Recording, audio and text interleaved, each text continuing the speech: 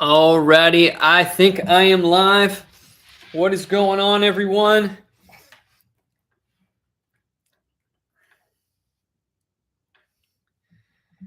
Give it a few minutes to wait for everyone to get in here before I start yapping. And I'm on the fly. I got a lot done in order to get this stream rolling tonight. Ended up like cleaning my entire house, and I'm in the process of eating right now before we get started with the coins.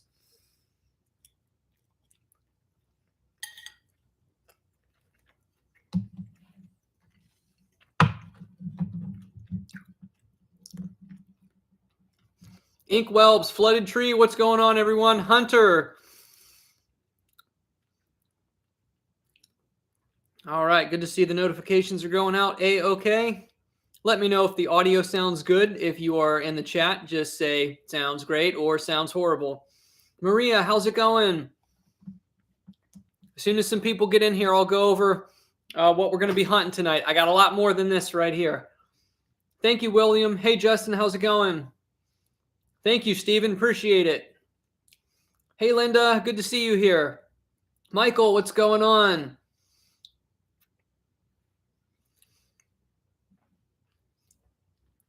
Well, good to see you, Flooded Tree. Thanks for stopping by. Pennywise, how's it going? All righty. Good to see the notifications going out very quickly today. That is perfect.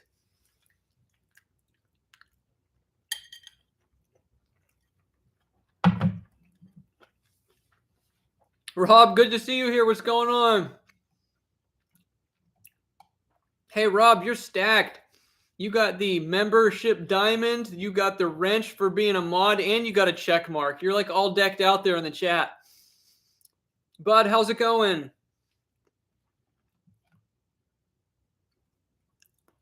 All right, so while I'm eating in everyone's face here, Michael said, what are we eating? Similar to what I had last time, I'm doing more turkey sausage, but this time it's a slightly different mix.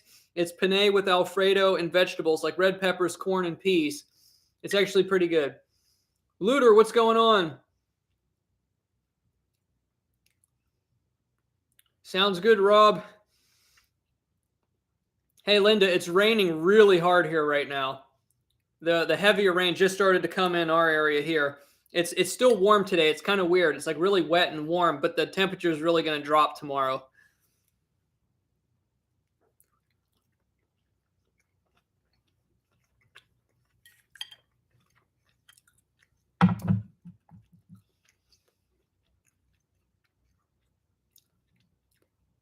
Almost Flooded Tree. My 10-year anniversary on YouTube is going to be in September of this year, the end of September.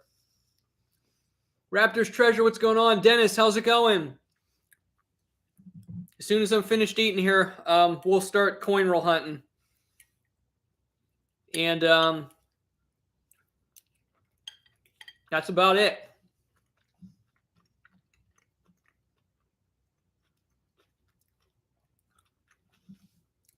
Dizzy Giraffe, how's it going?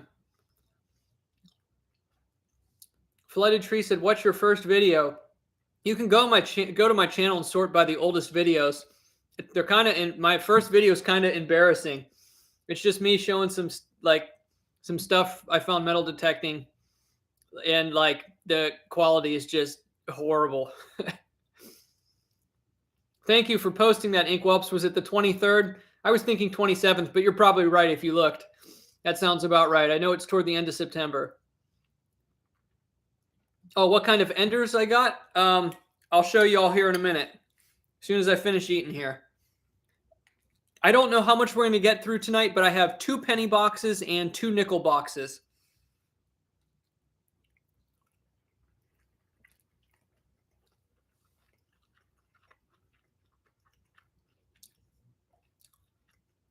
Oh, wow, Michael, that's a lot of snow. Where are you at exactly? Hey, Knife Man, what's going on? Appreciate the kind words. How's it going, Todd? Yeah, this rocking chair is right on. This is definitely my new streaming chair. I mean, this is totally transformative. It's revolutionary.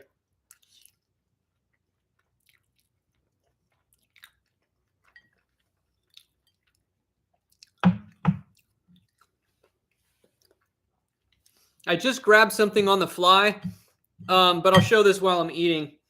To the highest super chat tonight, I am going to. Oh, actually, I was wondering what you all thought about this idea. I was going to do it. I was going to like make an announcement beforehand and do it from now on from the live streams, but I had this idea.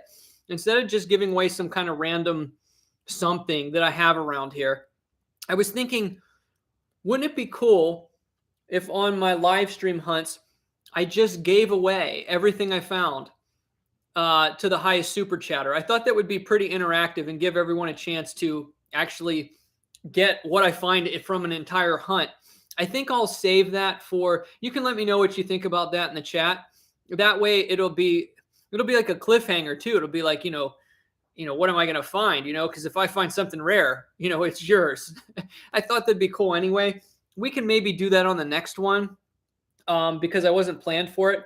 Or maybe I'll throw the option out there. We'll see. But let's say worst case scenario, the highest super chat tonight. That's funny. I almost put this in front of my microphone to Zoom. That's not going to work. I have a gold-plated 1936 Buffalo nickel. I found this in a. I can't remember if this. No. This was in a collection I bought. It wasn't in a bulk lot of nickels. This was in a collection I bought a long time ago that had a bunch of gold-plated coins in it. But it's a 1936 Denver Buffalo nickel, and it's been gold-plated. So whoever ends up being the highest super chat tonight, I will send that really cool gold-plated Buffalo your way. It's just been sitting around here. Time to find a new home.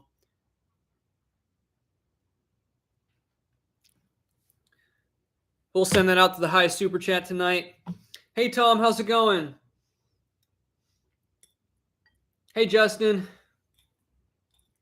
Hey, Raider Brown.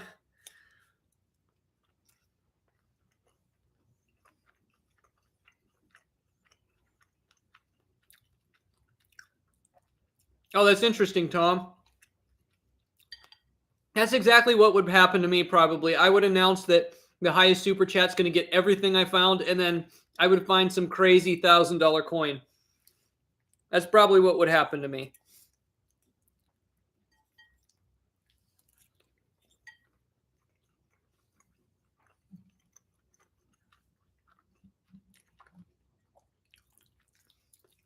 So until I finished eating, I'll just hang out in the chat here for a bit. This is quite the helping.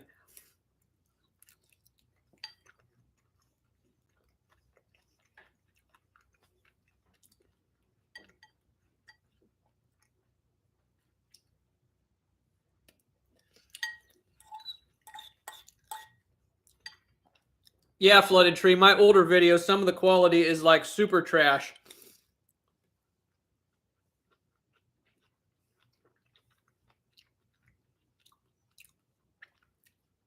That's awesome, Justin. Coin Dog, how's it going? Oh, actually, I have a couple things I'll show here on the stream. Before I get into the coin roll hunting, I have a nice parking lot find and a Coinstar find here recently. Hey, Klesh, what's going on? What's for dinner? Turkey sausage and penne pasta and vegetables. And Koya, Clint.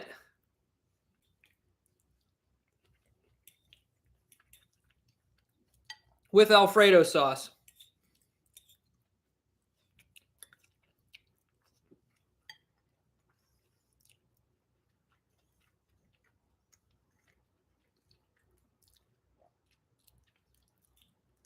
So for everyone coming in, as soon as I'm finished eating here, we're going to get into the coin roll hunting.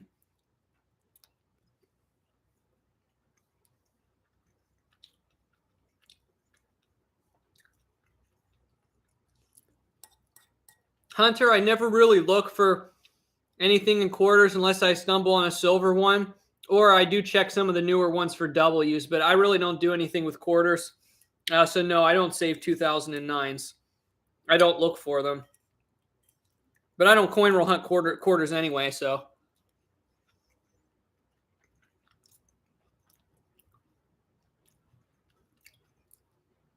That's awesome to get any coin of only under 500,000 mintage. Coin Dog, no, I haven't seen any 2022 coins yet. I doubt there'll be any in these boxes, but yeah, probably not. But no, I haven't seen any in change anywhere either.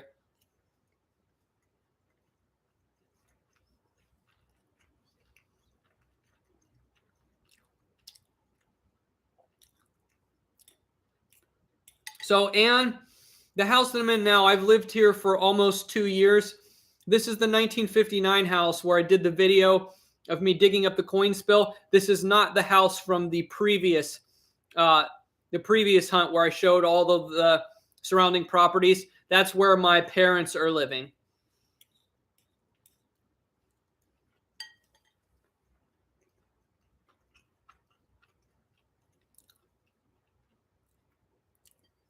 Klesh said, what is your least liked renovation project? Insulation, redoing the kitchen?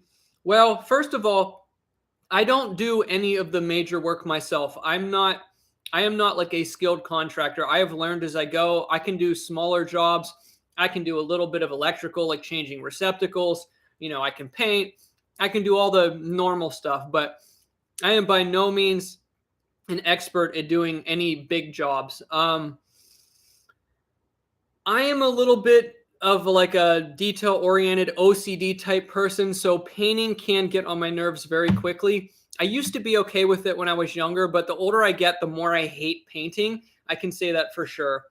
So if I think of everything in my head, yeah, I pretty much despise painting at this point. I like demo. Demo's really fun. I'm always cool for demo. But yeah, painting. I actually have to paint a room downstairs here in the basement, and I've been putting it off. I've wanted to do it during the winter here, and winter's almost over, and I haven't done it yet. So yeah, painting would be number one. And I hate popcorn ceilings. Actually in this edition, there's an old popcorn ceiling that eventually needs repainted over, and it's like the old popcorn that's starting to, like, it's dried and like very, like if you touch it, it'll like snow. So when I have my little basketball and it hits the ceiling in here, it rains like popcorn ceiling dust.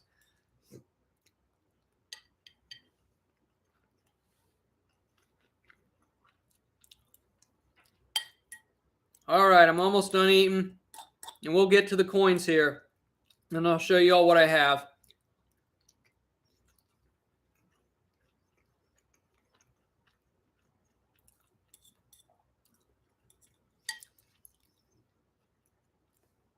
Clash, I even enjoy landscaping. I like doing the outside stuff.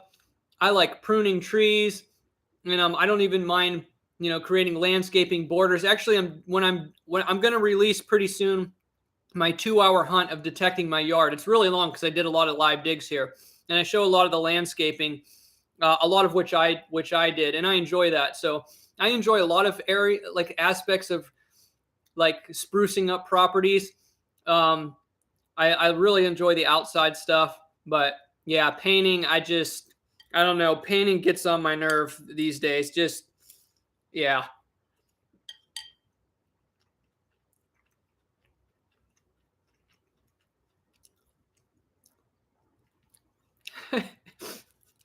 Yeah, Clash, can you tell I really don't care that much anymore?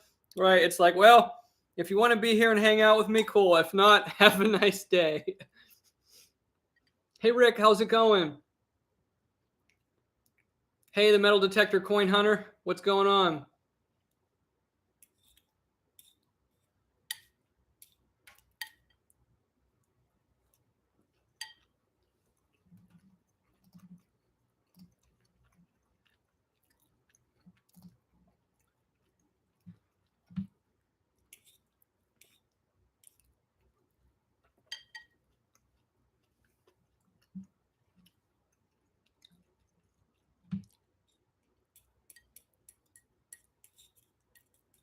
Look, I got an error noodle. There's like this oval disc in my noodle. Oh, there it goes on the keyboard. It's like an oval disc. I've had these in these frozen packages before. It's like they have like punch outs or something when they make the noodles, and you get these really gummy thick discs. For some reason, the packages I've been getting recently, the frozen noodles and vegetables have had those cutouts in there. It's just weird. I've accidentally eaten one before. They're like really gummy because they're real thick.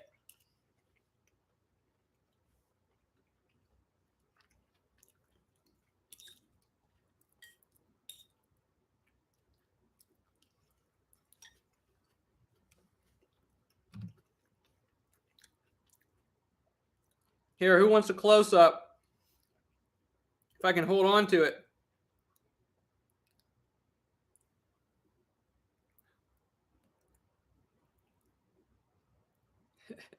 It's a noodle punch out.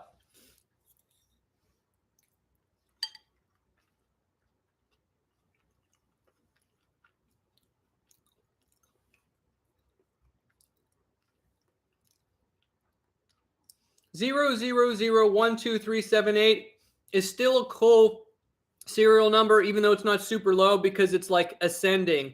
Zeros 1, 2, 3, and then 7, 8. It's kind of cool. It really isn't going to have any value. Oh, okay. Red seal, that even makes it more cool. Yeah, I'd definitely hang on to that. It may have a slight premium over what it would normally go for just because it's a cool serial number. I like it.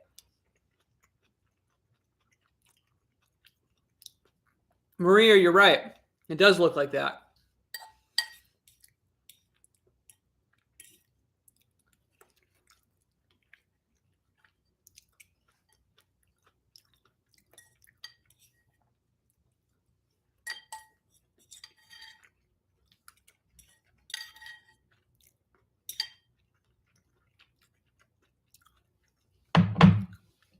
All right.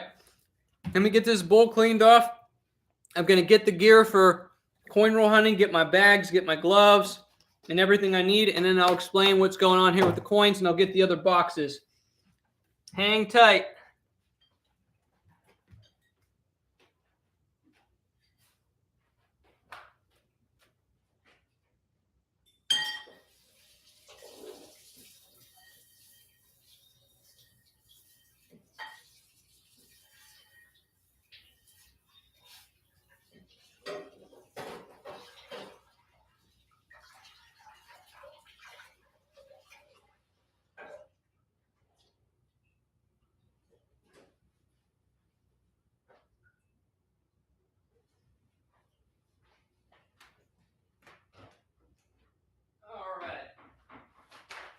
Bag there,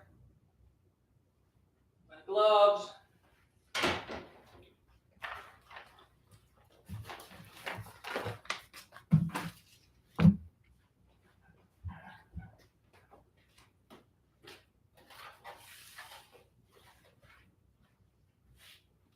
nickel box,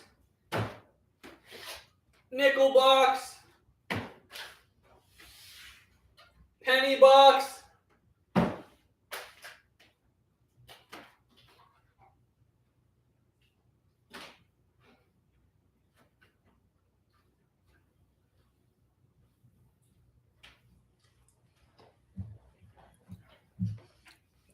And I got a penny box here. All right, so here's the enders I got. So one of the nickel boxes actually has a lot of old-looking enders. They're all but one are reverse facing. I'm certain that at least 2 of them plus this one are older ones. They look like 1950s or earlier. 3 of them are borderline. They just could be 1964s. But it seems like the one box is heavy on older Jeffersons. I do have this one. I don't know how, it's not going to focus in the roll really well. The angle's not there. I can kind of that way. That's a 1955. And from the strike of that one, I'm almost certain that's going to be a Denver, a 55 Denver. And then on the wheats, I have this in one of the boxes. It's just weird angle here. Yeah, you can't see that down in there, but that's a 1953 Denver wheat penny, and that was in the other box. We're going to start with this one. I did open one of these rolls. You'll see here in a minute.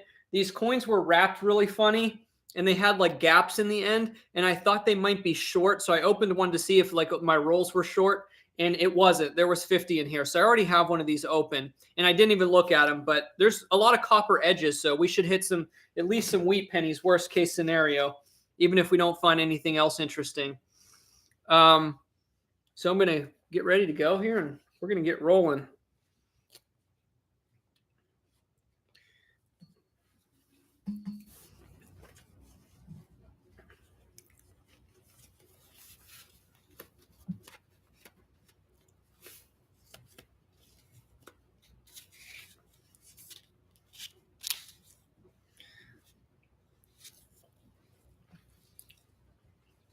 Yes, Rob. Thank you for the correction. We're going to get unrolling.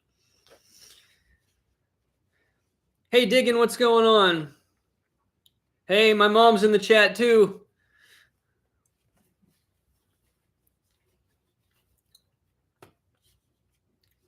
Douglas said, better get a big drink. I got what's left of a drink in there. I'm going to finish here in a second. Thank you for the reminder. Which way does this go? Here we go. All righty. I'm going to, oh yeah, and any super chats tonight? I still got the ball, the hoop up there. So we'll do dunks. We'll do a dunk for every super chat. The last live stream, we had some absolutely crazy dunks. A few were even probably borderline dangerous. We were jumping over stuff, dunking two hands at the same time. Hunter, that's awesome. That is an amazing bill. What's my average amount of wheat pennies per box? I honestly don't know. I haven't really kept track. I've had some pretty decent boxes, but I've had a few light ones. My average is probably around, if I had to guess, I'd probably say my average is probably around 7 or 8 a box. Probably around 8. Sounds good, Linda. All right, let's get going through some coins here. Let me grab my drink.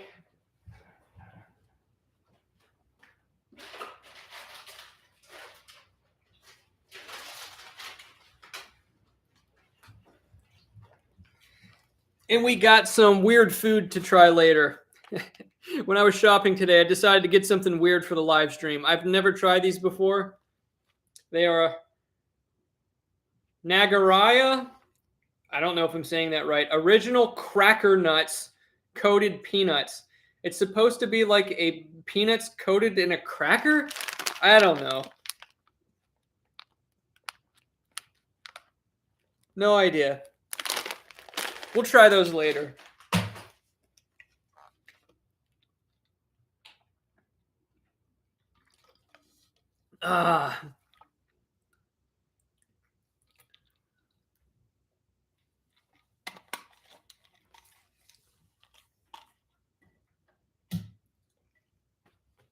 Best coin you found coin roll hunting, says Jimmy. Well, I don't know the best, but the most recent good find I made, I found in the last stream, I found a double clipped 1971 nickel. And it had quite a bit of luster on it too. It was a really nice specimen. All right, we're going to start here in another second. I'm going to get something else to show, but I got to clean this up here real quick. It's going to bug me.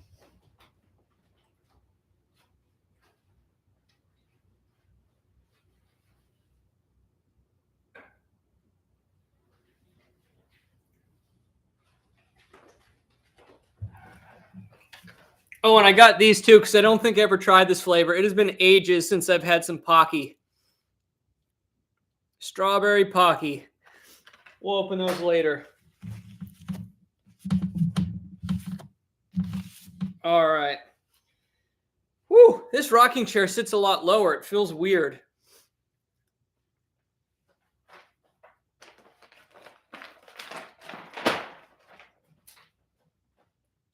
Okay, let's start with my open roll here. This goes in the other box. We're going to start with a penny box here. I'll show what it looks like. There seems to be a decent amount of copper in these rolls, so I think we'll do fine. We should do all right.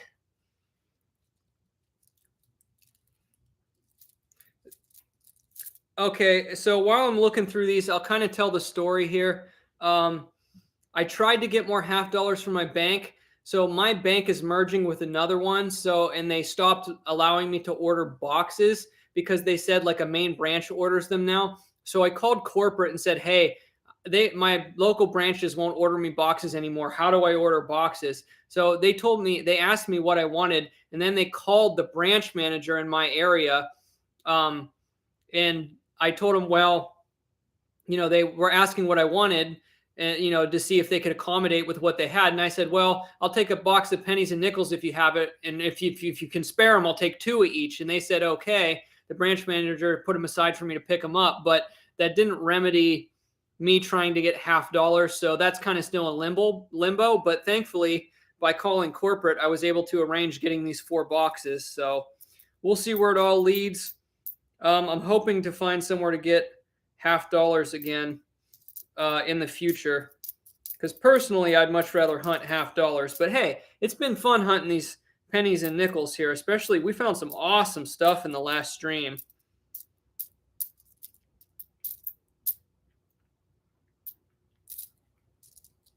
Toned Morgans are cool.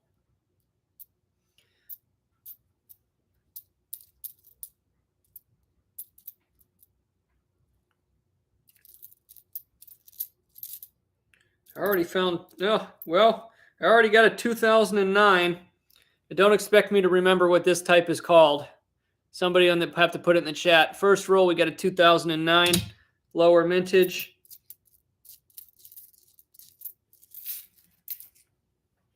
I forgot how hard it is to hold on to pennies.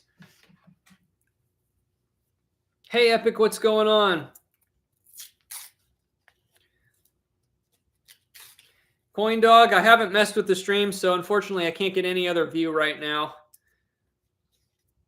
But I can focus this down a little bit. And then I can always raise it back up if I get a super chat for a dunk. Thank you, Coin Dog, for putting that in the chat. I'll have to do half a roll at a time, or otherwise I'm going to keep dropping these. And I already dropped one, so it seems like that's not going to help very much.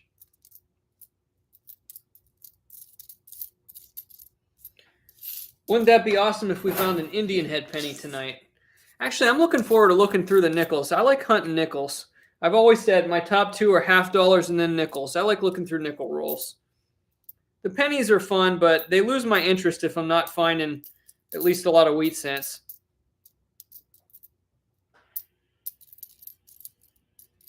So hopefully these rolls start heading in the right direction.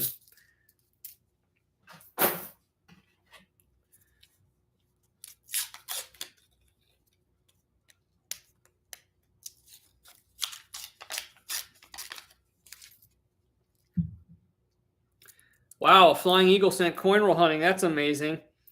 I still want to find one of those metal detecting. That's on my bucket list. For some reason, I cannot find the early Indian heads. I don't know what the deal is. I've never found a copper nickel Indian head metal detecting. The oldest one I found was actually a semi-key date, but in trashed condition. But I did dig up an 1873 Indian head. Oh, I did the same thing last time. I keep setting half-open rolls aside and then going to the next one. Let's try to break that habit. I was just going to say I haven't even seen a 60s penny yet, and then out comes a 1966. So we're heading in the right direction here. I am noticing there are quite a few 2021s.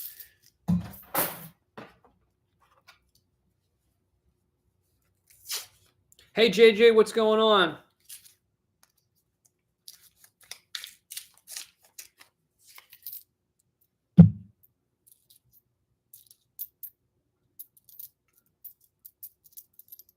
And we got our first wheat penny. Yes, we do. It came out reverse first. So go ahead and guess the date in the chat. Actually, it looks a little older. I'm going to guess with you guys. Ooh. Man, I don't know. This is tough. That could be a 40s, but that could be 30s. I'm going to show the reverse here.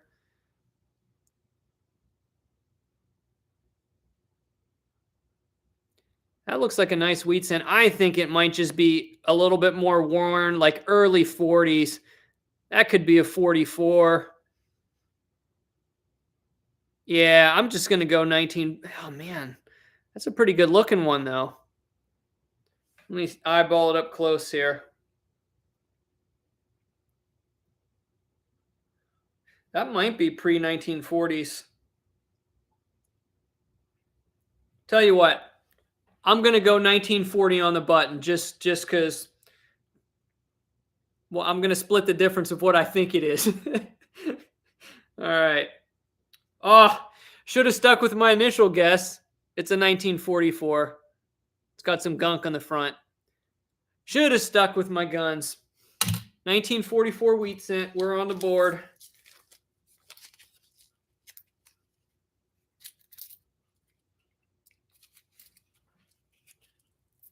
Should have went with my gut.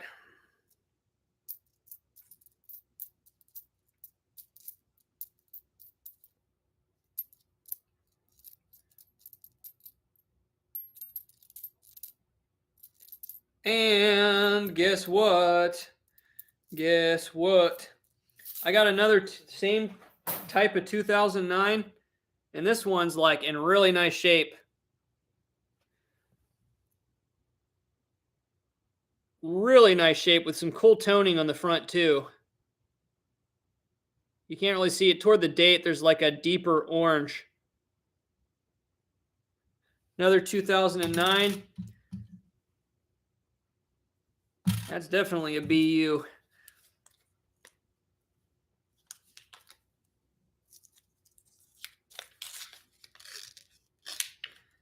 Neil said, so I have an old Buffalo nickel, can't read the date. Any suggestions? Well, if you can't read the date on your Buffalo nickel, the only thing you can really do is treat it with Nicodate to see if you can get the date restored. If it's a clean nickel, if it's not heavily corroded, that should work at bringing the date back on it.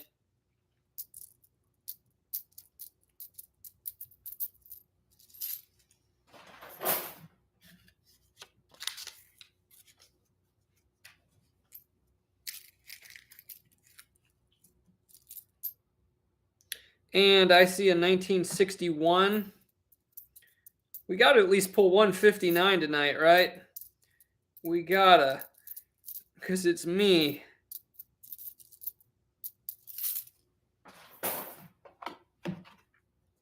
Hey, Copperal, what's going on? Hey, David.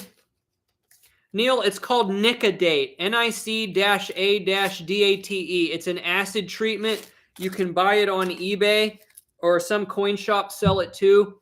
You can use it to actually restore the date. It only works on nickels. You can't use it on anything else.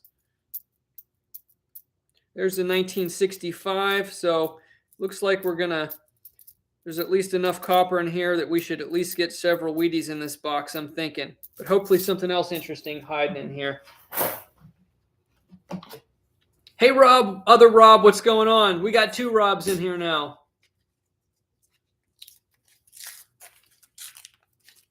Oh, I did it again. I got two half search rolls sitting on my mouse pad.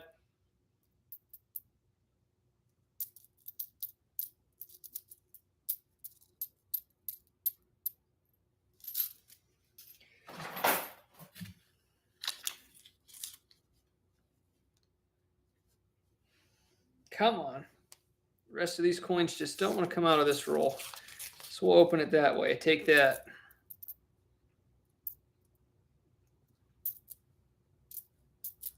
Got some crazy gold toned zincs in this box. There's a parking lot coin. Yeah, there's actually a lot of nasty ones in here too. This box is really heavy on the nasty looking coins. So I don't know what's up with that.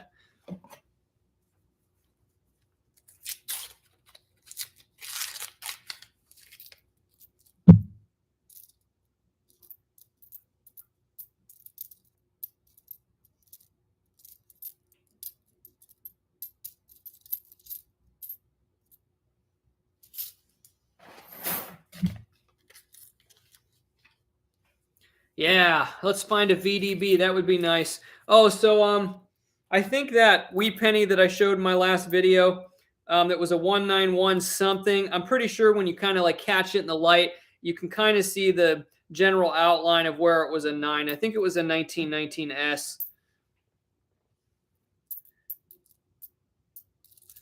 So it doesn't look like it's going to be a semi-key date, but I was hopeful there for a little bit.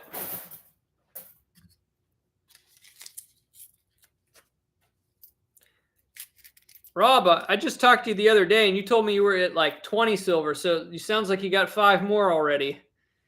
Man, I wish I could sort out this issue I'm having here and get more $half-dollar boxes.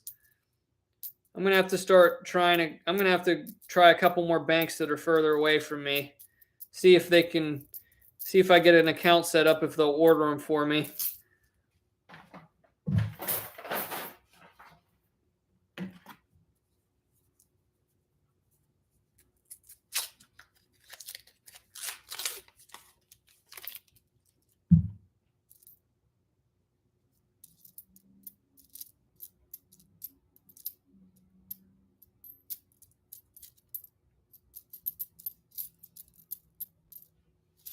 Come on, let's see some goodies.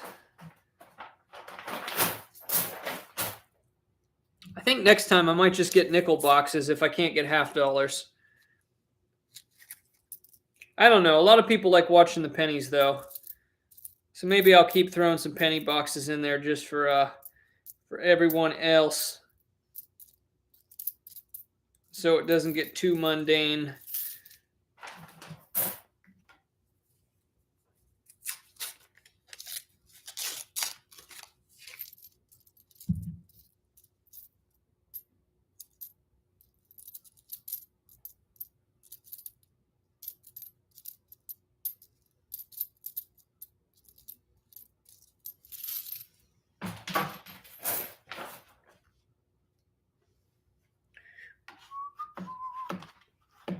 Yeah, Michael, if you stick around, we're going to hopefully get through some nickels here tonight as well. And one of my nickel boxes is pretty heavy on old-looking enders.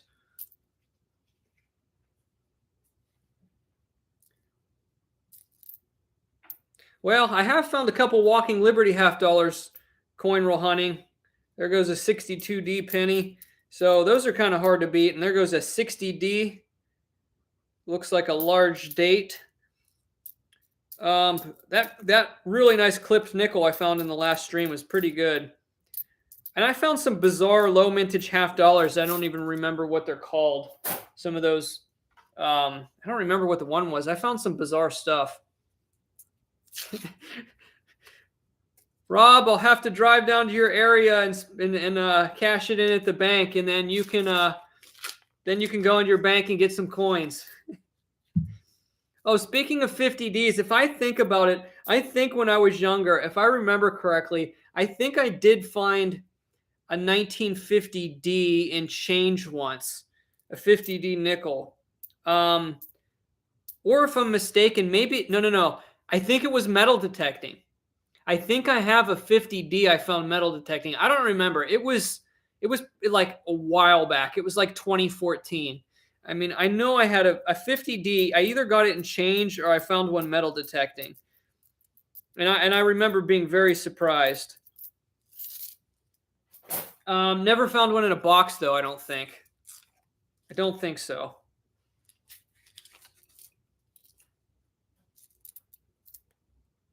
And there's a 1960p copper.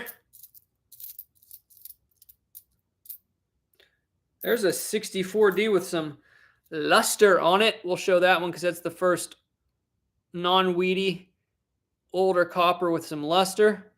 I like seeing those 60s ones with some color on them. Gotta like those.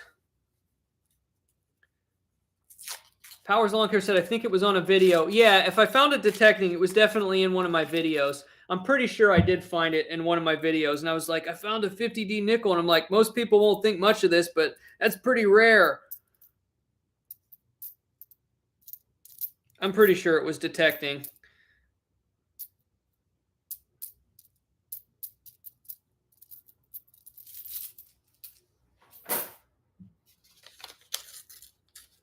Hey, Elizabeth, how's it going? And now I got a...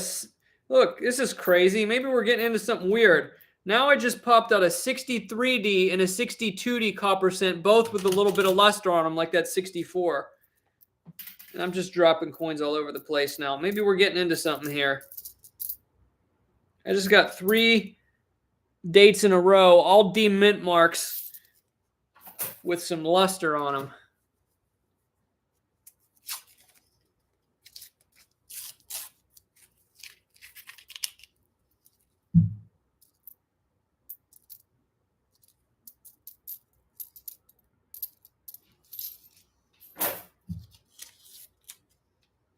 Awesome, Tom. I like finding any kind of proof coin. I don't care if it's really damaged or not. They're just fun to find.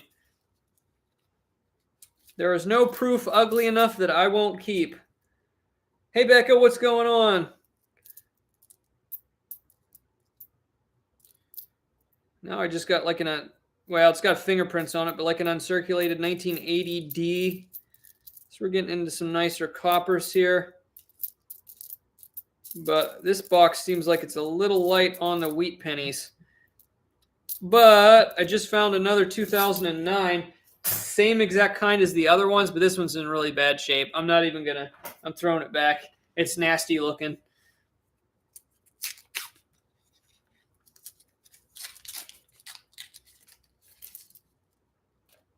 Oh, what do we got here? Oh, man.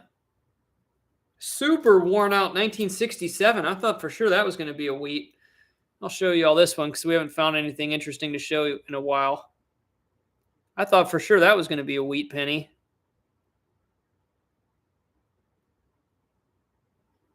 That thing's messed up. Might be looks like almost a metal detector find that may have been tumbled for a while or something. Then it's got a 68 Friender right there, 2 dates in a row again.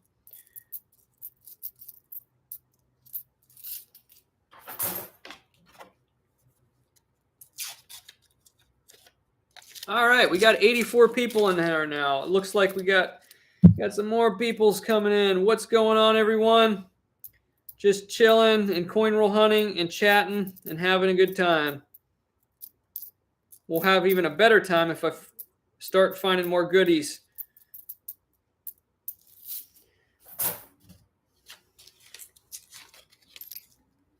I think the ticket's going to be the nickel boxes tonight.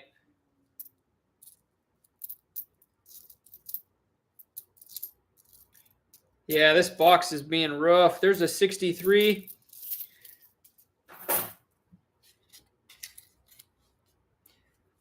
Thank you, Linda. I appreciate that. Bad Gabs, what's going on? Ed, how's it going? There's another 63. There's a 61D. Come on, we're flirting with them wheat ears. Wheat, or I should say the wheat ears.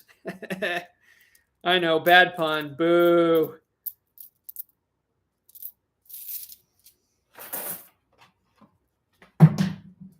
And I dropped the whole roll that time. Wandering Sand, the 2009s are just a lower mintage. If they're in a good shape, a lot of people keep them and make rolls out of them.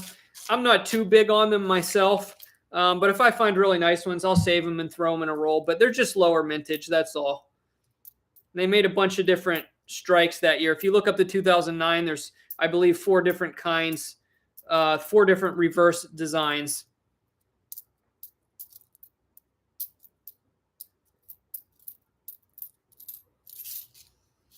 But they're not like super valuable or anything, but people like to save them.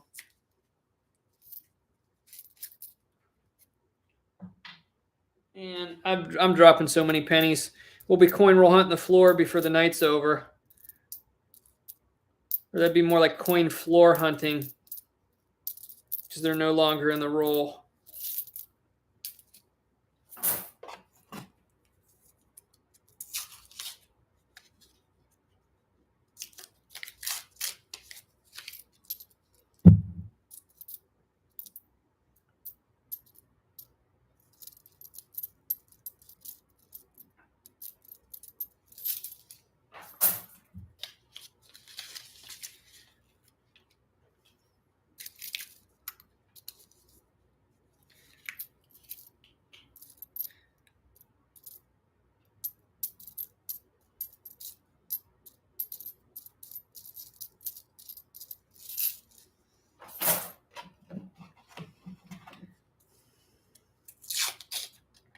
Awesome, ink whelps.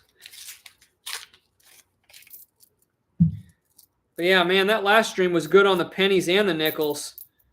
Actually, I didn't even have full boxes. I mean, what I found in that last stream, that was just the rolls I had were just loaded with good stuff. So I don't know what the deal with that was. Well, I just got an S mint penny. There's a 74S. I usually don't save the S mints unless they're in really good shape. We'll throw that one aside.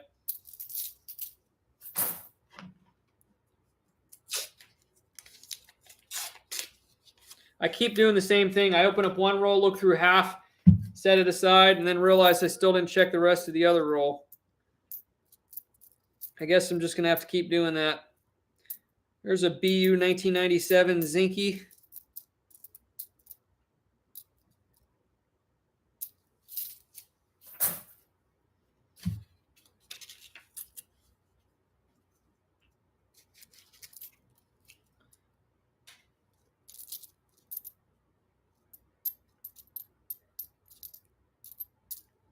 Alrighty, we got another Wheatie. We got a Wheatie. Guess the date in the chat while I'm looking through the rest of these. It came out of verse first, so I know what the date is, so no guessing from me. I'm going to look through the last half of this other roll and set that aside while everybody's guessing. It's got some corrosion on the front. Not the prettiest thing in the world, but it is a Wheatie. Man, got a nice gold, beautiful gold toned 1993 BU zinc. But I'm not getting into saving those. I'll have a house full of zinc. All right, we see some guesses in the chat. Actually, I see some people that got the right date, but not the mint mark.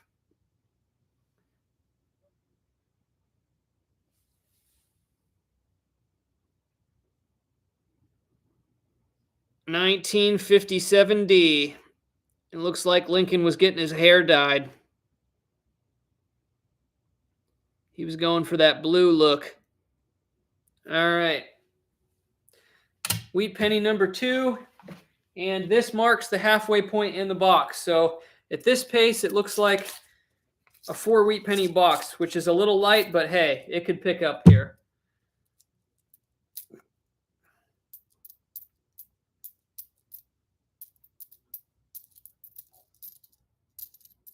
All right, so that mark, wait, nope, got to finish this roll, and then we're at the halfway point of this box. Yeah, Linda, you were almost there. You had the date, but you just didn't get the mint mark in there. Oh, another Wheatie popped out, reverse first.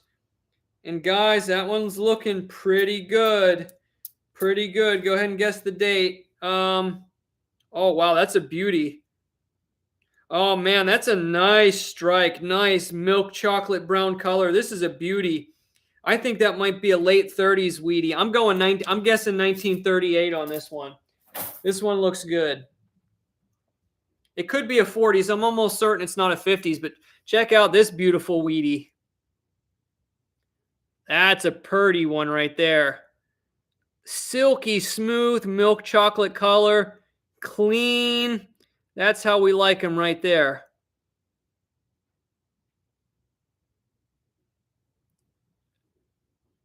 Almost full wheat ears, but it's got quite, a little bit of wear on it. Nice mid-grade coin. That's a beauty right there. I'm guessing 1938. We got some guesses in the chat. Let's go ahead and take a look at it.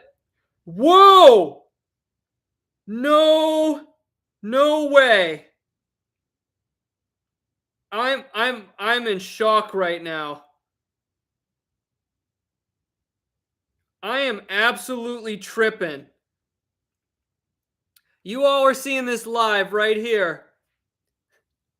Look at the condition of this. 1916S. What in the world?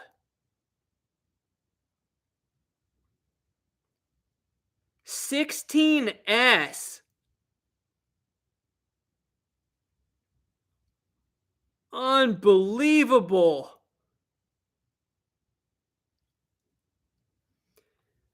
That is crazy.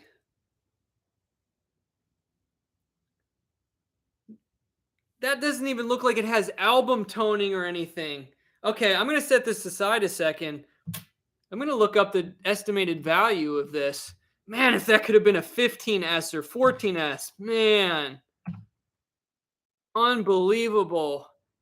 Well, that just made the night right there already. Okay, I'm on newmansmedia.com. We're going to go to collector's fair market prices.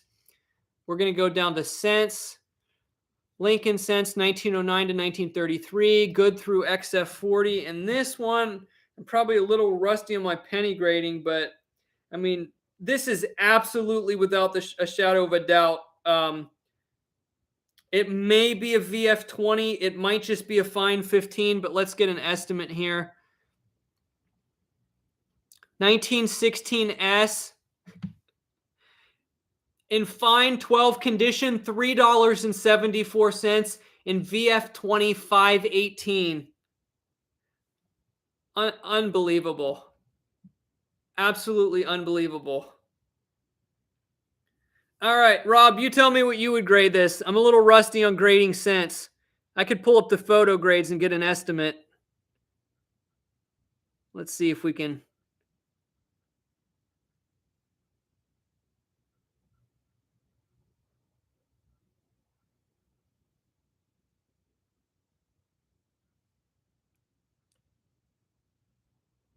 I'm thinking like between fine and very fine. Is that enough? Is that good enough to be a VF20? Yeah, I think so. Yeah, that kind of looks like a very low end VF to me. I'm going VF20 just off the gut feeling on that one. Rob said reverse is fine 15. Yeah, that's about right. I don't think there's quite enough of the wheat ears. There's a few light spots on it. So a verse, you're saying extra fine.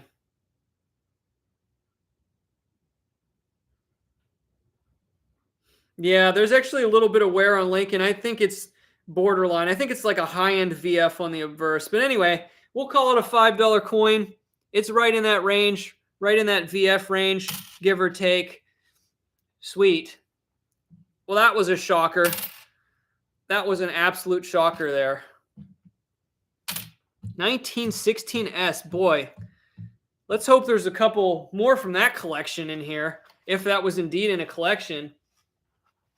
Like the early S-mints, I like never find them here. Normally the S-mints I find are like, 40s and 50s S-mints.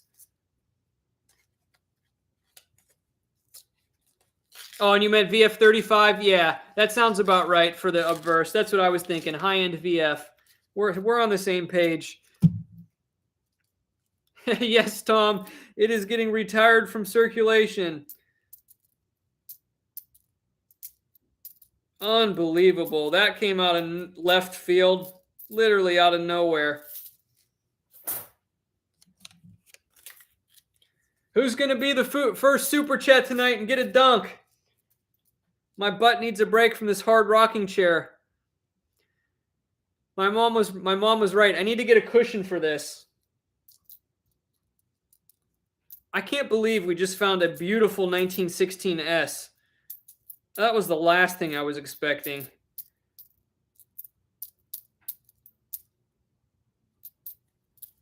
I thought that was going to be a 30s coin. I knew it was pre-40s.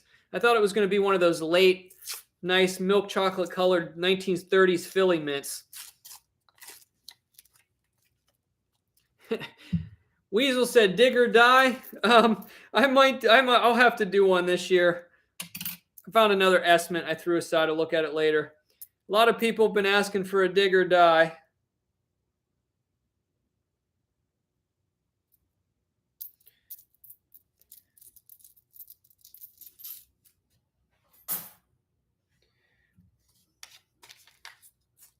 Epic Blade said, "I was sure it was going to be a 38. I was sure too. It just looked like a 38.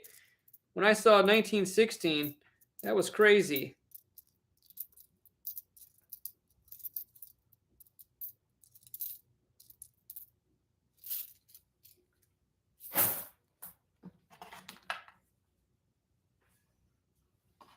From that roll I had open earlier, there was a loose penny in the box. Hey, Rob, if you're still listening, is that better than the 16S that you have in your main penny hunting album? Out of curiosity. I remember a couple years ago when I was coin roll hunting, when I still lived in the farmhouse, I found a 1912D that was like beat. I mean, it was messed up. It was like bent and like, I don't know. It was like had a cut mark in it. It was really nasty, but it was a 1912D. That was the last rarest wee penny I can remember finding.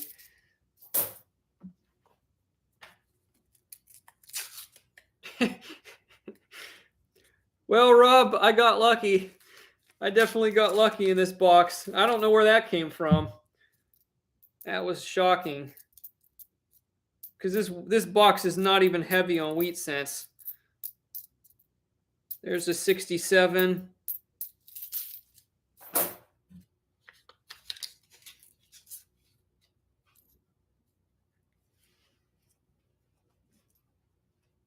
Come on, get out of there.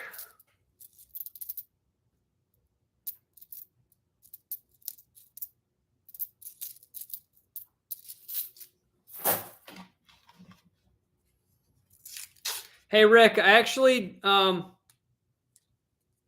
right, yeah, Rob, I meant the hunt and fill, not your personal collection.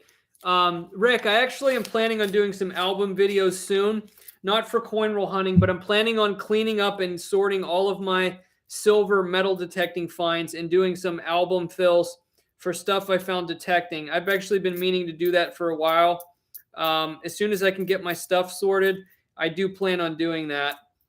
That'll be really cool. I'm actually curious to see. I probably came close to digging a full set of silver Roosevelt dimes. And I know I only need one war nickel for the full set for finding a metal detecting. I have had all but the last war nickel for like 4 years. I can't find a 45S metal detecting. Have I ever gotten a really old proof coin? The oldest proof I have found coin roll hunting is, boy, I don't know. I don't know the oldest proof I found. I have found some proof half dollars, but no, none before the 1970s. There's a 61 copper penny. That's funny. Go from just really, really slow to boom, a 1916S.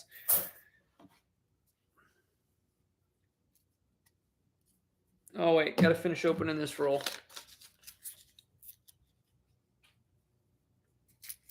Oh, awesome, Raptor. That's pretty cool. But yeah, for anyone just coming in, no super chats tonight, and the highest super chat is going to walk away with this 1936D gold-plated Buffalo nickel. Just something fun to give away to the highest super chatter tonight. And I am planning on, I'm eventually going to give away one of the drones that I said I was going to. I'm probably going to do it for when I reach 250,000 subscriptions. So that'll be coming up here eventually on a stream. What I'll do is I'll probably announce the giveaway. And then I guess there's another 61D penny. I'm not sure exactly how I do it yet, but sooner than later here, I'm going to be giving a drone away.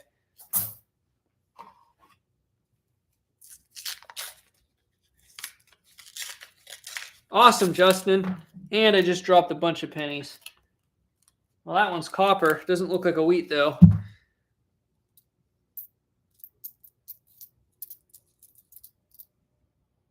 There's a 64D. Hey, Coit, what's going on? All right, Raptor, sounds good.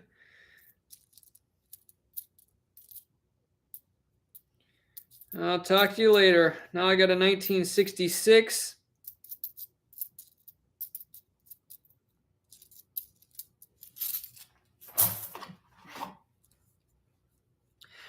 Rick, I don't really go to coin shows anymore. I used to for a little while when I was young, but I don't really buy things for a personal collection anymore. I pretty much only collect what I find in rolls and and what I find metal detecting. I don't like buy stuff for personal collections anymore like I did when I was a kid. I had some extensive collections built, but no, I don't really go to coin shows anymore.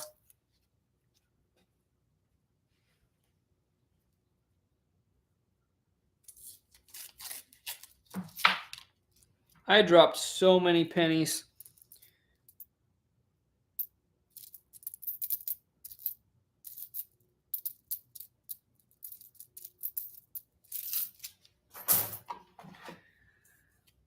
Hey, LG, what's going on? Your first wheat cent was found in a crayon box. How did it get in the crayon box?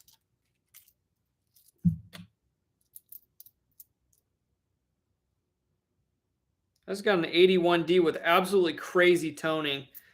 I don't think that's gasoline, but because it's more subtle. That's crazy. Crazy toning on that one.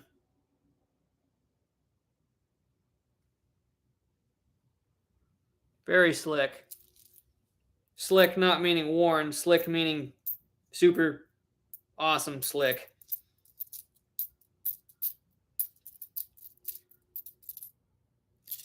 LG, I don't know if you were listening, but I just found a rare wheat penny worth like at least $5. Probably $5 in one of these rolls. It came out of nowhere.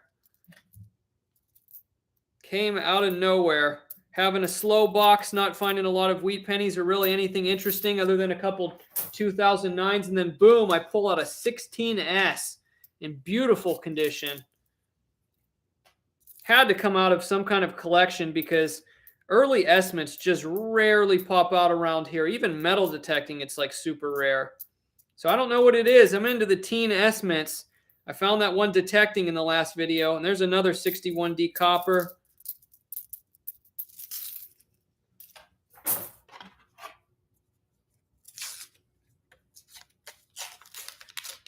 Okay, Raider, that makes sense. There's a 64. Getting a lot of 60s coppers. There's a 67 with a lot of luster. Let's see if that'll focus there. Check that out. That's a nice 67. We'll set that one aside. It's got a 71 that looks like a metal detector find. LG, appreciate the $5 super sticker. Got tongue-tied. That was perfect timing. I needed a break. My legs need a rest. Dunk time. Ugh. Hold on. Hold on. I got to get the other basketballs.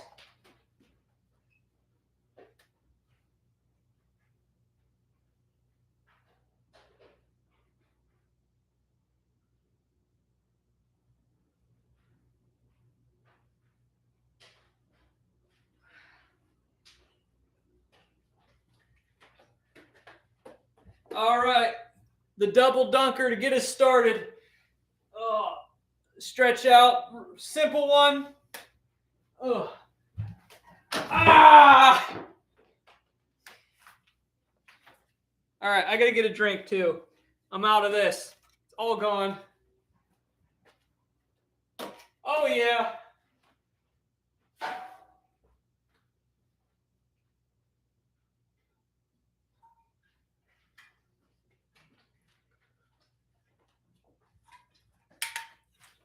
This water's almost gone too. Yeah, Linda, I really need a cushion for this rocking chair. Definitely need a cushion for this.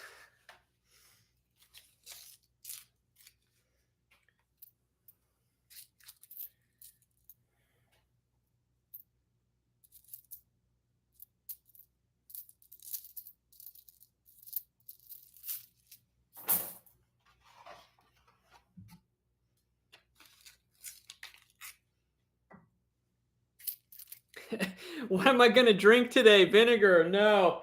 I do. Wait. Hold on a second. Ugh.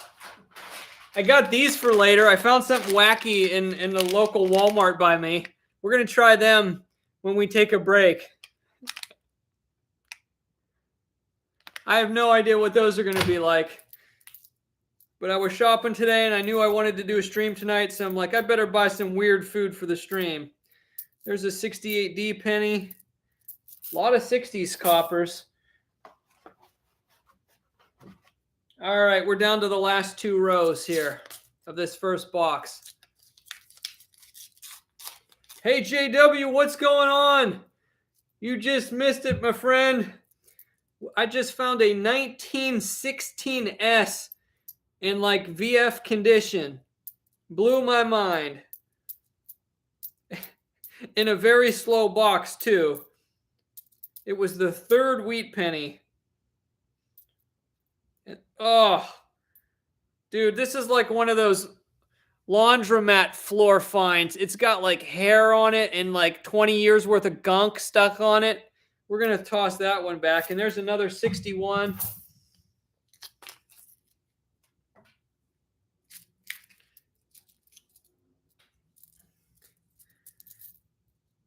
Let's see. Come on. Let's get another Wheatie. It's got to be at least one more in this box. Well, we know we have at least one in the other box because it's an ender.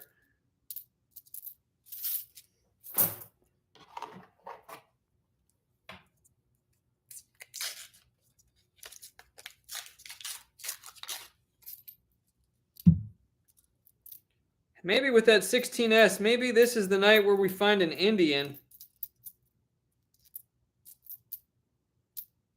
There's a 63.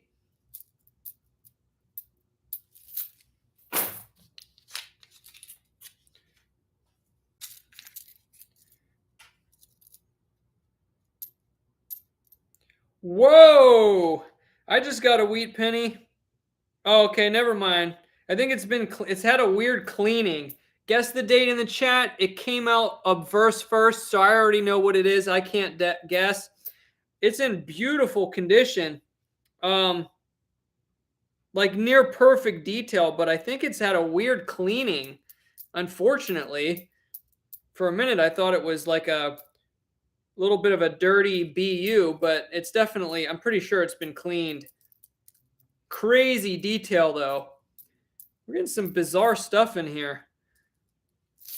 All right, we got a guess for 1950, 1941, 1940, 1947D. Linda made sure to put that mint mark in there. All right. I'll wait to see a couple more guesses here. I'll open one more roll where you all are guessing. Man, that thing's detail's almost perfect on that thing. We'll look through the first half of this roll while everybody else is guessing. We got a guess for 56, 55, 53. Yeah, everybody knows it's 40s or 50s because if it was in that good shape in pre-1940, I'd be going ballistic right now. So y'all caught on, very observant, and here it is. Yeah, it looks like it had some kind of bizarre cleaning. I don't think that's not natural color. Look at that, though. 1955D.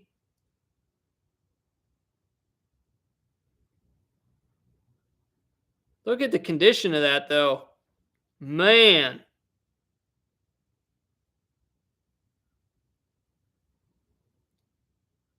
Bold wheat lines on that one. That's a nice coin. Regardless of the regardless of that discoloration, that's a beauty.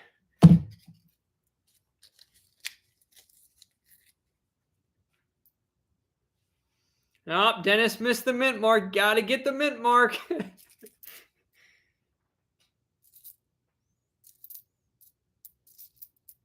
Here's a 68D. I just scored another 2009. This is the variety that I call the Lincoln log because it's Lincoln sitting on a log. That's the only way I'm going to remember the name of it, the 2009 Lincoln log.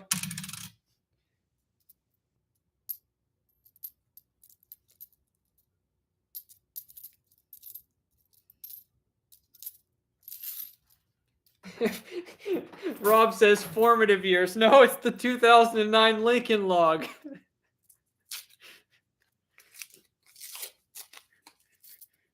What, you all think you know better than I do?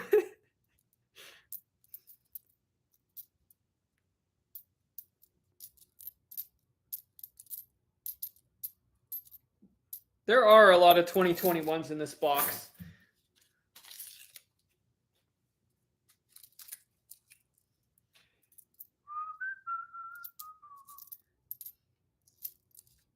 If I say it's a 2009 Lincoln Log, it's a 2009 Lincoln Log. Got a 1972 copper, slightly misaligned die, but definitely not good enough to keep.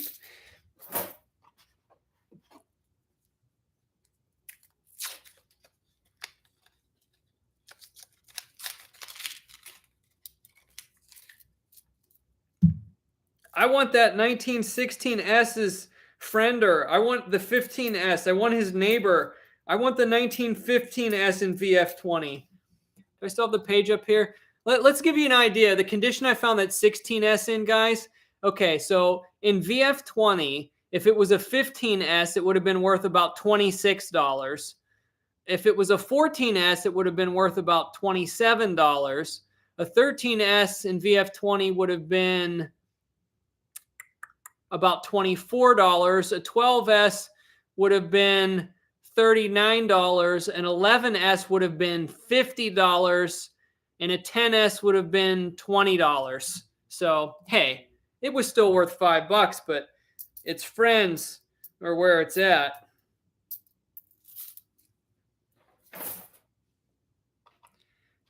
Do I still do mad crazy behind the back around the leg slam dunks? Yeah, I'll do some crazy dunks for a super chat. Just light it up. In the last stream, I jumped over. You can't see it here. I have a new plant stand. I got that awesome pillar at a estate sale. I jumped over that and dunked 2 basketballs at the same time. And I did some other stuff.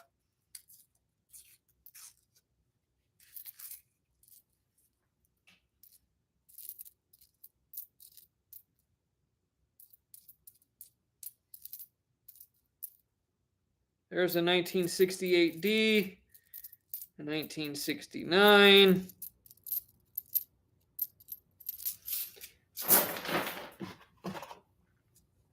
Pedestal, thank you. That would be the more accurate word. I couldn't think of what to call that.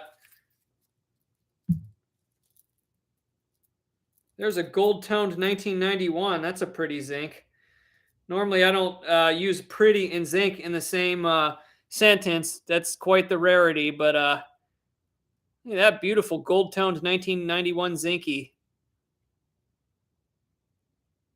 That's awful pretty.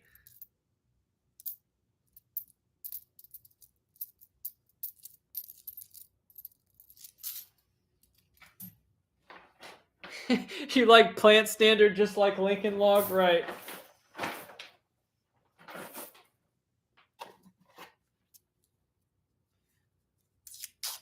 Actually, I was thinking, I almost called it a column because I think of those more like squarish white ones that are kind of more like Roman themed.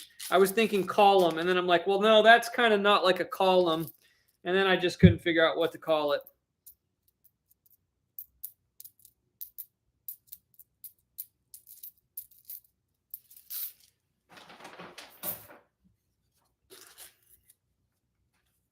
Raymond said, zinc pennies are putrid.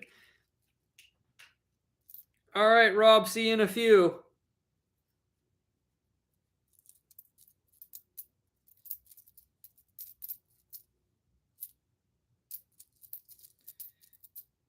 Come on, let's get one more Wheatie out of this box. Or how about a 1909S Indian? How nice would that be, right? Yeah, Roman colonial pot holder upper. One of those things. Bird Dog, what's going on? You missed it. I just literally found a penny worth $5.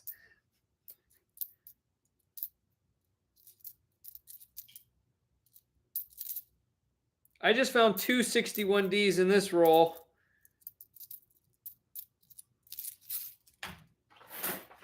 Literally just made 500 times my investment on 1 penny. That might be the most valuable penny I've ever found in a roll. I'm trying to think. Yeah, like I said, I found a 1912D a few years ago, but it was just beat up. It was really beat up. Like it was like one of those ones that had such a bad cut mark. It wasn't even like round enough to put in a coin album. Like that kind of beat up.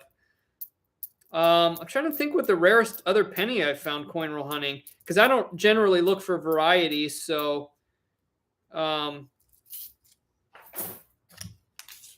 might be the best penny I've pulled out a roll since I started, of all my coin roll hunts, penny hunts on YouTube. And I dropped another one. Yep, I told Rob it'd be a lot easier to coordinate because you live up here closer to me again, Bird Dog.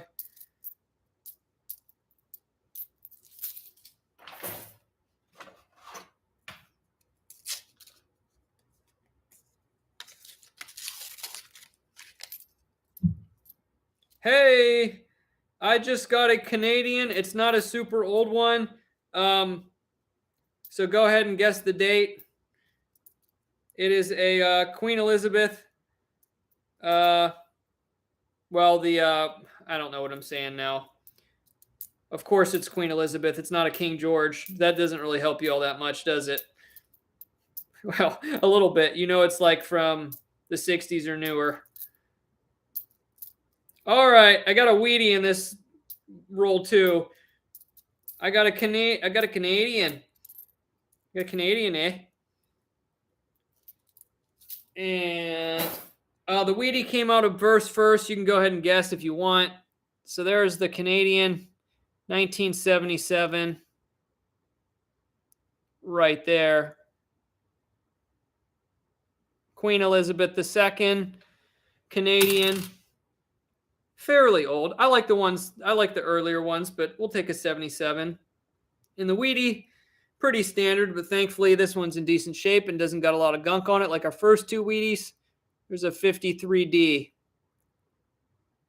So this box was all right. And I still got the bottom row and then one more roll. So we're up to, oh yeah, we got that beautiful 55D. All right, so we got 5 wheat pennies, 4 2009s, and a Canadian.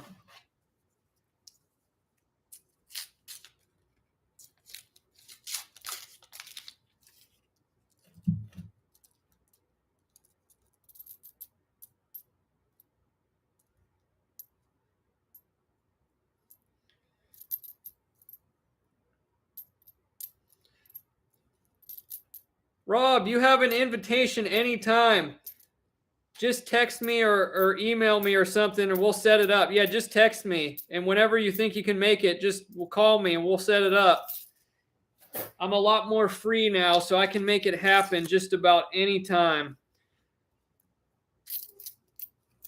This is a good time of year actually to hunt up here because if you pick the right time, the weather's kind of mild and then it's not like blazing hot out. So actually late winter into spring is the best time to detect around here because you can detect comfortably all day.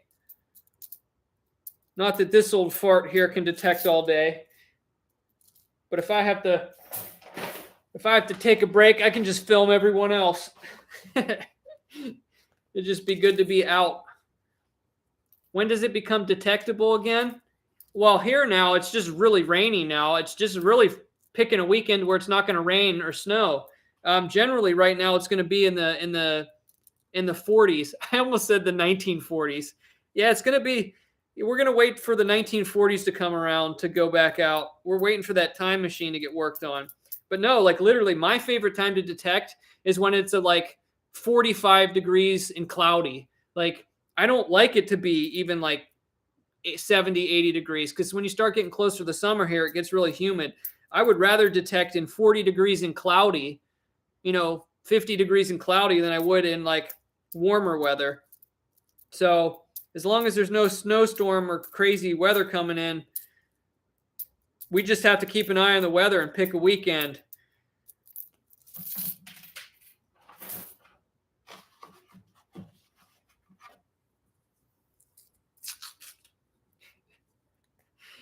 Hey, you too, Rob. If you are ever able to make it up here, is like I said, just let me know. And if you want to sell me a couple $50 boxes, I won't deny them. But yeah, if you come up here, let me know, and we'll go swinging somewhere. I mean, I know you're cool with door knocking, so we'll get in somewhere. I mean, one of us can drive and one of us can knock.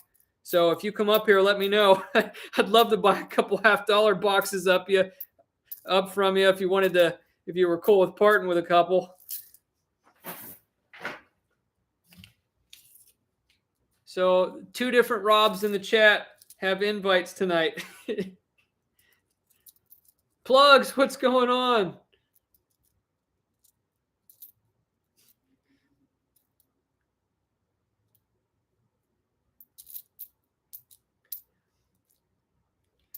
Okay, Bird Dog, that's enough. No, seriously though, if it wasn't for my injuries, I would be able to do a lot more detecting.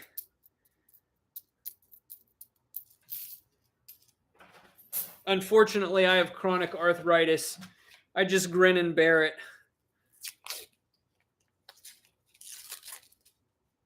Got a bent coin in this roll. I wonder if I got shorted because there's a bent coin.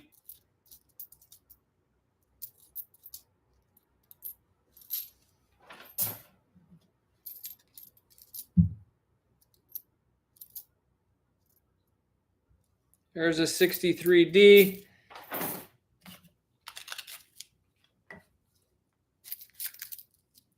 Detecting in the forest, Plugs. What did you find in the forest? Hopefully something better than shotgun cartridges. Hopefully you found some old forest treasures. All right, I just got a wheat penny. Came out a verse first, so I know what it is. Guess the date. I'll just give you a hint and say it's either a 40s or 50s wheat penny. And I'll show that after I go through another roll here. You found trees? Well, that's definitely a pretty common find for the forest.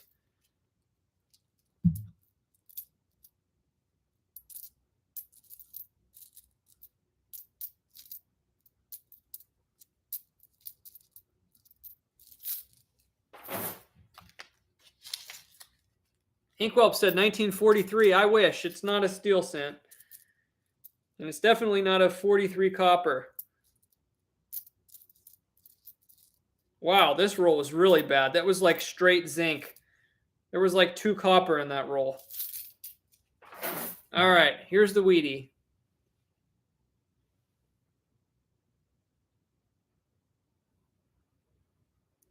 Nice condition, but it's just a 45. And Plugs, you just coming in, you missed it. I just found a wheat penny worth $5. No joke. A beautiful 16S.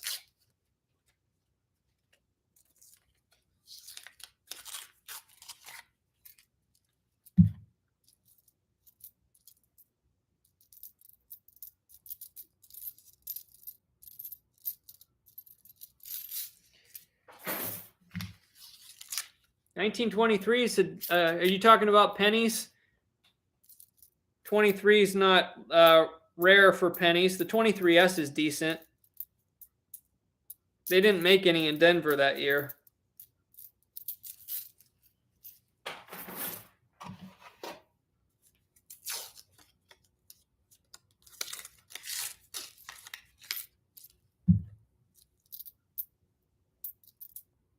There's a 67.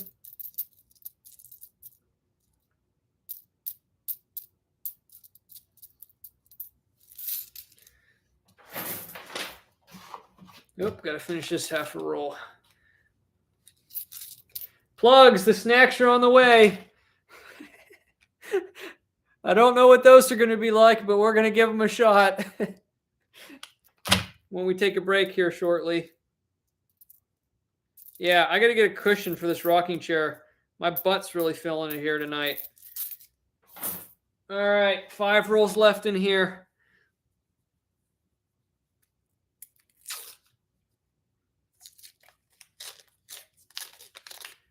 Rob, I haven't found any steel cents in a box either, but I got a steel cent from a Coinstar machine a few years ago.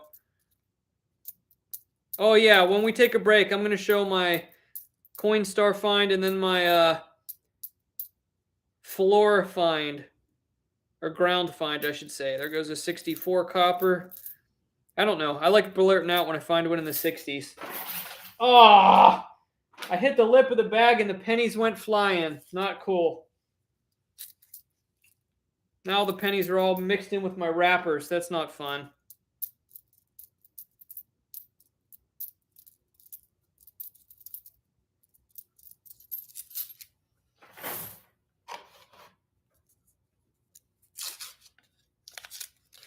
Upstate Craze, I do have a P.O. box. Look in the description of this video or any of my videos. I do have a P.O. box. There's a 67. Come on, let's squeak out one more Wheatie.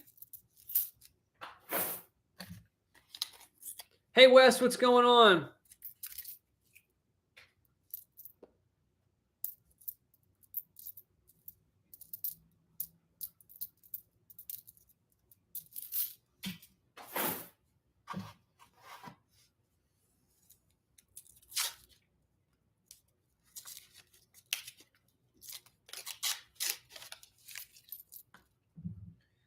I'm just dropping pennies left and right.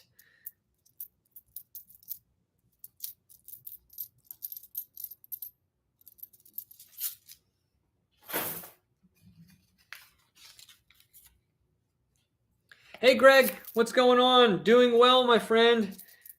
Doing quite well on this end. My mom and dad are doing good right now. So thanks for stopping by. Good to see you.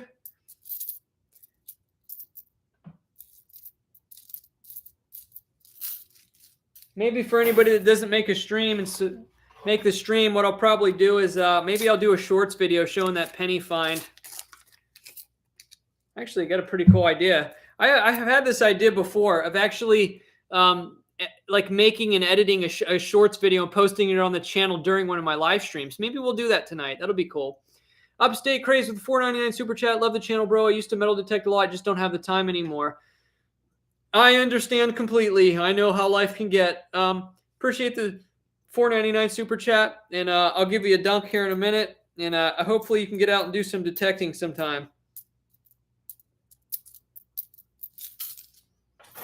Finish this last half of this roll.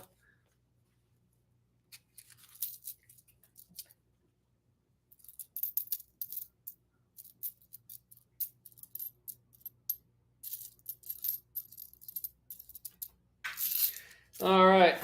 Actually, I got one roll left. So we'll open this before the dunk, and then we'll have a little intermission here. And I'll clean up the floor a little bit here because I got pennies everywhere on the floor. And then we'll do a nickel box next. All right. Real quick. Oh, nope. I forgot the last half of the roll. Come on. Can we get one last Wheatie in the last half of this roll? We can. We can. Down to the wire. Coming through. We got another Wheatie. Guess the date. Actually, I'm just going to show it. It's got a damage right on a damage. Listen to me. It's got a damage.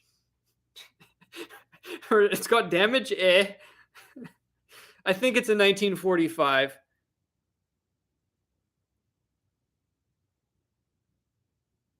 It's got some damage right on the 5.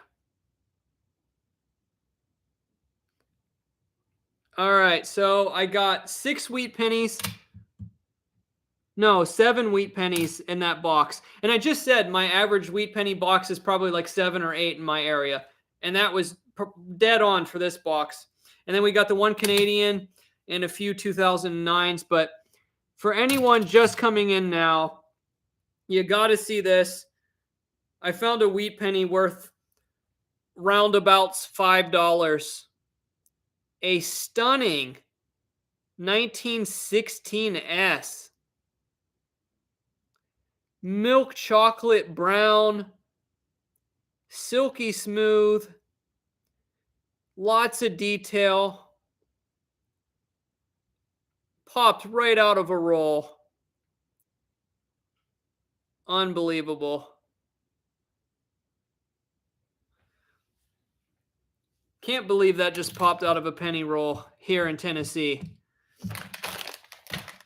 All right, let's get this dunk in here.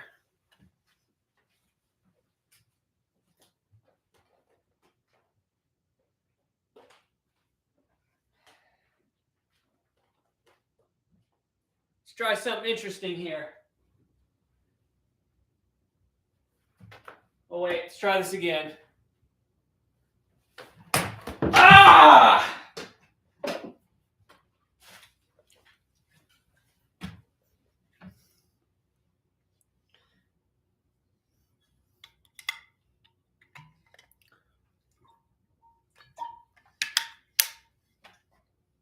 Okay, I'm going to clean up here a little bit before we get to the next box. Oh, what a mess I've made. What a mess I've made. Oh. Let's put this down here a little bit.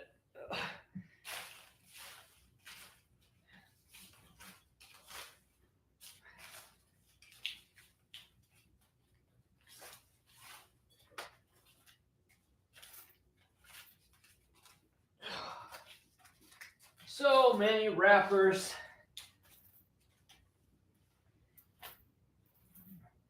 And I don't think I dropped any wheat pennies, unfortunately.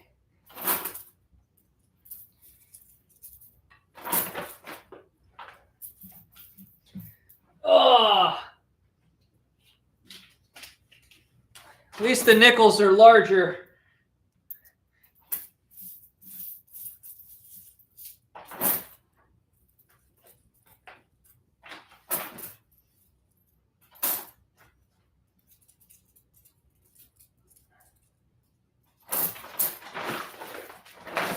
Okay, that wasn't so bad.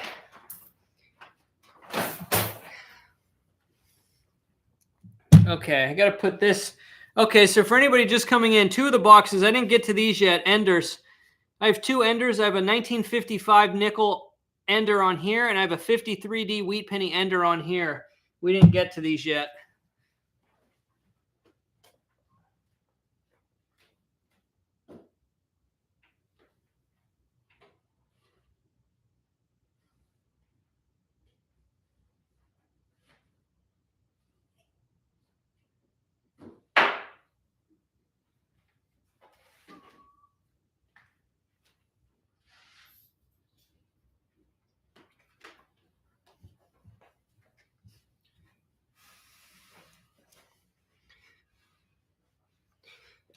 So quickly, while I'm taking a break here, this was a weird Coinstar find I made recently in a Walmart by me. I found 10 dimes in the Coinstar reject tray. No pennies, no anything else, and none of these are silver. There was just 10 modern dimes in the reject tray, and none of them are even damaged. So I have no idea what was going on. If it was just not liking dimes that day, or if maybe somebody dumped in a huge bag of dimes and it just spit some of them out. I have no idea, but I found exactly 10 dimes in the reject tray of the Coinstar. So a cool buck right there. And then this, I found between the parking lot and a walking track in an area where I walk once in a while. This is a 925 earring. Pretty big one too. I can't zoom in on the 925, but it is marked on here. I knew as soon as I saw it, it was silver. Usually most earrings you find on the ground or in parking lots are junk, but when I saw that one, I knew it was silver. Of course, earrings are hollow. I mean, that's probably $2.50 worth of silver. I would doubt if it's really more than that. Maybe $3 if I'm fortunate. Actually, I have a scale right here. I can test it right now.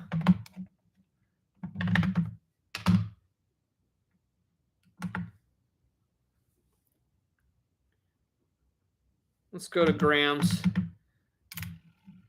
Yeah, 1.4 grams. So for a big earring, it's not a lot of weight. 1.5, 1.4.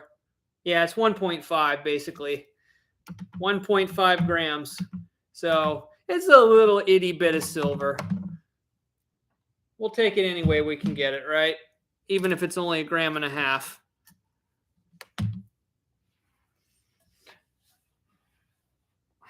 I'm going to wash my hands real quick.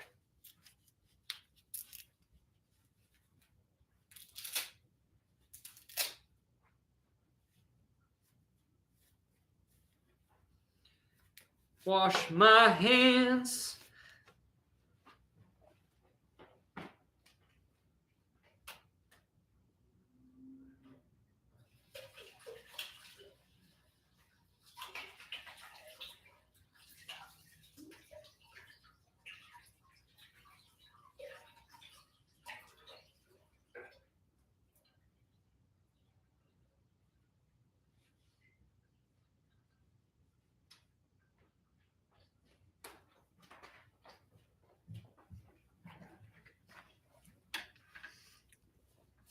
All right, let's give these a try.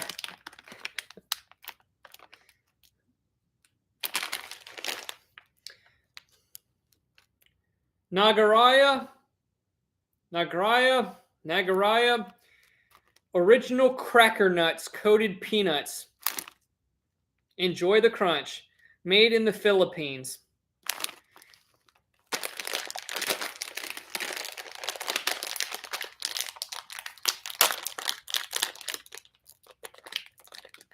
Tom, I do, but I haven't been able to. I'm not using any special streaming software, only what's on YouTube. So I can't just plug it in right now without using other software. I've thought about, I'm probably not going to bring that back on the streams just to keep them simple. And because I'm not streaming a lot right now.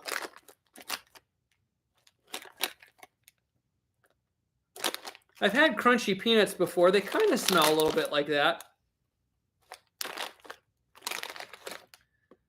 Let's inspect.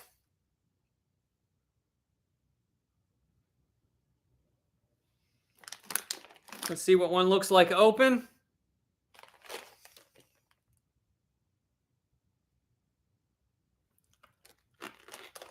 Wow, they're super crunchy.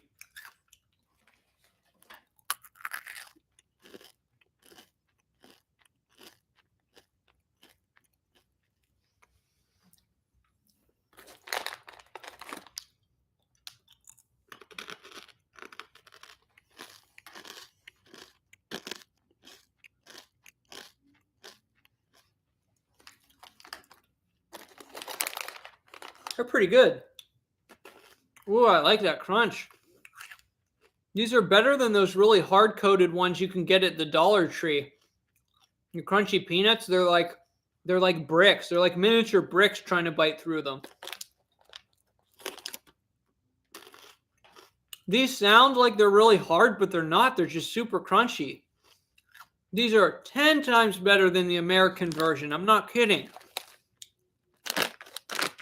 If you like crunchy foods, see if you can find these somewhere. I'm actually a fan.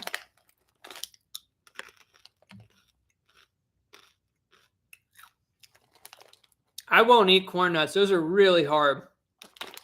Probably not good for your intestines either.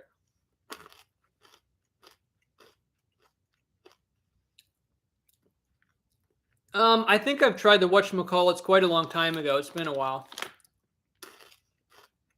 Hey, I like these. Alan Rose said, what's your worst experience in asking permissions?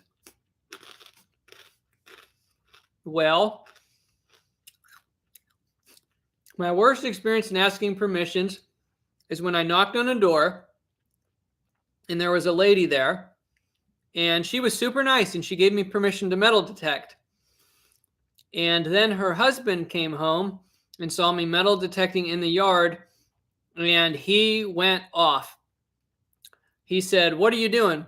And I said, metal detecting. And then there was a weird pause for a second. And then I kind of figured out it wasn't just kind of like passive. And then I said, I said, I said, I asked for permission. And he said, that's not even an appropriate thing to ask, something like that. And then I thought for a second he was just joking. And then, wait, another few awkward seconds went by. And I said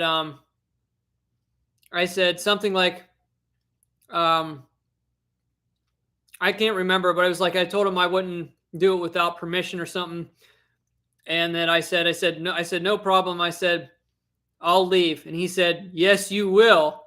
And he was very angry and stood there as I was getting in my car and leaving. And it seemed like one of those situations where if I wouldn't have left immediately, there may have been some sort of fist fight. It was a legitimate experience, and it was a serious experience. I'm not like playing this up. He was not very happy, and because I said no problem, I'll leave, and he said yes you will, and then he said yes you will, and he said and don't come back.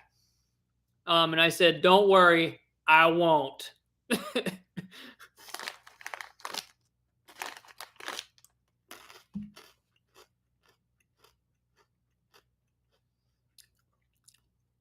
I said, don't worry, I will not be back. Michelle, thank you very much for the $11 super chat. Appreciate it. How's it going? I'll give you a dunk here in a second.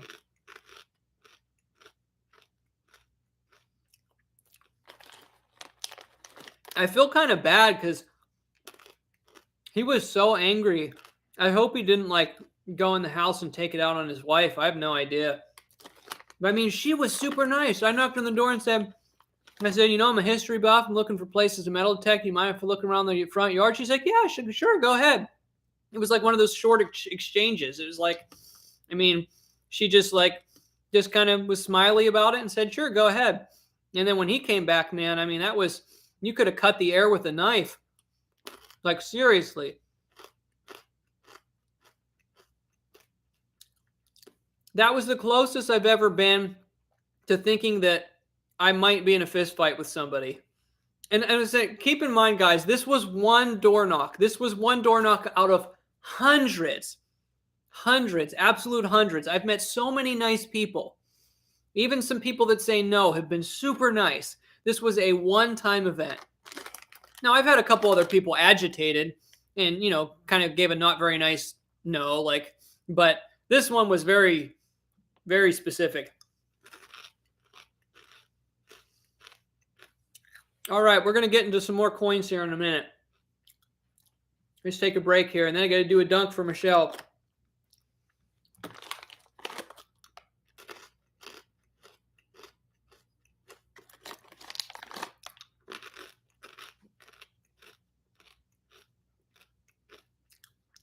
But yeah, as soon as I realized he was upset, I said, I asked for permission. I definitely would not be on here without permission. And then that's when he said, that's not even an appropriate question to ask, meaning that knocking on somebody's door and asking if you can metal detect their yard is not even an appropriate question to ask. So once he said that, I knew it was over and I didn't even want to talk to him. I said, no problem, I'll leave. And he said, yes, you will, and don't come back. Upstate Craze, thank you for the $9.99 super chat. Appreciate it. I'm headed to bed. Have a good night, bro. You have a good night as well. Thanks for stopping by. I better give you your dunk before you retire for the night. Let's finish chewing so I don't choke. I don't want to choke on my live stream.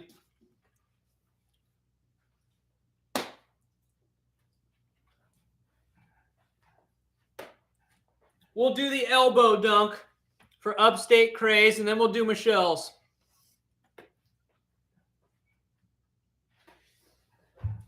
Oh, I'll do that again.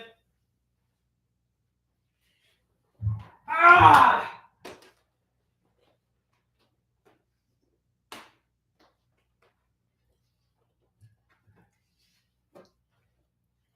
And we'll do an under the legs dunk for Michelle.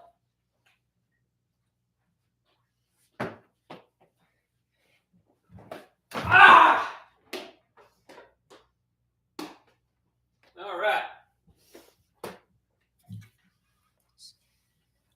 Let's see if we can hit a jumper from the rocking chair. Oh, I can't contort my body like this. This is terrible. Almost.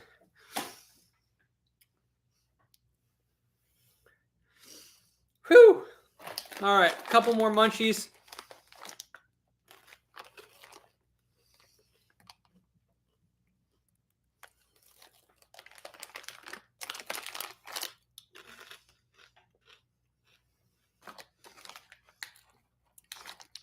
Hey, Ink Whelps, help yourself.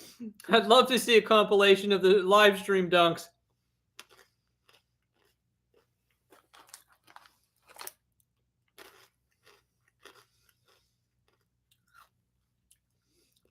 Sounds good, Greg. Thanks for stopping by. Good to see you here. These are awesome, man. 10 times better than the US version. Crunchier, but softer. And I know it makes no sense. They call it a cracker nut. So it's literally like a cracker over a peanut. And none of the peanuts are hard or taste bad. Like, these are super good. Plugs, I've been streaming for 1 hour and 47 minutes and 19 seconds.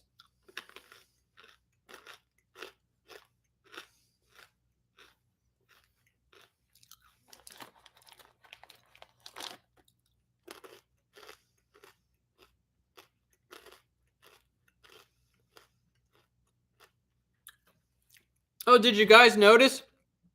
I put up that, from the estate sale, I put up that picture right here. It fits perfectly.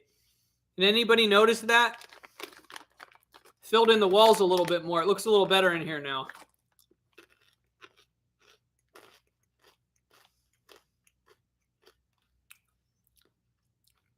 Steven said, what's the farthest north you've ever metal detected? That would be Pennsylvania, because I started metal detecting in Pennsylvania before I moved to Tennessee. So Pennsylvania is the farthest north I've ever metal detected. No, Elizabeth, they're not spicy. They're just plain. They're just kind of salty and pretty plain tasting. They honestly don't taste like much, but I'm cool with that. I like anything that crunches.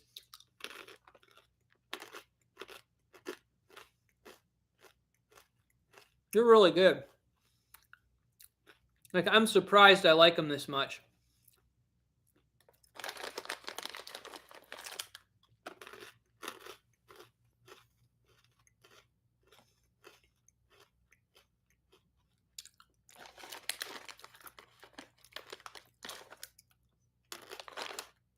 Those are really good. Okay, I'm going to stop chewing in everybody's ears. And we'll do some more coinage.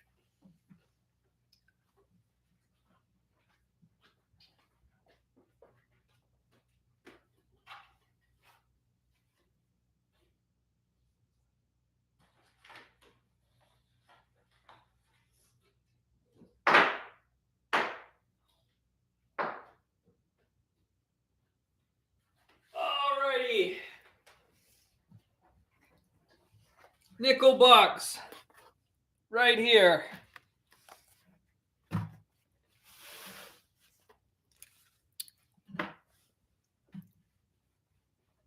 Nickels.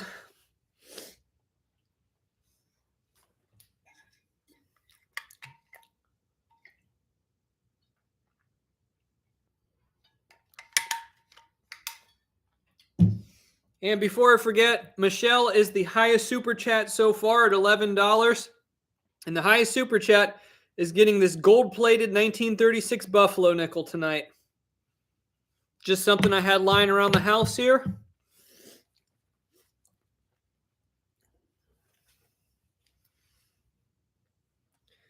All right. Oh, I'm excited to go through some nickels. I like looking through nickels so much better than pennies. But hey, the pennies showed me today that, man, you can get some good stuff. High rate of return, too. I made 500 times profit on that one penny. Unbelievable. Can't believe we found that in the box tonight. It's put this down a little bit more.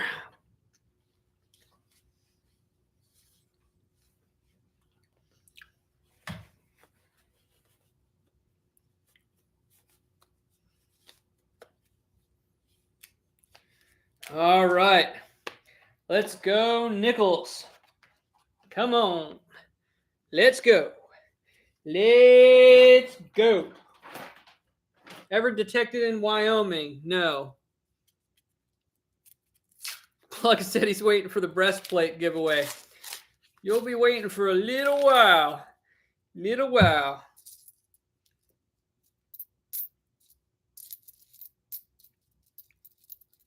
Definitely planning on hanging on to that one. Wow, that's a real weird adjustment on the eyeballs going from pennies to nickels. Diggin' Dave, what's going on? Just picked up 5 boxes of pennies today. Best luck to you. Thank you, Dave. I appreciate it. I hope you find some goodies. Believe it or not, I made one of my best penny finds in the box we just did. I found a 16S in roughly VF condition. It's about a $5 coin. It's a beauty. Couldn't believe we popped that out of a penny box. But I hope you got some goodies in your 5 boxes.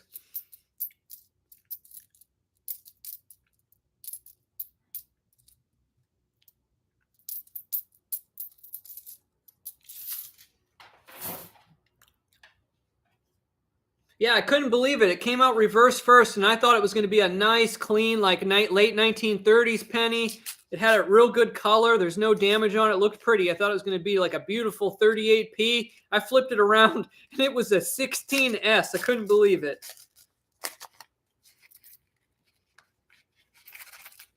I mean, I guess I can't complain, but man, I was thinking, too bad it couldn't have been a 15S or a 14S or a 13S, right? But hey, it could have been a 17S. It could have been worse.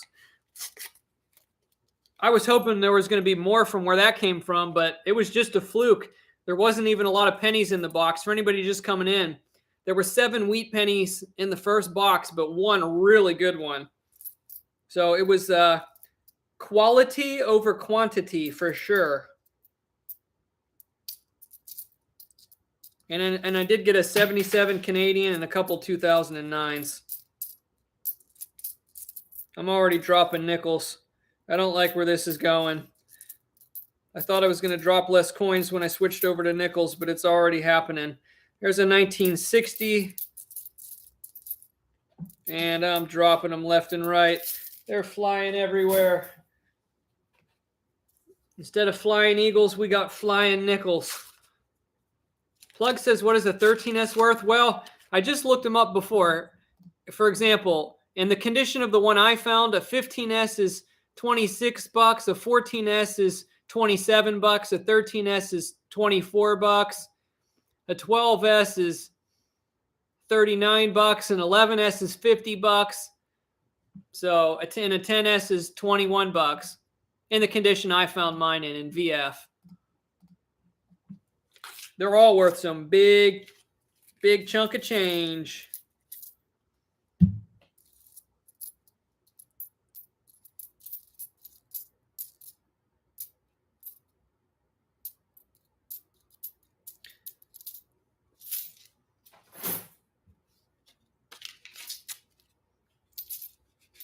Plugs, use a...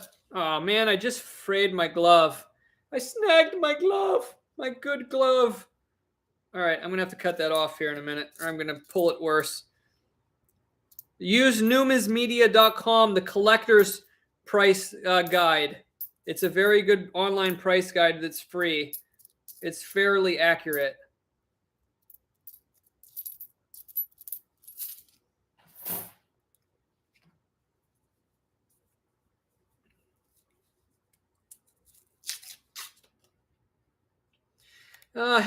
Dave said, have you ever found any key date coins metal detecting over the years? Yes, metal detecting I have, because I've done more metal detecting than coin roll hunting.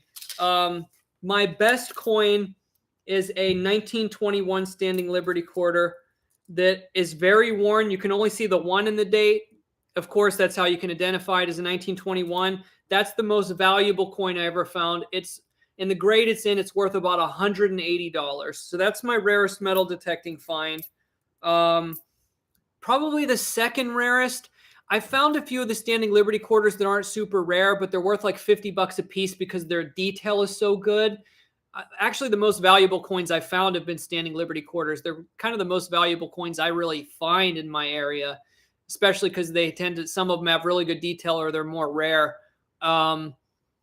Okay, apart from Standing Liberty quarters, though, the rarest dime I found an 1895 Philadelphia Barber dime.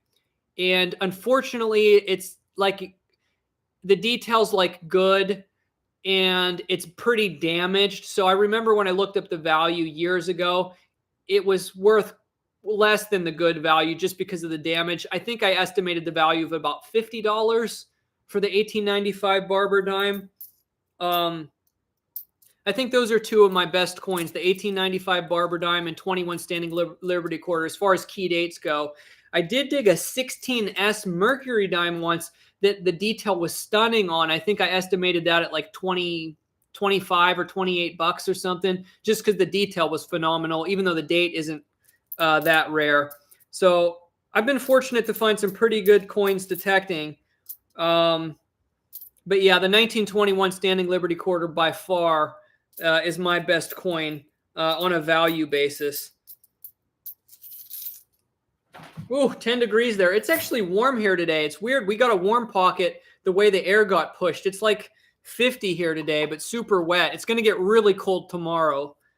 The bottom's going to drop out.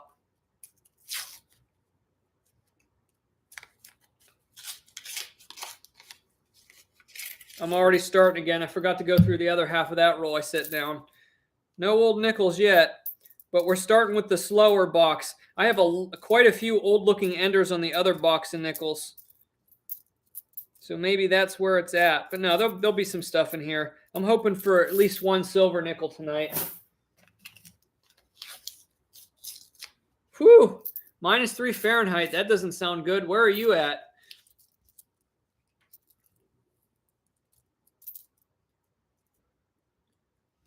Dave, I have kept all of the silver coins that I found metal detecting. I'm actually planning on sooner than later doing a video of doing some album fills of the silver I found detecting. So hope to do that sooner than later. But yes, I've kept it all.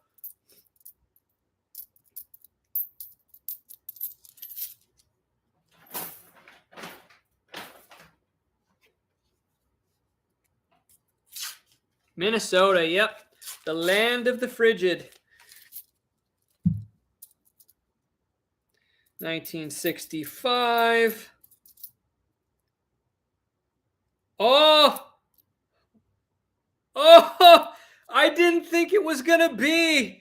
I did not think it was going to be. Let me set these down.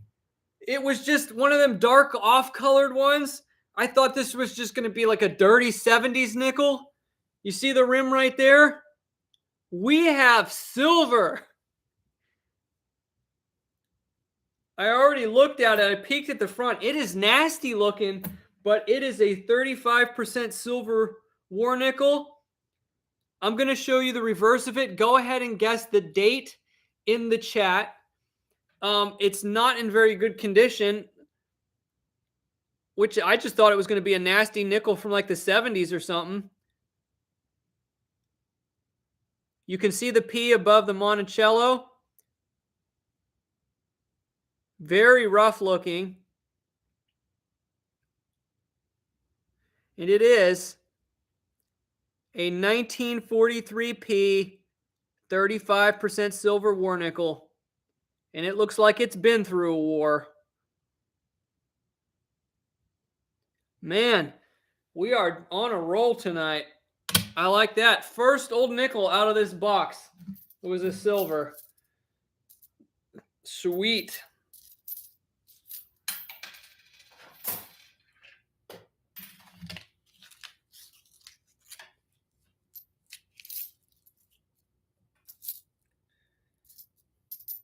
Well, that perks up the mood a notch. What do you say?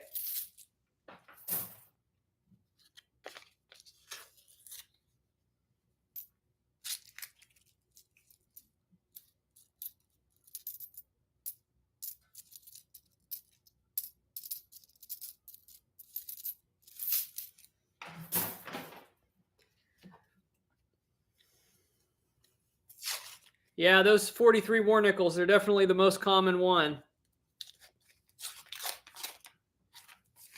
Yeah, I mean, I saw that dark rim, but I didn't even show it to everybody because to me, it didn't even have that sort of war nickel like gray toning. It just looked black, and I'm thinking, oh, that's just a nasty looking nickel. But no, it's a silver one.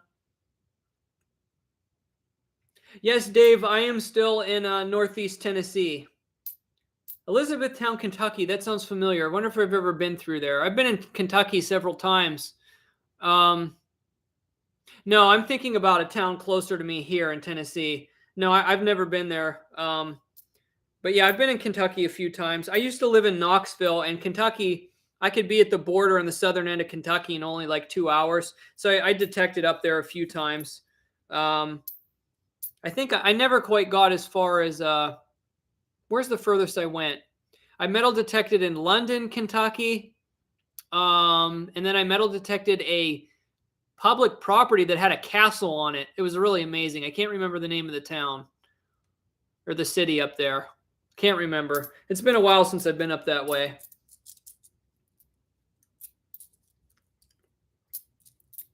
Jeff, I live in Bristol right now.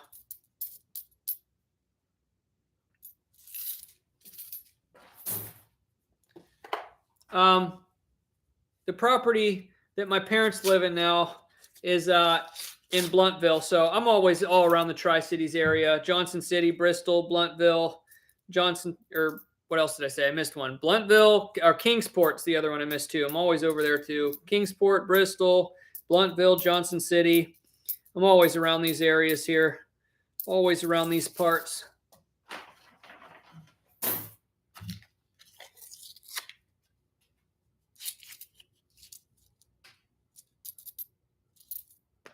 All right, I think I got an oldie, guys.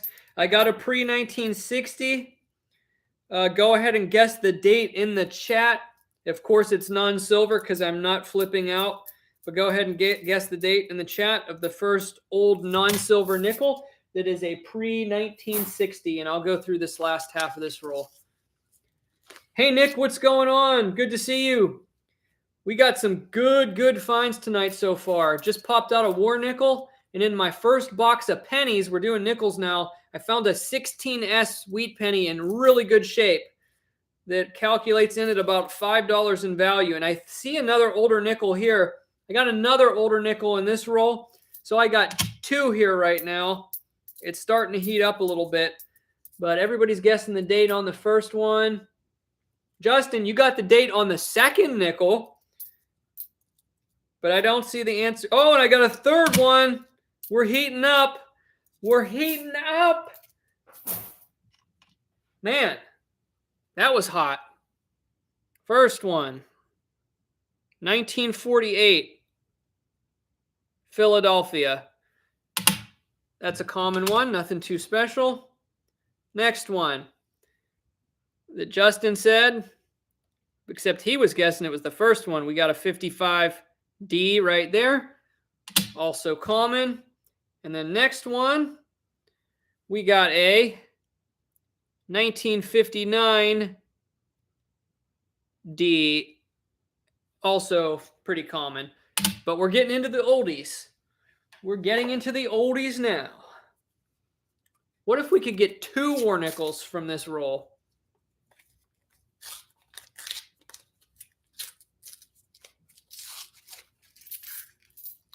That would be sweet. Oh, cool, Nick. Hey, Mark, how's it going?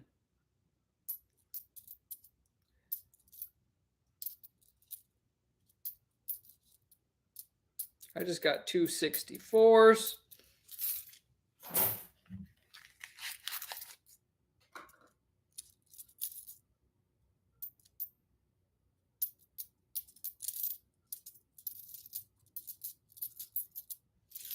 Alrighty.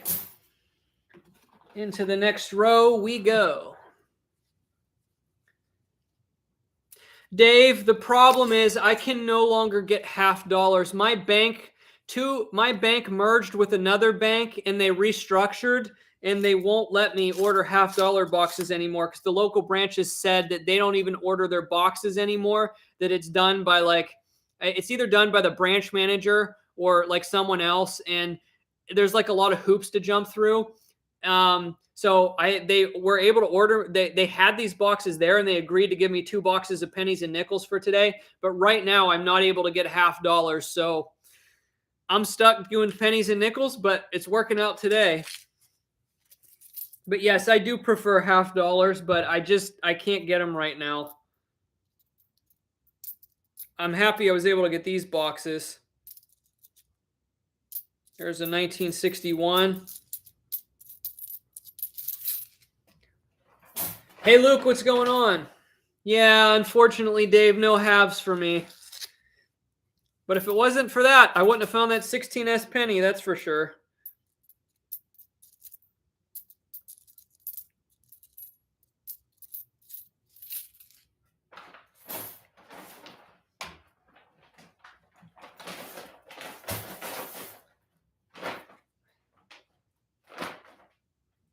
Oh, let's get another roll.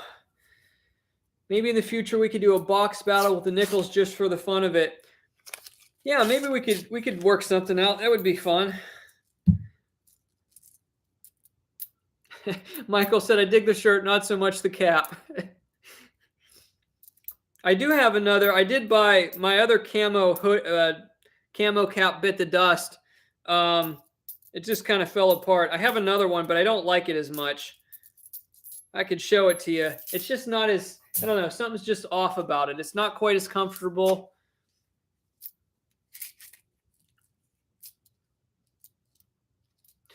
No, I haven't done a video of looking for arrowheads. I've never dedicated a specific video to that because I've never really gone out specifically just looking for arrowheads. I don't have the type of sites that are good for that.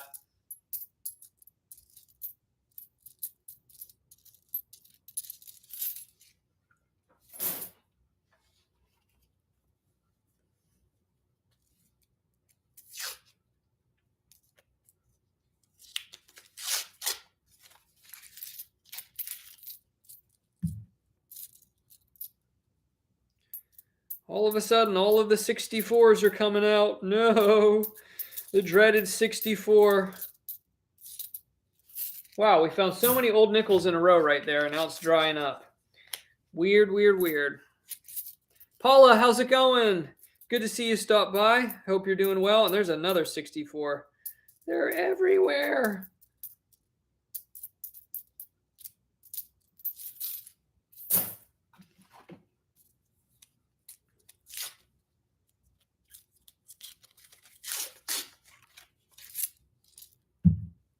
I don't know. I have this weird feeling we're going to get another war nickel in this box. I don't know. I'm feeling very optimistic right now. I was feeling quite pessimistic earlier, but I don't know. My mood changed or something. No, I didn't see that, Michael.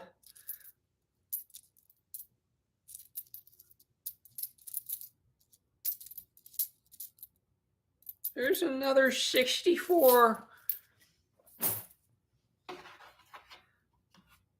Tom, this hat, I bought this off of eBay. But actually, Paula that just came in, she sent me a crocheted hat. I believe it was last winter. It's been a while. I still have it.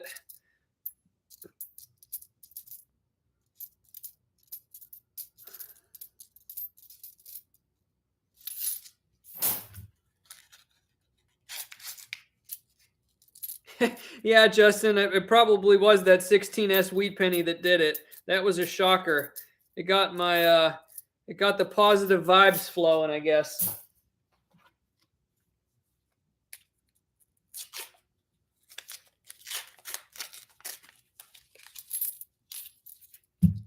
Oh, I caught a glint of something that looked older in here. We'll see in a minute. Maybe it was just nothing. It was a 1970.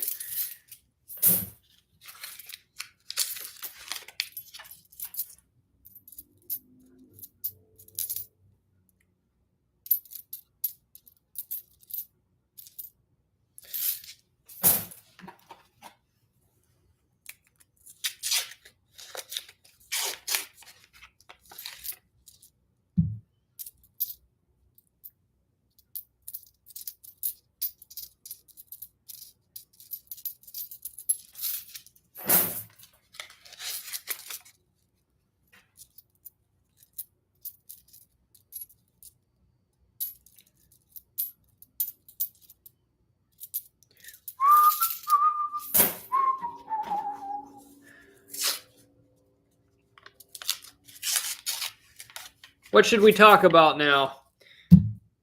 It's the first time I ran out of stuff to talk about in this stream so far. I just kind of zoned out into the search. I popped out this weirdly toned 1972 that fooled me for a second. I thought that was a war nickel for a second there. That had me. That had me. Hey, no problem, Nick. And there goes a couple nickels. Plug says, what's the most silver coins you found in 1 year of detecting, JD? So my peak of production when I was insanely into metal detecting was 2015 when I was almost strictly doing urban digging. In 2015, I found 265 silver coins in 2015. And that is my most in a year. 265.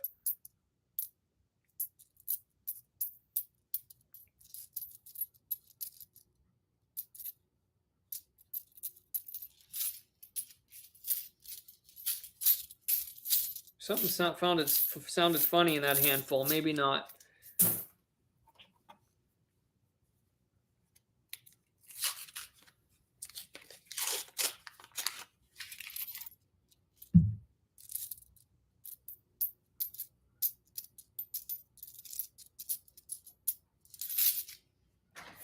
What machine did I swing that year? I was still using the MindLab E-Track. I switched to the Technetics T2 in 2016.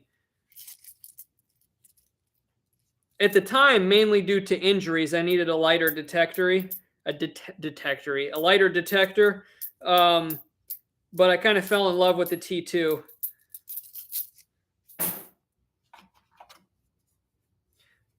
No, Michael, I've never played any musical instruments.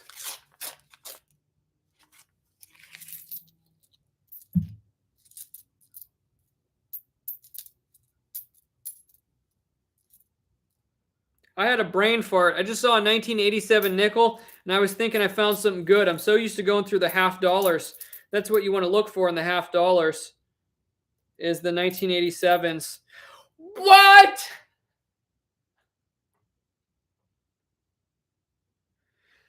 We've got some beef. And a buffalo nickel. Right here. Beef in the house.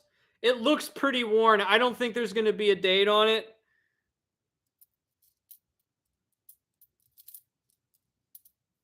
Unbelievable. This is unreal.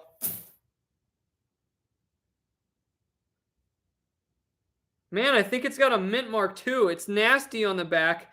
I'm going to clean off I'm going to get a towel and I'm going to rub off the date area here and then rub off the mint mark area. Unbelievable. Nasty looking though.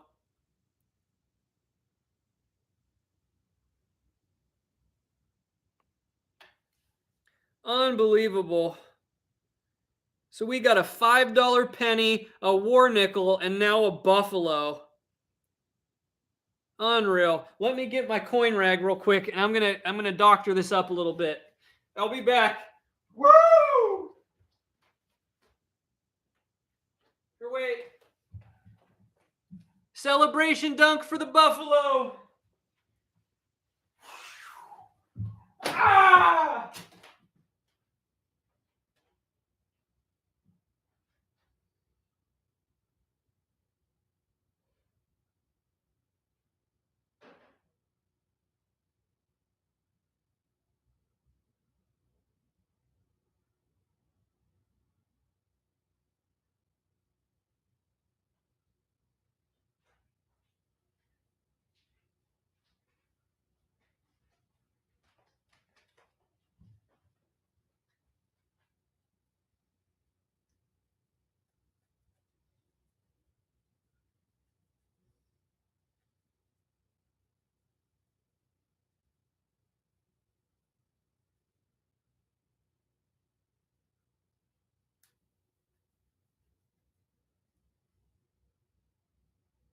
No, there's no mint mark. I thought it had a D for a second. The date's almost there. It's just slick enough where I can't see it. That might be an early one. I think that's because I can almost see the tops of the digits by the patterns here. I almost think that's a teens one. That's probably like a 1915 or 17 or something. I think my Nickodate's in the garage. Or no, wait a second. I think there's an S mint mark. Hold on, I got to look at this in the light. Give me a second. Give me a second.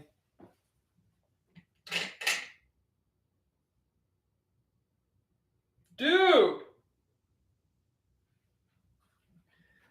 There's totally an S mint mark on this. And this is going to be probably an early Buffalo nickel. This might be a key date as well. Unfortunately, we're going to have to Nickadate it to see what exactly it is. So this is going to be another old San Francisco mint coin. Let's get this back down here. So this is going to be another early San Francisco coin here. See, I cleaned it up a little bit, made it look a little bit smoother there. You can see down there, there's definitely an S mint mark. Right there. So I'm not sure if I'll be able to Nickadate this on the stream. Maybe we'll do it later. But an early S mint Buffalo nickel. Let's go. Unbelievable. It could be Penny's big brother. It could be a 16S. Wouldn't that be something else? Now, if I get a V nickel, I got the trifecta. The Buffalo, the War. Now let's get a V nickel, huh? What's your favorite non-coin treasure you've dug up? Man, I found so many cool things. I mean, the breastplate's pretty hard to beat.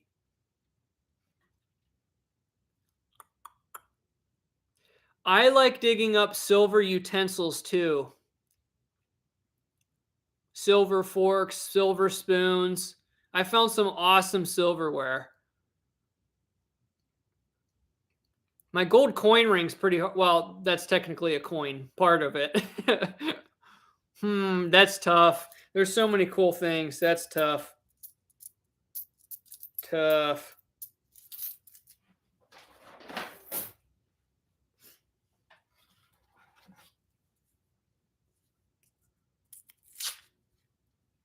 You can go get the Nickadate. We got time. I might do it later. We'll see. Let's get through some of these other things first.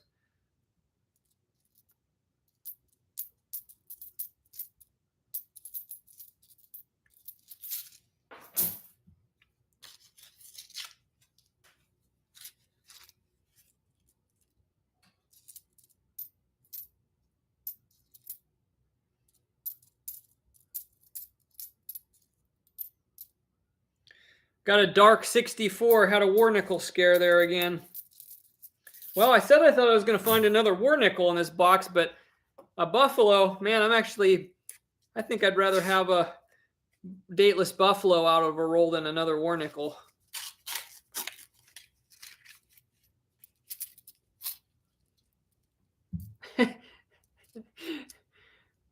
That's terrible, Drew. I'm glad you made it, though. Top 10 worst snowstorms you've ever driven in. That sounds pretty fun. You missed it, Drew. I found a 1916S wheat penny in like VF20 condition in the box of pennies I looked through. It was unbelievable. And I just pulled a Buffalo nickel and a war nickel. And the Buffalo nickel is just enough of the dates rubbed off where you can't see it, but it's got an S mint mark. So I think it's going to be like a teens one with an S mint mark. Definitely having a good hunt tonight.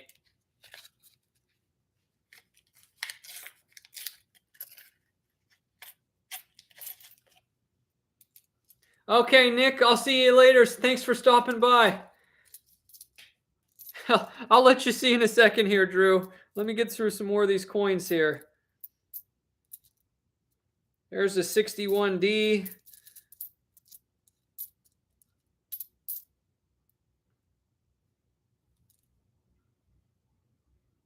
Got a 2000 misaligned die. It looks like that might have been struck through grease. I got to look at that one a little more. That actually looks like the first interesting possible miscellaneous find.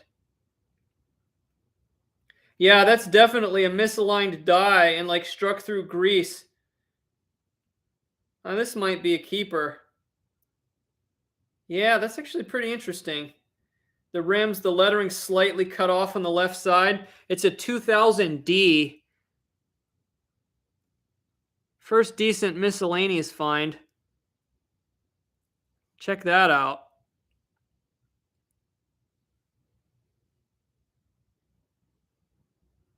It's very faded looking, but has a lot of luster. Very thick rim on the one side.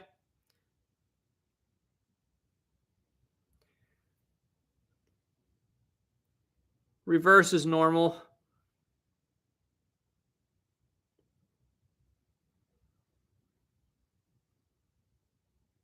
I'll set that one aside. That's worth looking at a little bit better later. Likebot, what's going on? Jay Addis, how's it going? Dave, I don't look for 2009 nickels. Got a bunch of 2009 pennies earlier. There's a 1960. I want to get the V-nickel and get the coin roll hunting nickel trifecta. Or maybe a proof nickel. Maybe we can do it that way. I told you guys, this is, oh, I think I have an old reverse. Yeah, this is going to be an old one. Guess the date. We're going to play guess the date on that one. I'm guessing 1948. I'm going to flip it now, so if you want to guess, close your eyes. I'm guessing 1948.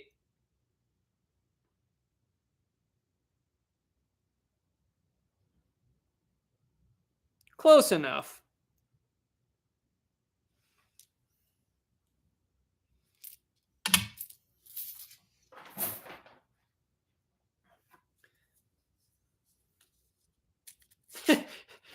'66, Drew. You were a little off on that one.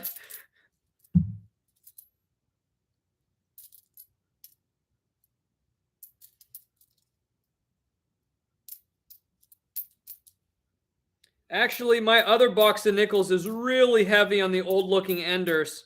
So that other nickel box may even be hotter than this one.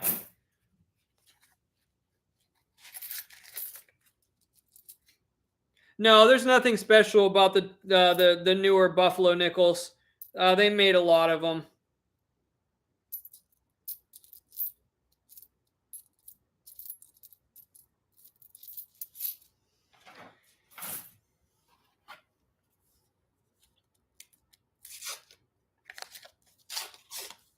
Do I have any half cents? I do have a few, not that I dug up, but a few from an old collection I bought a long time ago. I do have a couple, or at least I have a really cool half cent. It's an 1809 in really good shape with a heavily rotated die, like heavily rotated. It's rotated like over 90 degrees, I believe. Crazy.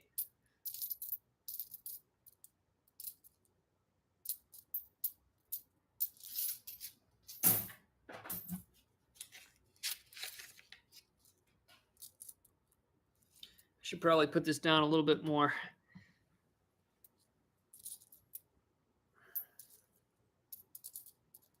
There's a birth year nickel for me, 1988.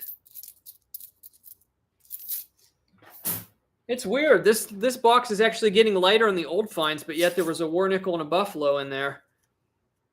It's kind of like the penny box. There was only 7 wheats, but one was a 16S.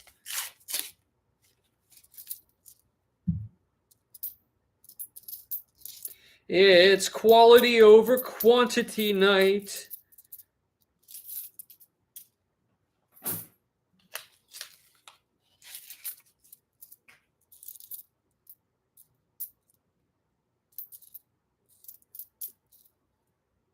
Huh.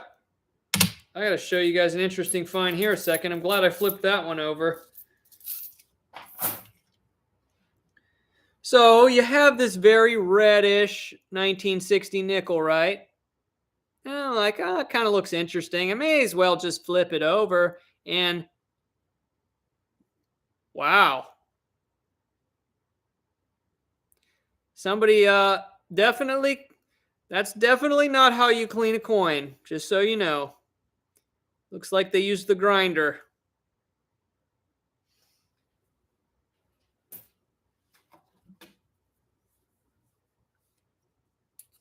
All right, Inkwhelps. See you later. Yeah, Linda. It looks like it was sanded.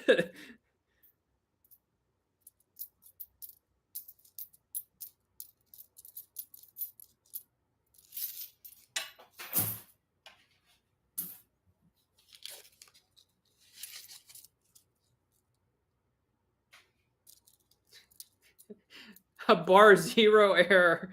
Very funny.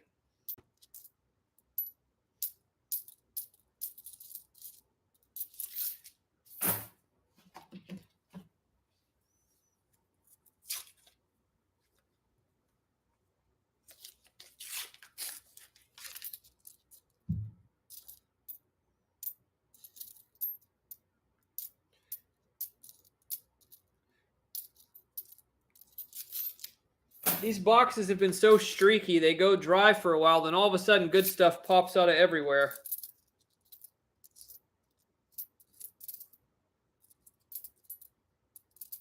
When it's hot, and when it's not, it's not. Ooh, that one looked interesting. Slow down. That might have been nothing. That looked a bit greasy, though. No. Tyler, what's going on?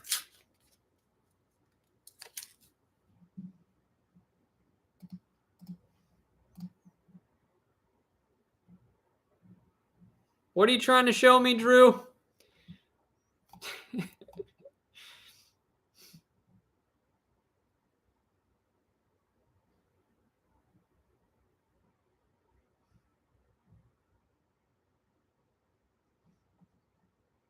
Are you being serious? Oh, they're common. Should I get it back out of the bag? Okay, I found another oldie. I found a pre-1960. Guess the date. It came out of verse first, so I already saw it.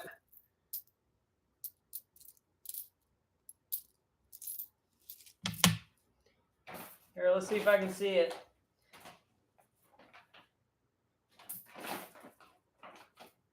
Yeah, it's in there somewhere.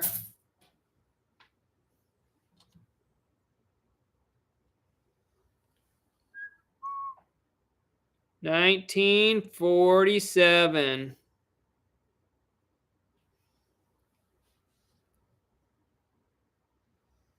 Okay, Drew, I'll look for it real quick.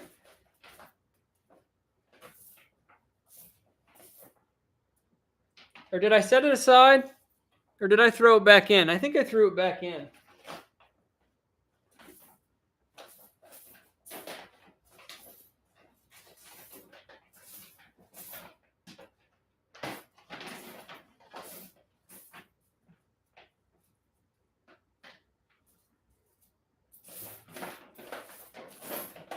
I can't find it with a quick sift. It's gone forever. I'll dig it out if you convince me it's worth $10. Then we'll go back for it. Then we'll coin roll hunt the coin roll hunted hunt. Wow. This one's in nice shape.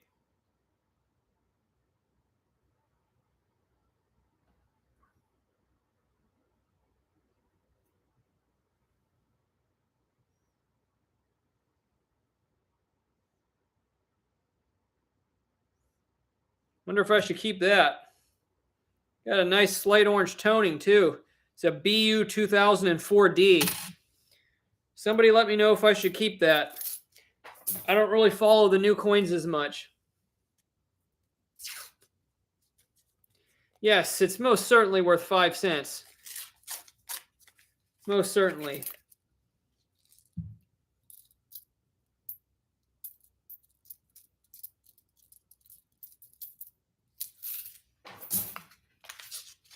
Yes, rehunt the hunt.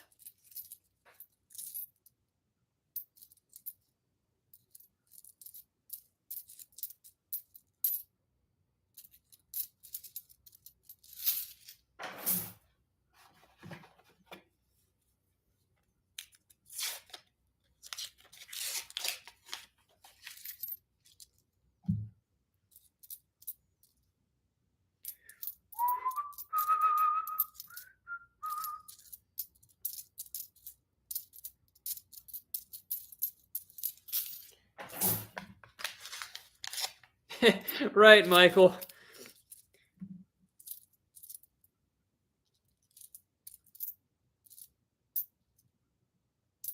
Man, it's getting late. I just saw a 1974 and I thought it was a 47.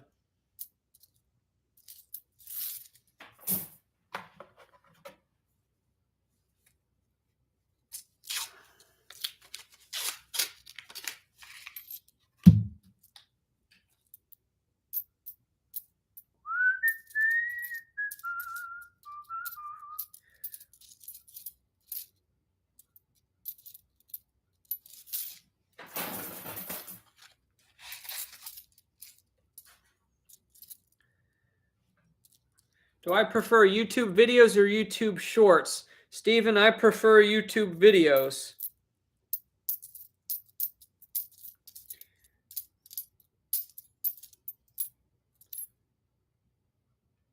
It's got a very nice looking 1965, but we're not going to keep that.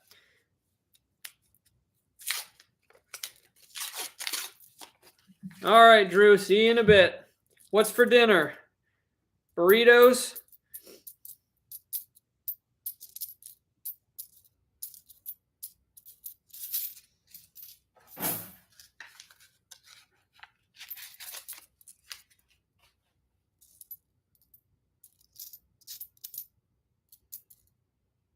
I just found a 63 and a 62 back to back.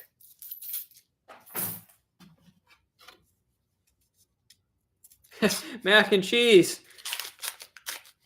Where's the healthy stuff with the mac and cheese? At least you got some chicken with it. Some chicken mac and cheese.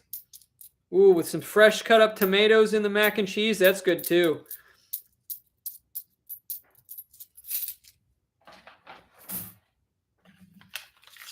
You'll mail me sometime. You're going to mail me mac and cheese? You better put a bunch of pocket warmers in the box. I want it fresh. Right on, Dave. Right on.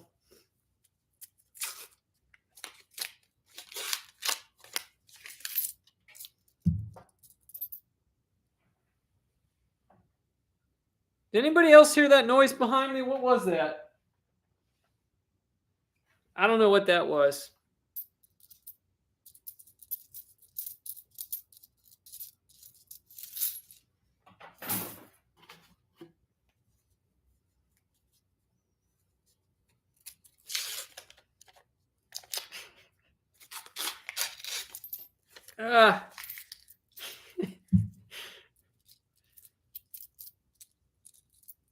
Isn't it always funny in the timing when you come into a conversation and you just randomly hear something?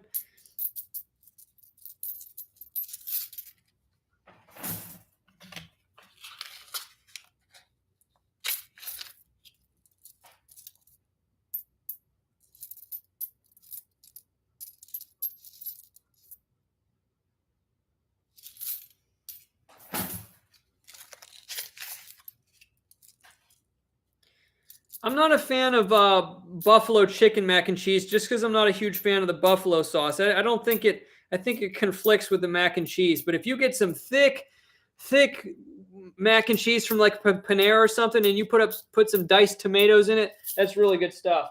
I order it at Panera, add chicken, and then ask them for a little side of diced tomatoes. Really good. especially with the chicken. Chicken and mac and cheese is good, but I like adding a little bit of fresh diced tomato in there to take that creaminess and then give it a little bit more, break up that richness a little bit. Don't overdo it, but a little bit makes it really good.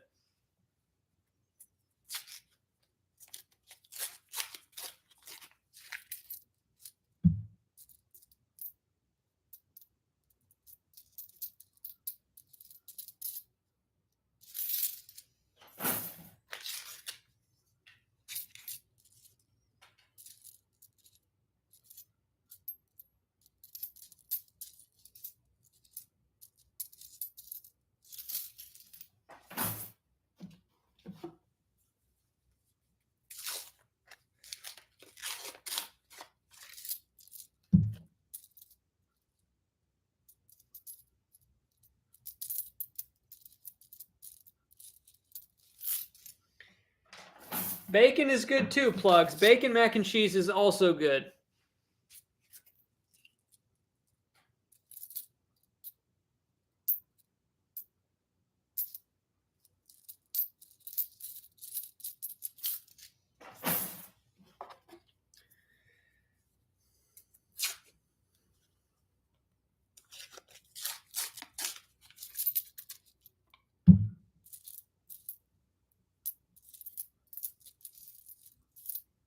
The box is cooling off.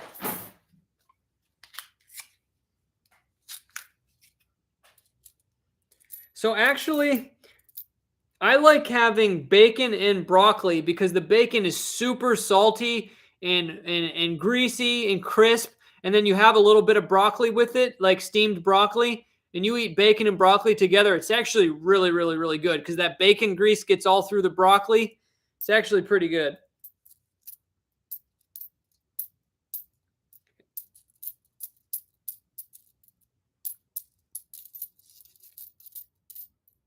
And I'm also a big fan of carbonara with bacon in it naturally.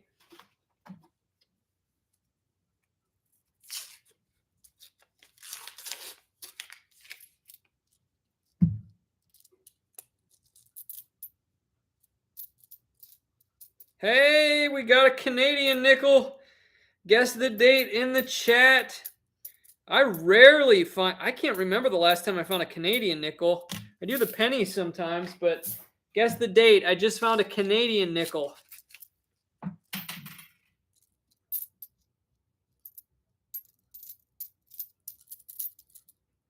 Hey, just got an oldie. Hey, hey, hey. Or it's more like, eh. And there it goes. I can't turn this way. Okay. The Canadian is... Oh, don't see it in the chat.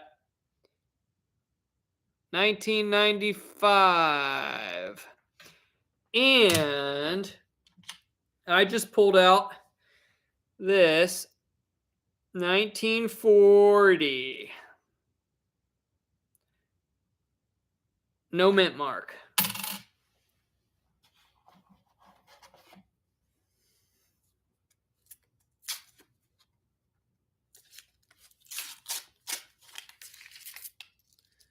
So we got a Canadian, a Buffalo, a War Nickel, and a misaligned greasy nickel.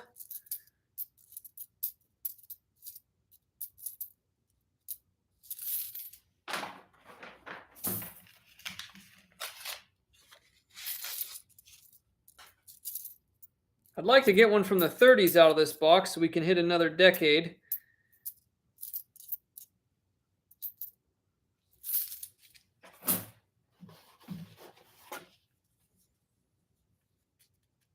Okay, Drew, when I'm done with this box, I'll show it.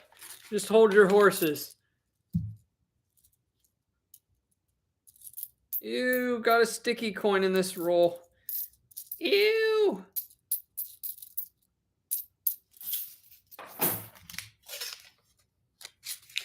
Drew, I found 159D. I did not find any 59 pennies in the box, by the way.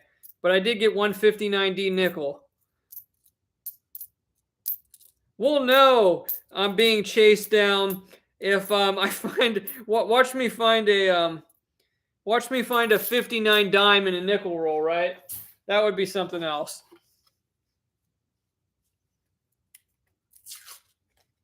No, I have never I have never found a Canadian $1 or $2 coin in Tennessee.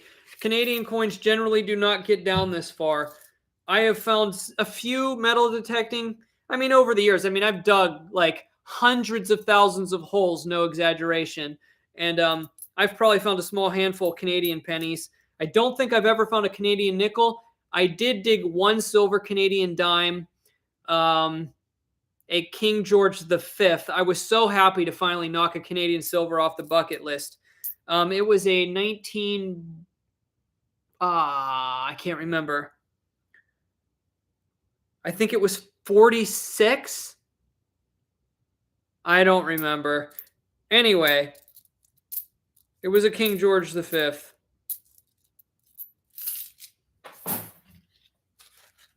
Maybe it was 19. I don't remember. Okay, yeah, I think it was 46.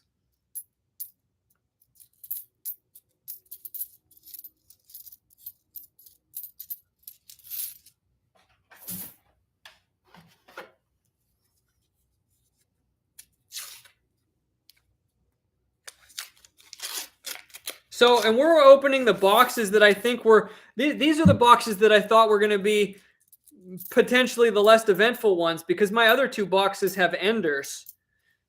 We're not opening the enders boxes right now. So, but watch, this is just how it works. The ender boxes are probably going to be crap. That's just the way it's probably going to be.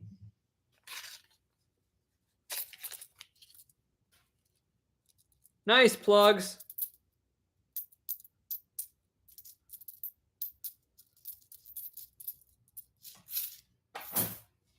All right, we're down to the last 7 rolls here. Who's sending a 99-cent super chat so my butt can get a break on this hard rocking chair and I can do a dunk? I am going to have to buy a cushion for this rocking chair, though, for sure. Cushion fund, super chat.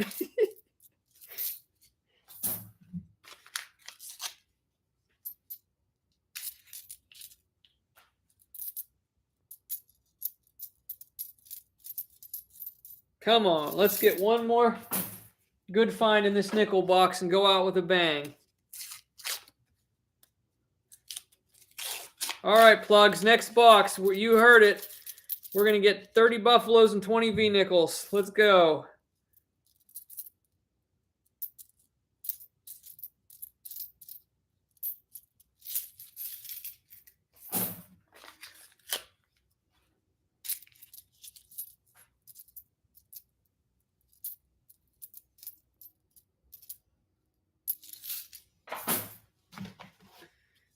Michelle with the $1 super chat.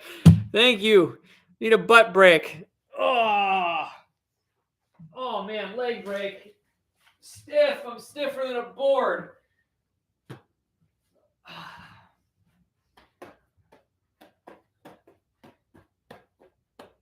Let me get another ball so I can juggle.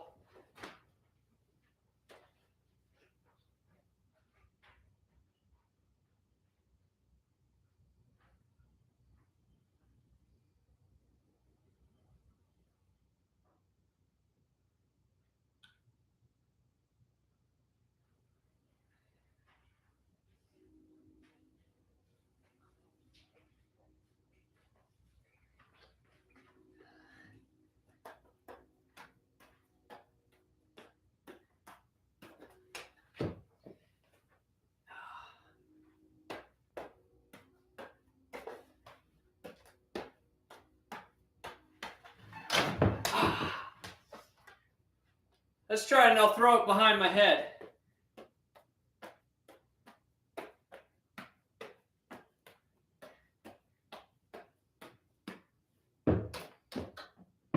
Oh, almost.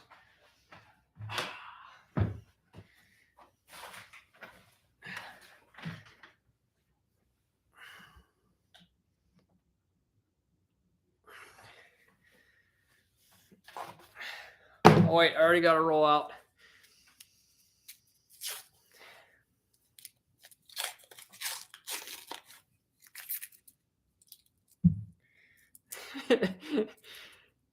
Casey wants me to get the how do I say your username? Is it Casey Bounds? Maybe I'll get the Nick a date later. We'll see. We will see. If I can find it. I'm pretty sure I know where it's at.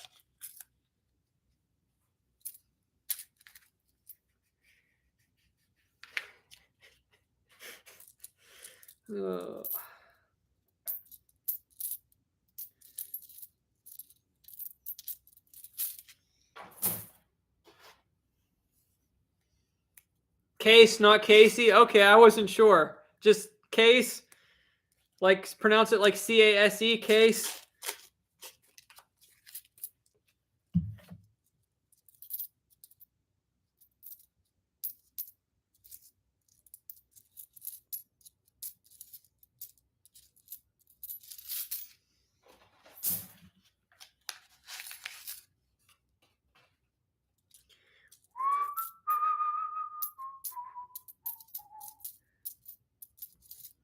Wow, end of this box is dry.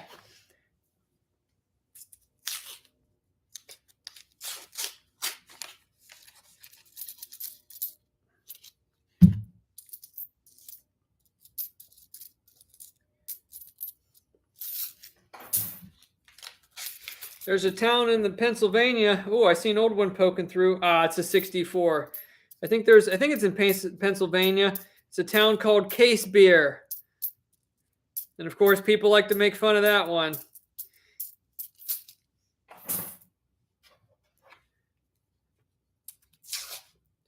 My grandfather was a Case tractor salesman, so that's where I got the name. Interesting. Yep, I got the gloves on. Got the gloves on.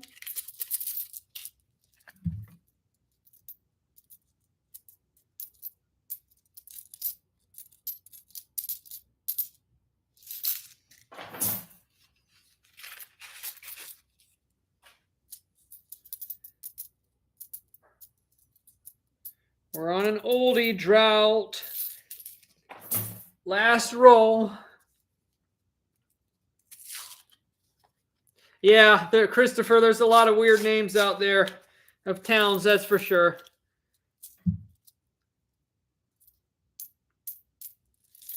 So there's a town in Kentucky. I read up on the history on it. It's called the name of the town is called Hell for Certain. And I was going to do a metal detecting hunt there once just for the fun of it, just for the title of the video.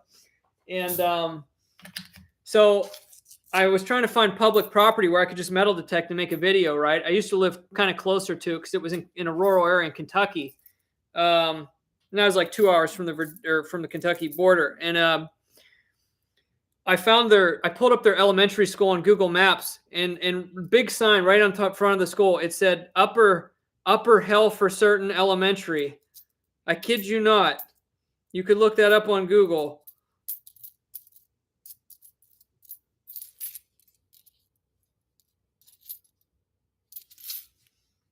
All right. Box down. Let me take a break for a minute. Oh. Ooh, you hear that elbow poppage? Center of the world, that's interesting.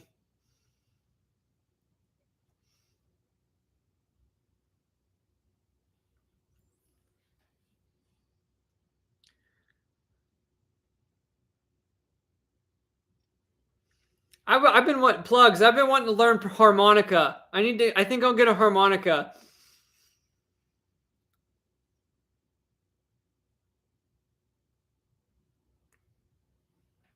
I could sit on a pillow. I don't know. I feel like it'd be too easy though. I should be, I'm working. This isn't supposed to be fun, right? I'm working. Okay, Drew. Hold on a second. Hold your horses. Hold your horses here.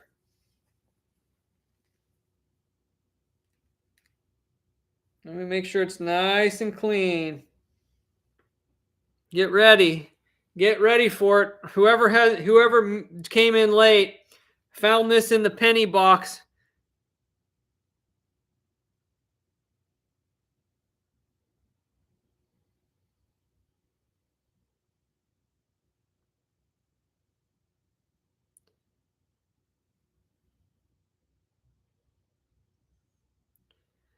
Smooth like butter.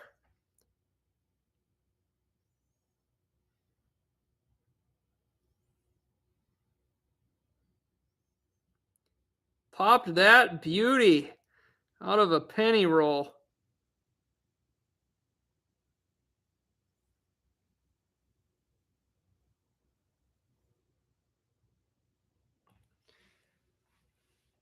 It's a beauty. Focus. You got to go in, focus out. You got to tease it a little bit at a time, just like that. All right. Nikki, that penny is worth about $5. No joke. In that condition, in a medium grade, it's quite a desirable coin.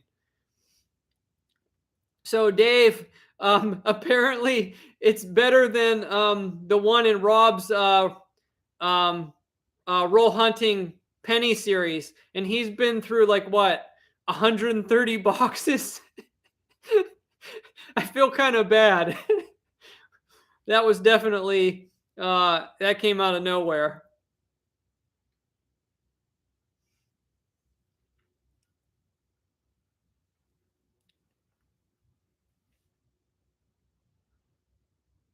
Oh, Drew, that sounds pretty good.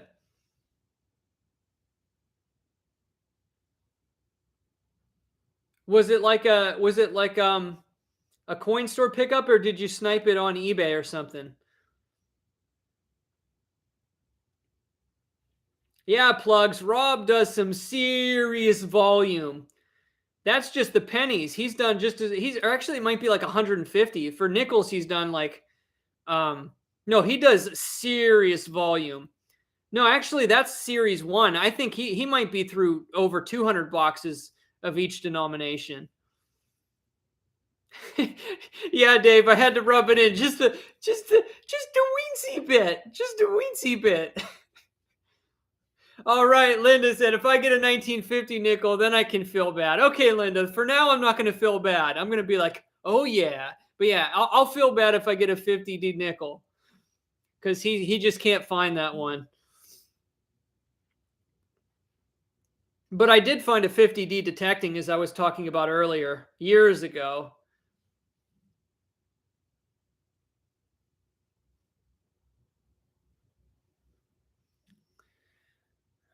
All right, guys, what do you think? It's 10 to 11. Should I go through one more box, or should I save those 2 boxes, the other coins, for another stream? What do you say?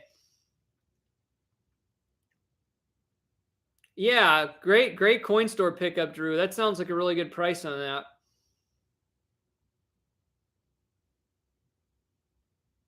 Yeah, that's crazy, Christopher. Yeah, over there's 800 nickel boxes. Unbelievable.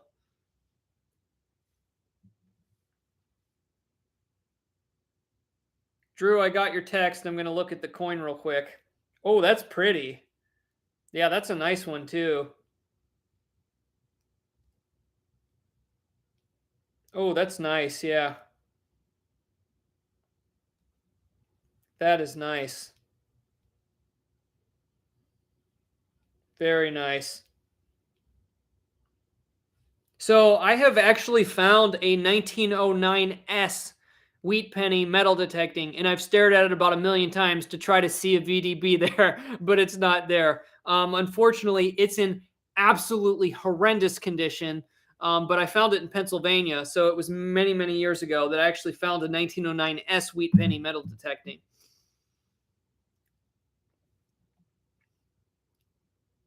Also, I still have never found a 1909 VDB penny metal detecting.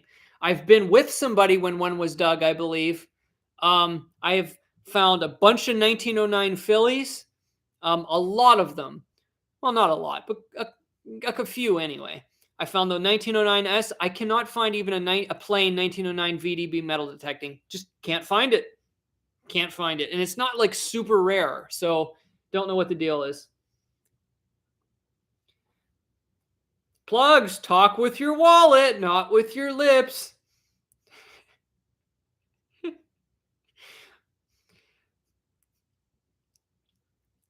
Storm and CA, how's it going?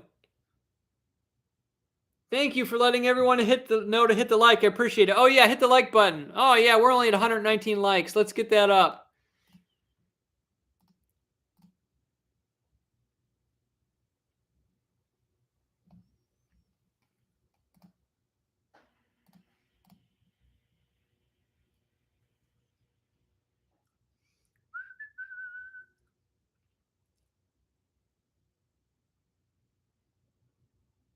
Oh yeah, Dave. The 09S is a lot more rare than just the plain the Philly VDB. Absolutely.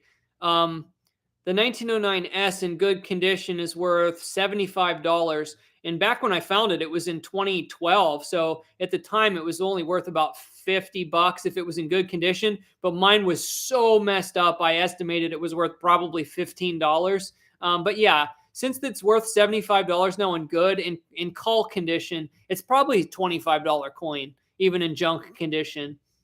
So I have one though. I found it metal detecting. I actually got out my album the other day. I was going through some coins. I can show it to you guys. I don't know how well to show up. I'll go ahead and get it real quick.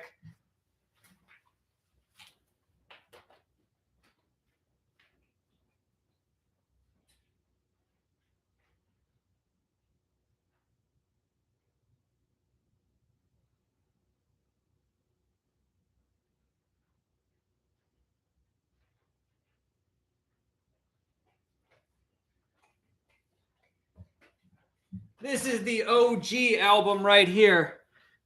This is like all the good stuff from my first year of detecting. Silver coins and all kind of craziness in here. There's a big $50. Let's see if I can find that 1909S. I know it's in here. I got a Barber $50 on this page. I'm pretty sure it's in here somewhere.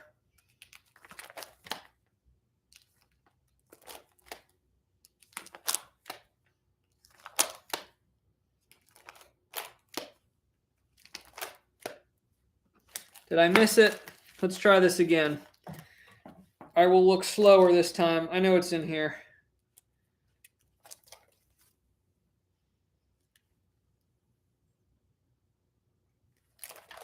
There it is.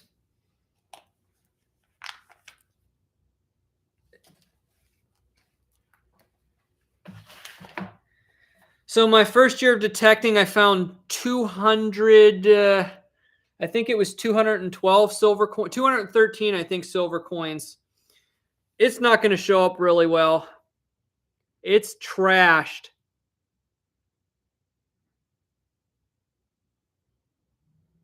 But that's a 1909S. It's absolutely trashed.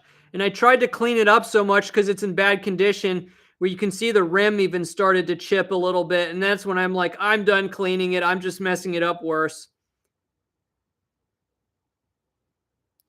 You can kind of see it right there.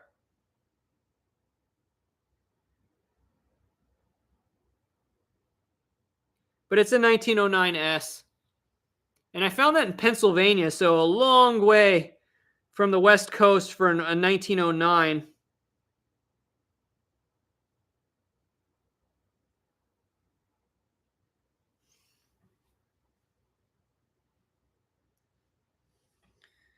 Yes, I used to metal detect a lot. So my record year for silver was in 2015. I dug 265 silver coins. So if anybody wants to know, I mean, I haven't done any videos on it a long time because the last few years I've done a lot more relic digging and more rural metal detecting, and I haven't hunted as much as I used to in the past. But I have dug roughly 1,100 silver coins in my metal detecting career. I'll just grab a couple cool ones here just to show. This was one of my better finds right here. All this was found in Pennsylvania. Metal detecting is a lot better in Pennsylvania than it is in Tennessee, let me tell you. There's a beautiful $50.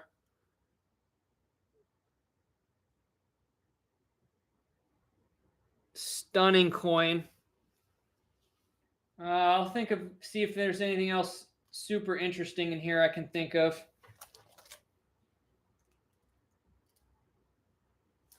There's some pretty nice stuff in here. I have a 1918 SLQ, but the date's kind of weak. I dug two Franklin $50 that year. I've got some Indian heads, some V nickels in here.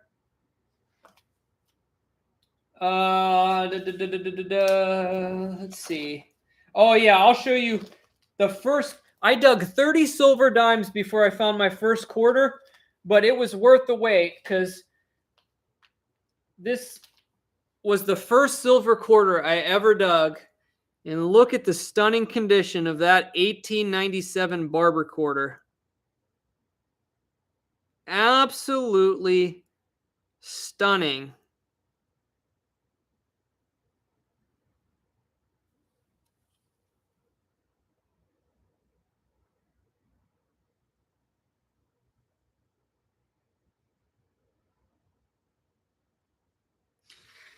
Yep, so all of this stuff was dug in 2012. And here's an oddball find. In 1863, 10 centimes from Belgium.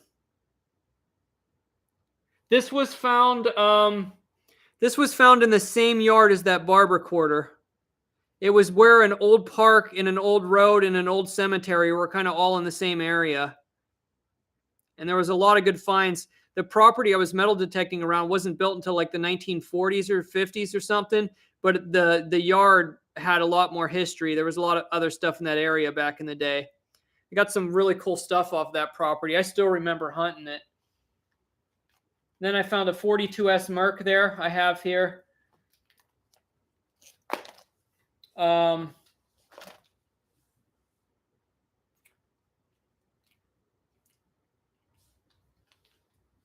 I'll show you this one because if this had a D mint mark, these make your mouth water. But it doesn't have a D mint mark, unfortunately. Let's get this to focus. Beautiful 1916 first year Merc.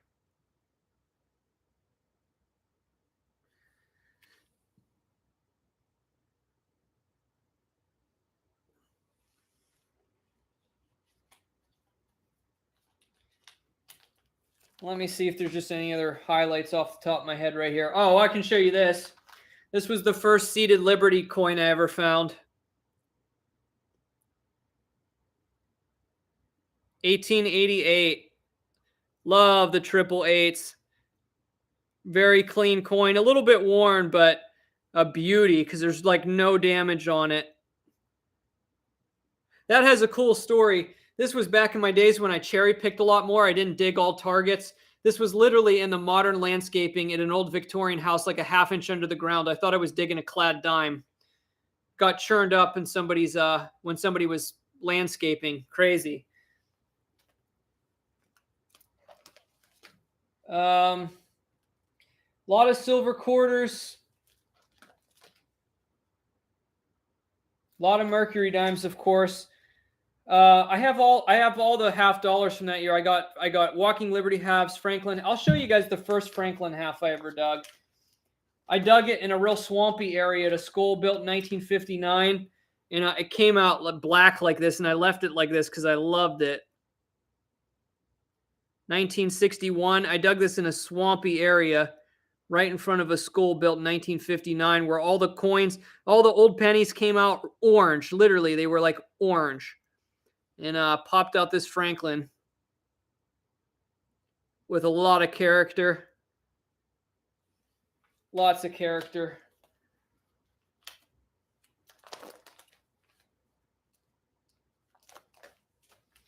And then just, a lot of common silver coins. Especially toward the latter half of the year. Actually, this one's really interesting. I dug an apartment complex from around World War II, and it was loaded with silver. I dug like 250 wheat pennies and over 80 silver coins out of this apartment complex. It's one of my best old series on YouTube. The video quality is terrible, but the place was like an old coin mine. And I dug this beauty there. 1914 British 3p, which is sterling silver grade. Their coins 1920 and earlier are sterling silver. They're higher than 90%.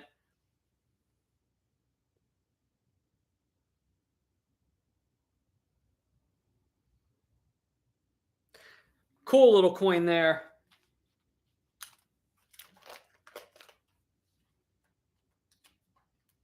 Oh, and this is just a fun one.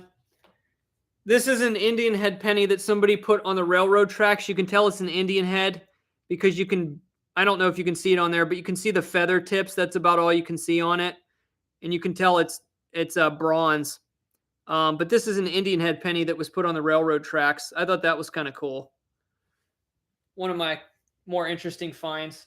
Because I've found a lot of wheat pennies that have been put on the railroad tracks before, but that was my only Indian head I've ever found.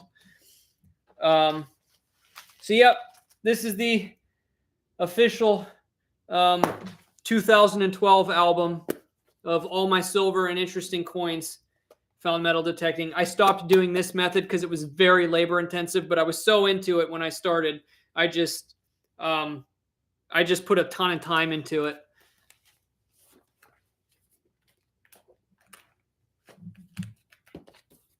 All right, let's set this over here.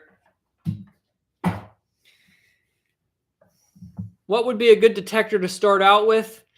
It would depend on what type of metal detecting you're trying to do. Do you want to hunt in the water more, strictly land? Do you want to look for older finds or, focus on jewelry? Like, are you by the beach? Like, it's kind of hard to say unless I kind of know what kind of hunting you want to do and, where you live.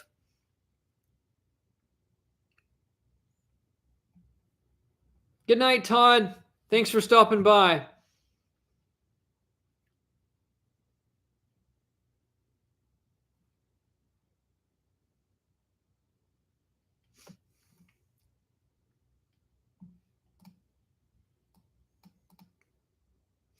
Yeah, you can let everybody know in the chat. Just don't put any links in the chat because it'll block it. But yeah, you can tell everybody in the chat what you got going on.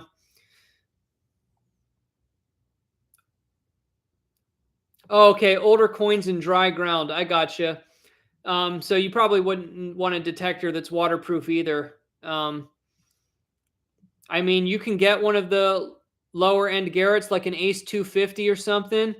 They work pretty good, but I like the Technetics T2 that I use. If you want to spend a little bit more, they're like $600, but they're really, really good. Or you could go with one of the newer Mind Labs. I haven't used them extensively, but I heard some of the newer Mind Labs are pretty good as well for the price. So you might want to look into them as well. I just can't say a lot about them because I haven't used them too much. Hey, Jack, how's it going?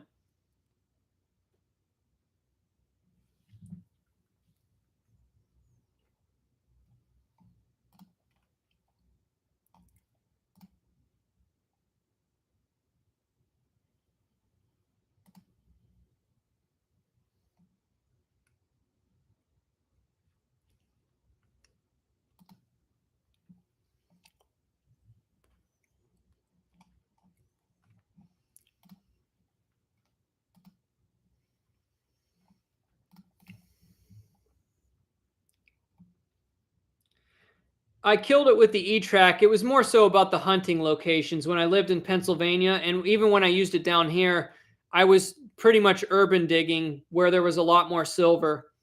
But actually, I missed a lot of coins with it too because the processor was slow. I've gone back over some of the sites I've hit with my E-Track and found more with my T2 that I had missed, which is pretty crazy. Yeah, seeded coins are really awesome. Yeah, the T2 is a better multi-purpose detector than the Mind Lab, but absolutely the Mind Lab's going to do a lot better on deeper coins for sure.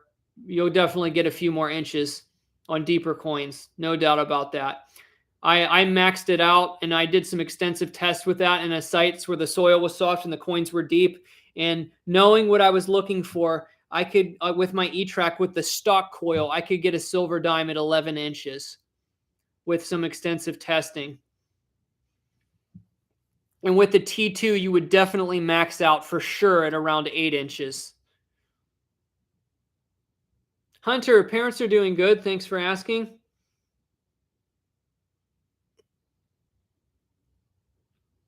Hey, my other self. Oh, I'm glad you enjoy the channel. Thank you very much for the kind words.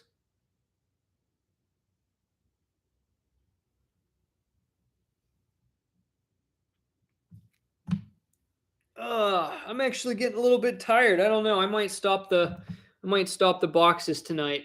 Maybe we'll save the other 2 boxes for another stream because it's already getting past 11 o'clock here on the East Coast. I'll hang out for a bit though, but I'm not sure. We'll think about it. I'm not going to call it for sure yet right now. We'll think about it. I might stick around a little bit yet. We'll see.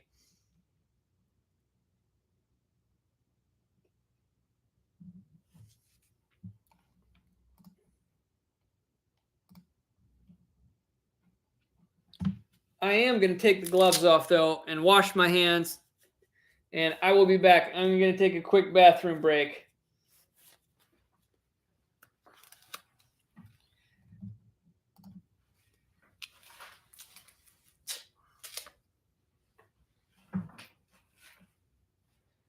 Free dunk.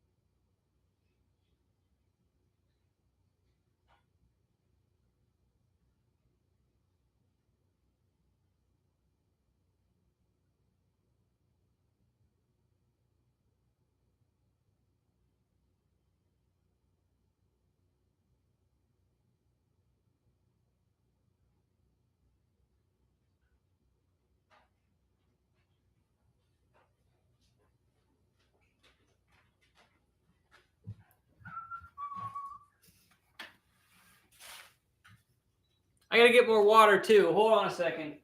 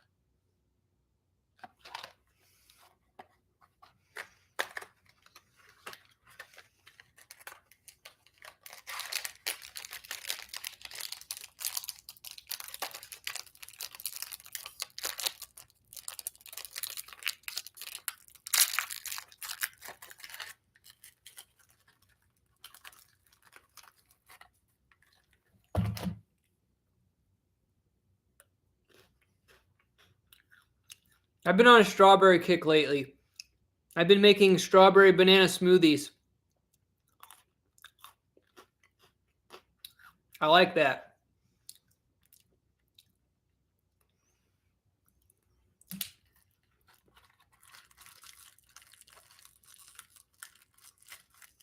You ever consider Excalibur shovels? You called a hand digger Excalibur in one of your videos. Oh yeah, as a joke, I have that little knife, right? I remember that. That was a long time ago. No, I've never looked up Excalibur shovels. For the lawn hunts, I like my little Lesh digger. I like those a lot. They work perfect.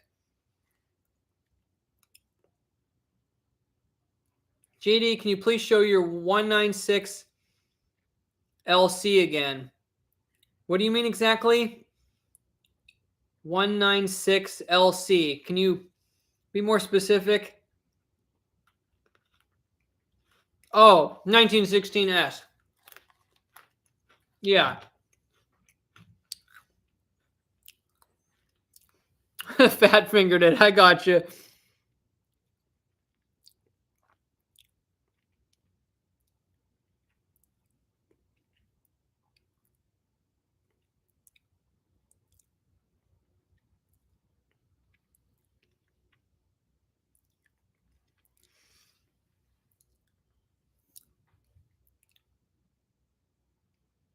Yeah, it's a pretty nice coin.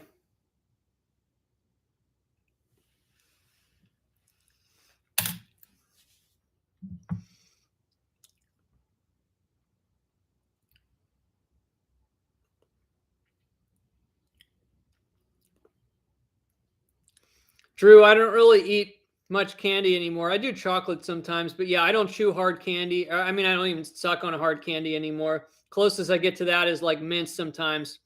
I like the mints that dissolve in your mouth. But after getting almost my entire mouth redone, I try to stay away from the, sucking on sugar candy all the time. Oh, look at the E and see if that's a punch mark. Hold on, let me look.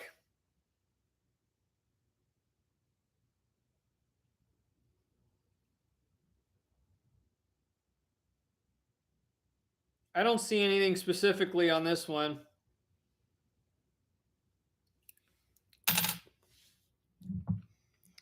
Drew, when I was young, I used to eat tons of candy.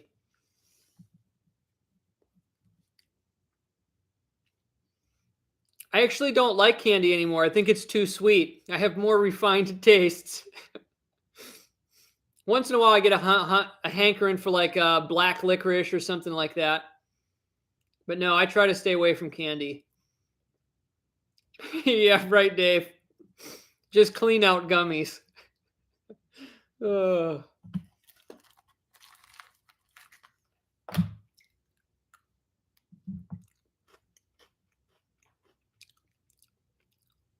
I won't be dumping it. I'm definitely keeping that penny.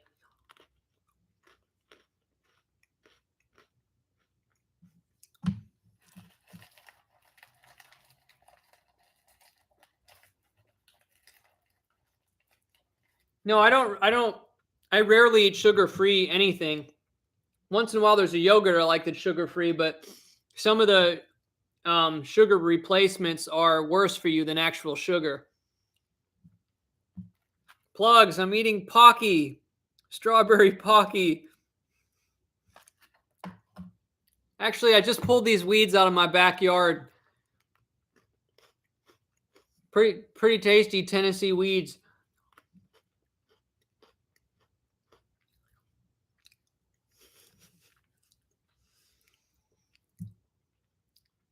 I need something else to eat. I don't know what else. I gotta get something. Let me see what I got. But for anybody just coming in, I tried these tonight, and they are super good. If you can find them anywhere. My local Walmart had them for like $1. I don't know. They were like $1.68 or something. They're like crunchy peanuts, but better than the U.S. kind.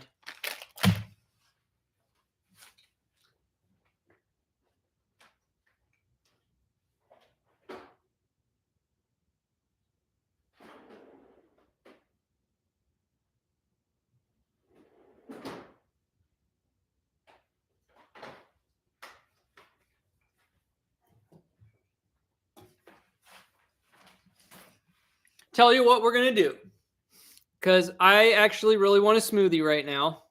So I'm going to make a smoothie, and we're going to do this live so you guys can see what's in the smoothies I'm digging right now. Oh, Drew, I think you told me that before. Ah, what a shame you can't have nuts. What a shame. Oh, no, Linda, I don't like aspartame either.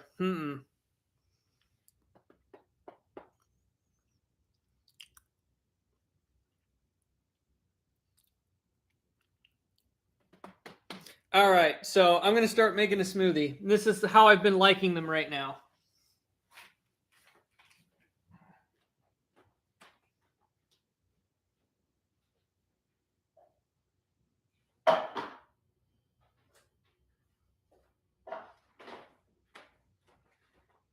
First, I get my smoothie cup, and then I get some of this. And we're going to fill that up to about there, and then we're going to add a little bit of water so it's not all milk. Yeah, we're going to do about there on the milk. And then I'm going to add a little bit of water to this.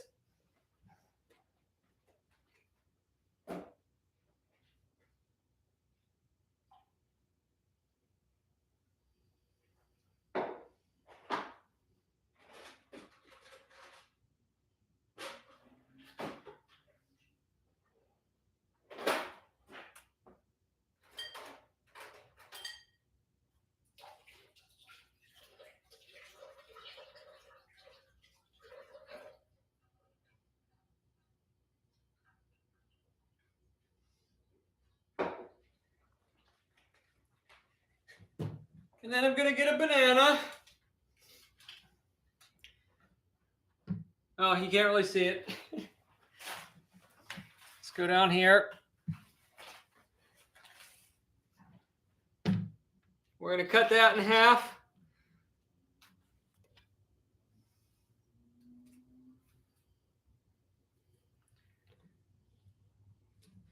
We're going to throw that in there.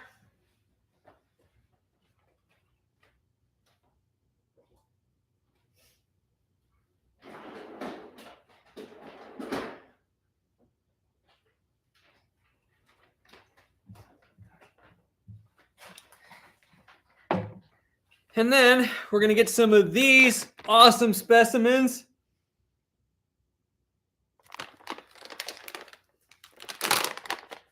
We're going to go like this.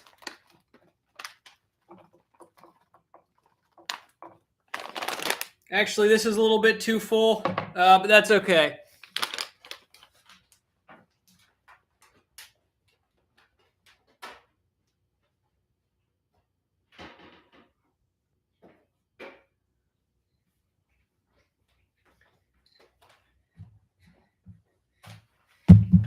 And then I'm going to put some alfalfa powder in there.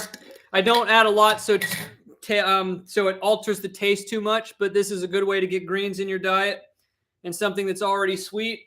I'm not going to put a lot in there. A little bit of alfalfa powder.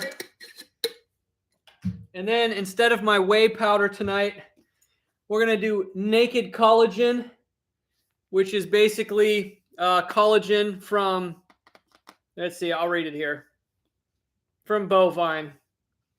You can read that.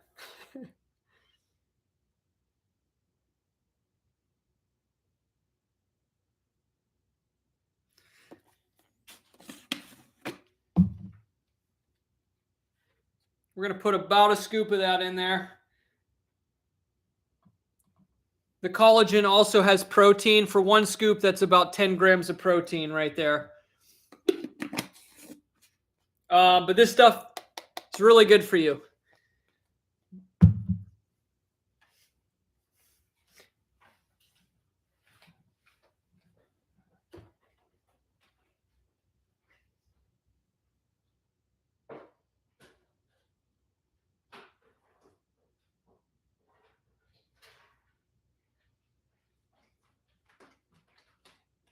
Tell you what, we can do, oh wait, we can do the whole thing here.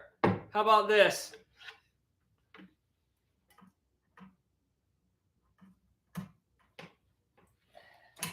get this plugged in.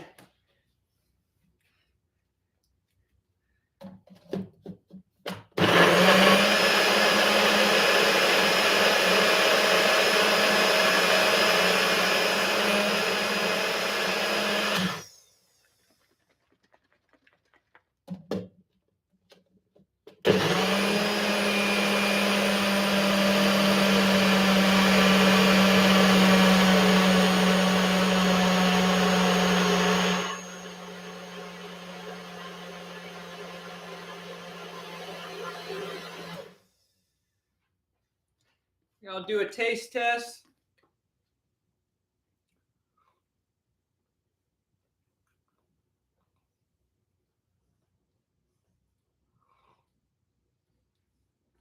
It's good.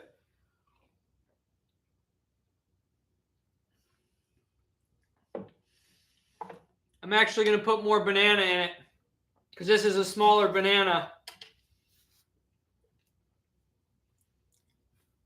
I'm going to put the whole banana in. Then we'll be good.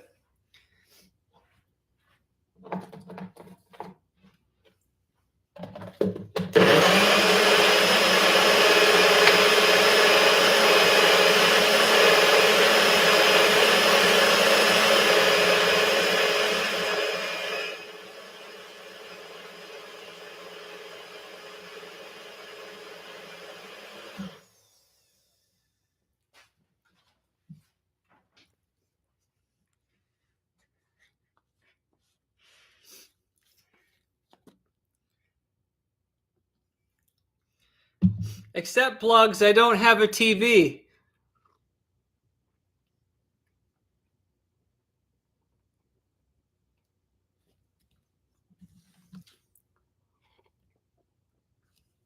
That's good.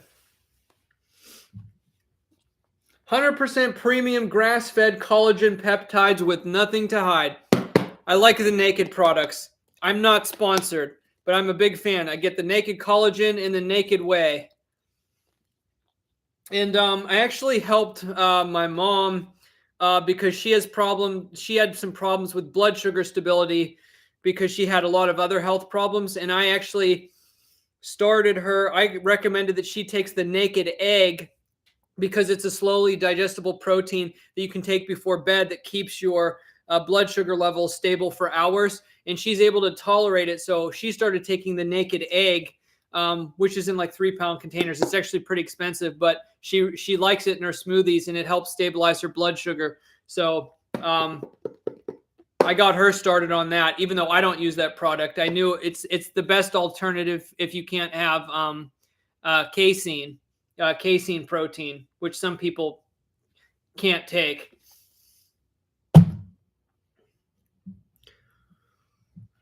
It's not hypoglycemia. She just has a myriad of health problems due to like Lyme's disease and all sorts of other stuff.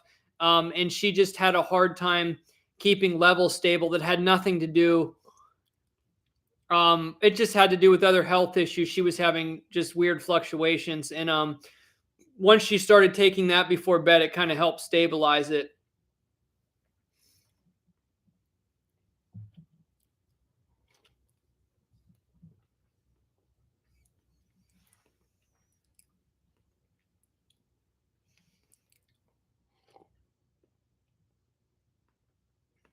So I used to have very unstable blood sugar when I was younger, just because my diet was very, very, very high in sugar when I was young. But I'm pretty good now. Yes, plug. She got Lyme's disease when we lived in Pennsylvania from a tick bite. We lived in an area where the deer were infected, and she got bit on the back of the leg and didn't notice it for like a day until she had the bullseye rash. And she was very, very sick for quite many years. It's manageable now, but I mean, obviously it's kind of, caused issues now that she's older. But she's had some other problems as well. She's had some different brain injuries over the years. I mean, she had a rib removed when she was younger, all kinds of crazy stuff.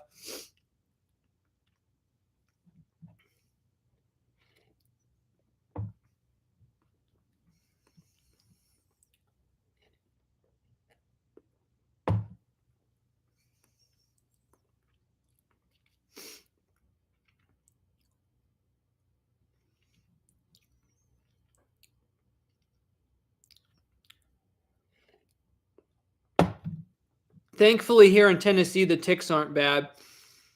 We more so have the seed ticks, which don't carry Lyme's disease. I know it's really, really bad up north right like now, especially in Pennsylvania.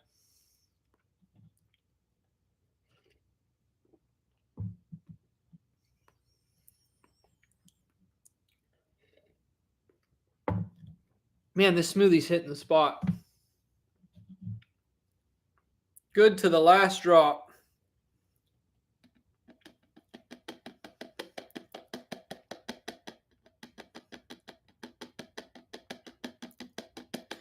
I've never really bought frozen cherries before, but I started putting the frozen cherries in with my bananas in the smoothies, and I am like absolutely hooked.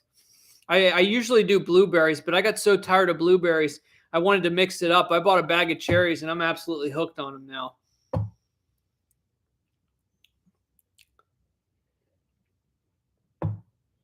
Well, you need the banana for that base flavor and to make it thicker.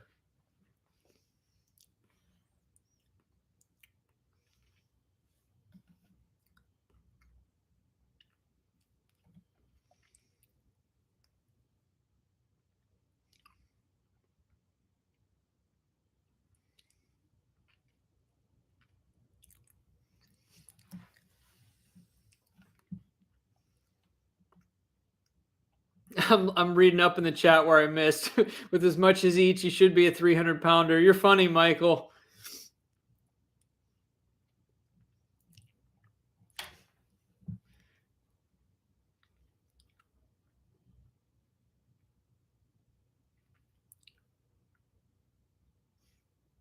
That's good, Christopher.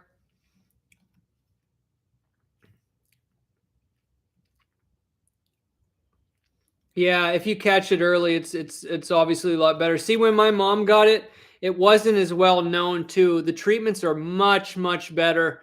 Back in the day, getting Lyme's disease, I mean, they didn't. A lot of people. I mean, a lot of times it didn't go treated well.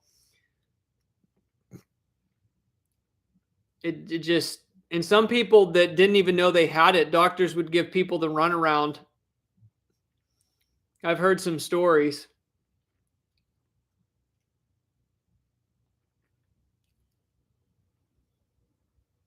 It's one of those bizarre things, you know. It's a bizarre illness the way it works.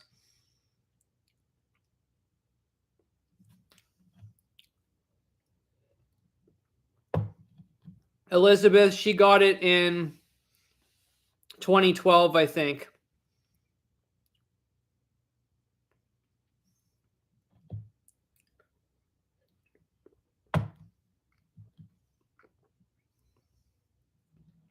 When is the next upload getting uploaded? I'm not sure, Plugs. I did those 2 videos in a row and then one last week. I'm going to try to get my big one up for Saturday, but I'm not sure. I'm aiming for Saturday, but don't hold me to that. If you push me too hard, I may go back to uploading 2 videos a year. No, I'm kidding. So I'm up to 5 silver coins already this year. So that's pretty good for me because I haven't been detecting as much the past couple of years. I already have more silver coins than I found all of last year. So we're heading in the right direction this year. So this year, oh wait, can I tell?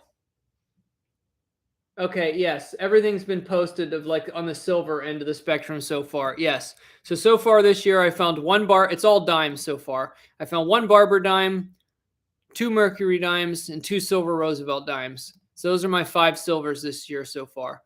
But then I also got an 1880s V nickel too, and some relics. So I'm off to a good start this year.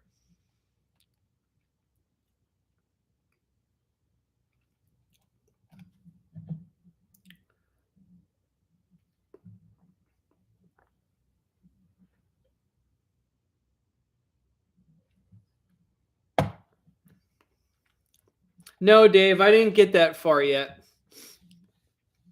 I'm curious about it too. I'm hoping I can get in there, but cold calling people is usually very tricky on permissions, even if I can get their number.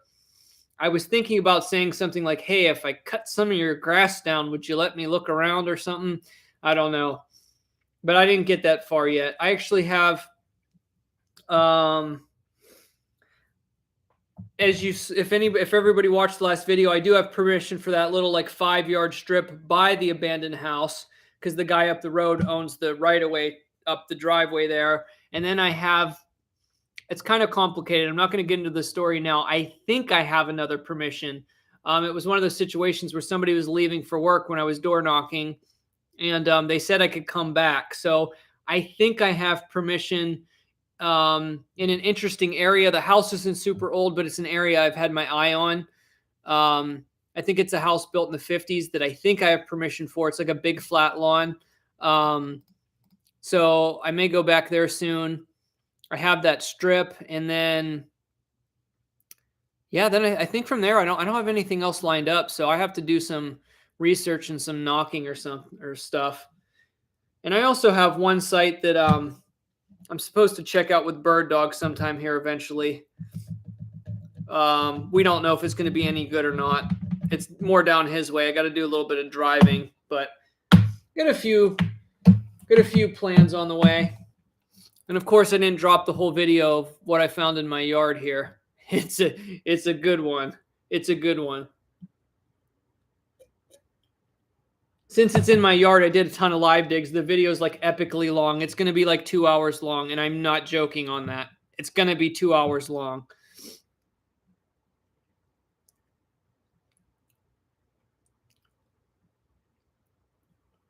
I know, Dave, it's tempting. I would really like to just go over and detect that. Nobody would ever know, but obviously it's not my property, so I'm not going over there. Oh, that's pretty good, Plugs. You're at 8 already. All right, well, maybe we'll get a little challenge going, Plugs. Maybe I'll have to step up my game a little bit.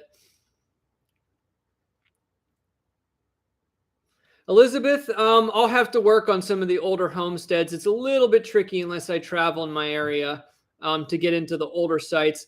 I'm just actually honestly focusing now on whatever I can get here locally just to get into the dirt. Like, I'm still not doing a lot of traveling yet.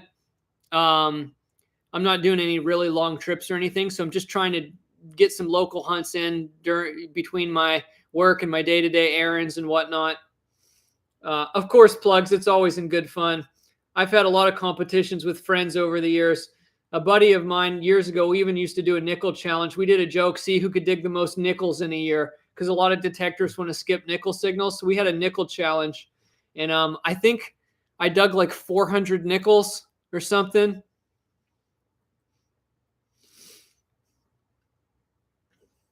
What's my favorite color? That was a random question.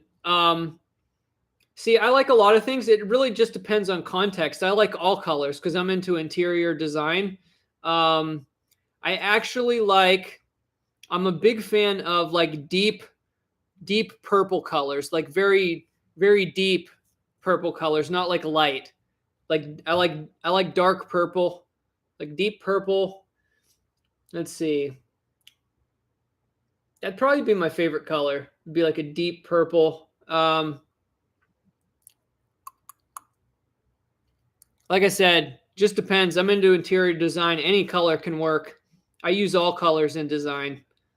I literally have a pink wall in the farmhouse. I'm sure all of you have seen it in the videos. It looks awesome though.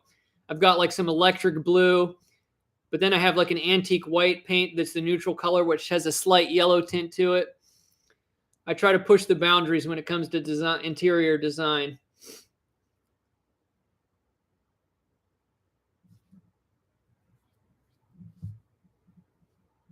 Hey, Jack, better than nothing.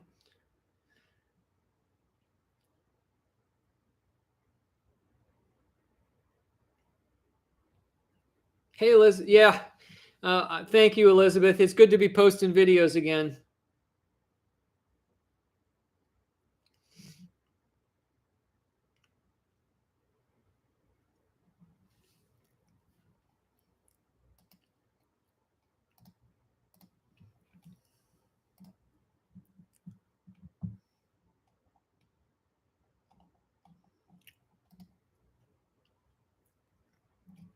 No, I'm not playing a lot of basketball right now. Once the virus stuff started, I stopped going to the gym because it's very easy to pick up other people's germs at gyms. That's actually the only places I ever really get sick. So I didn't want to pick up anything. So I stopped playing indoor basketball. But when the weather's favorable, I still shoot around in my yard. I have a hoop. I have a flat driveway now where I can have a hoop, thankfully. So when the weather's mild, I shoot hoops on my property. But I don't play like I haven't played pickup ball in like 2 years now.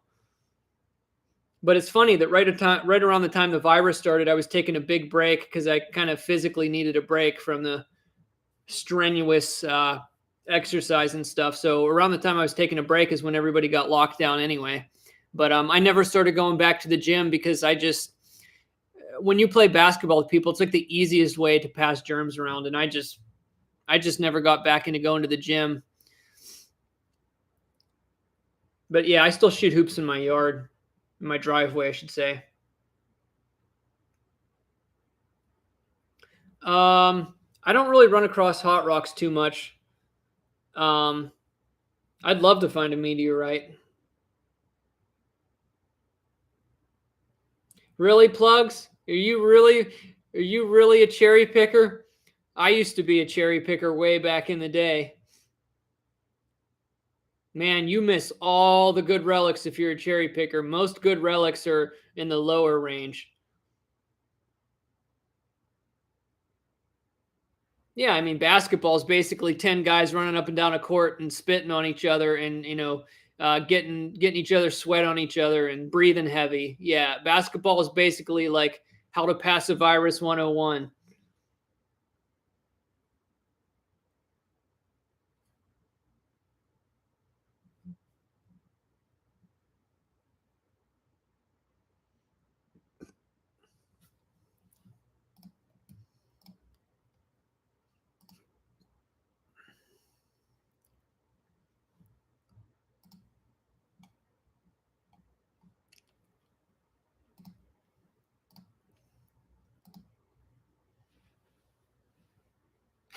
Weekdays cherry picking, weekends dig it all. It sounds like you're on you got a very specific plan in mind.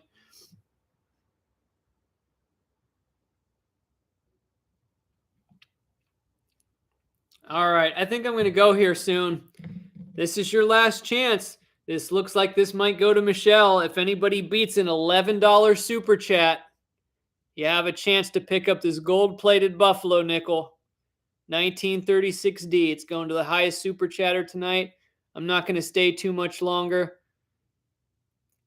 except unless maybe I'll leave the stream running while I get in the shower, and when I get out, I'll chat with everybody a little bit longer. I'm one of the only streamers on YouTube that takes a break to shower and then comes back. Yeah, true, key date, kid. I've actually detected some yards like that have been metal detected before, and I found like a nickel trifecta, like silver war nickel, buffalo nickels, V nickels that all the other people left there.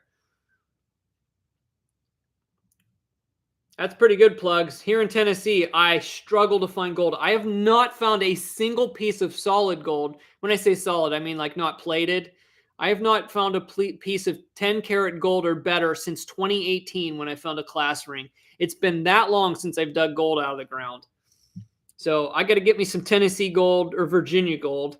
I go to Virginia a lot because I'm close by. I got to get me some gold this year. I got that really nice piece of gold filled, that piece of like a gold filled watch band. That was nice, but it's still not 10K. I got to get some 10 or 14K this year. Hold on. I'm going to rinse this out real quick. These are a lot easier to clean before they get all dried up.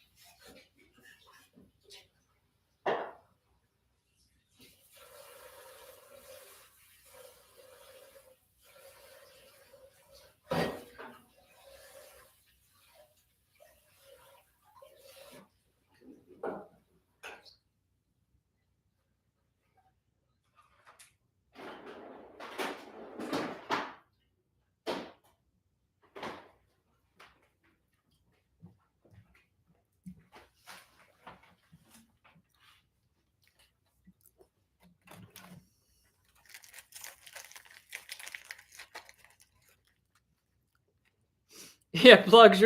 If you're like me in a few years, you're gonna have to buy a storage building just to put your metal detecting finds.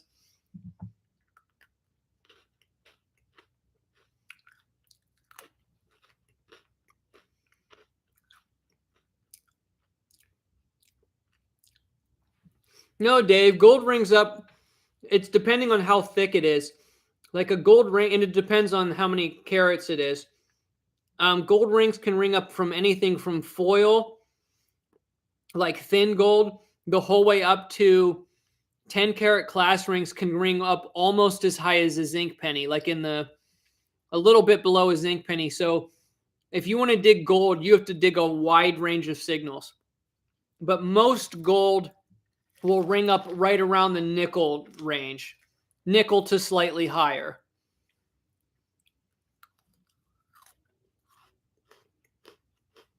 My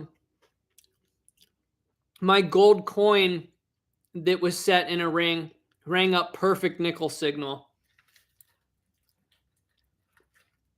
Yep, exactly. Key date kid. Big gold, especially lower carat gold. See, the key is, I'll explain it to you guys. See, this is my Pocky pointer. Listen up, everyone. So the reason the lower the carats, the higher it rings up, because the lower the carat, the more filler metals are in it that are higher conductive. So if it's 10K, it'll ring up higher. If it's 14K, it'll ring up a little lower. So the higher the purity of the gold, the lower conductive it is, because gold is not very conductive. So if you dig up something that is 24 karat gold, 18 karat gold, it's going to ring up more so like a nickel. Once you start getting into 14K, 10K, it'll generally ring up higher because it has more filler materials in it that are higher conductive. So the more pure the gold it is, the lower the signal generally. And then you have to take into account the size of the item. But generally, the higher the purity of gold, the lower it will ring up.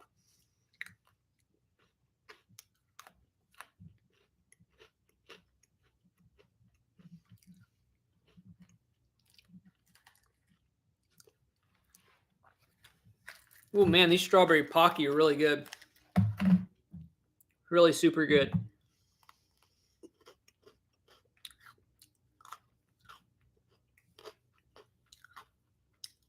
Man, a platinum ring is on my bucket list. The most expensive ring I ever found metal detecting turned into an investment. When I found it, it was worth like under $200, and now it's worth like $600. It was a palladium ring. So it's the most valuable thing I've dug metal detecting now. I found a palladium ring in North Carolina, and it's worth 3 times as much as when I dug it up in like 2015, I believe.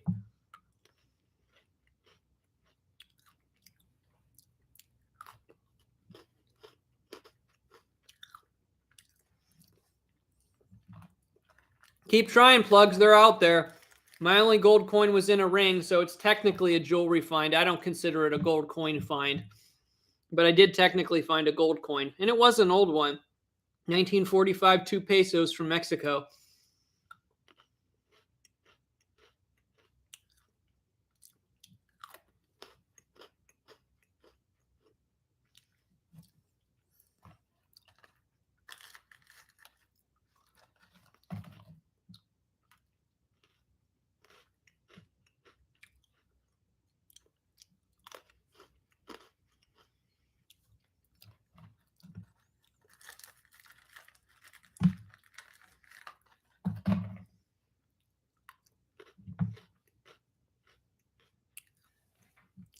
One of the things that has eluded me, I have found Barber half dollars. I have found a bunch of Walking Liberty half dollars over the years.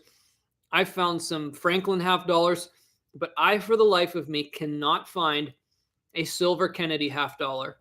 Now, they didn't make them for many years, which is probably part of the problem, but they were silver, 90% silver in 1964, and then 40% from 65 to 1970.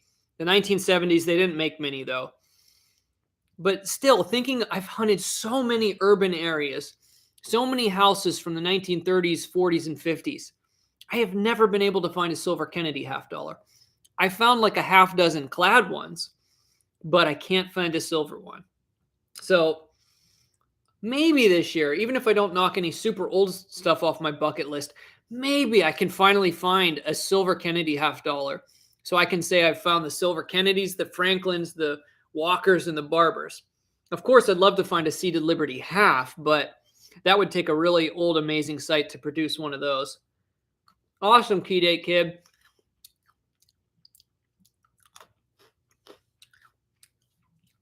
So I've had a few people I've metal detected with before that have found them.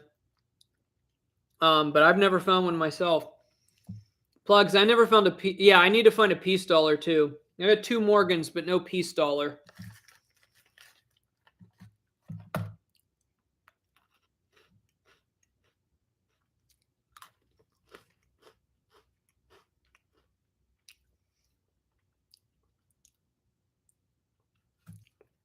Yeah, plugs. Metal detecting is it's definitely another world when you're in the zone.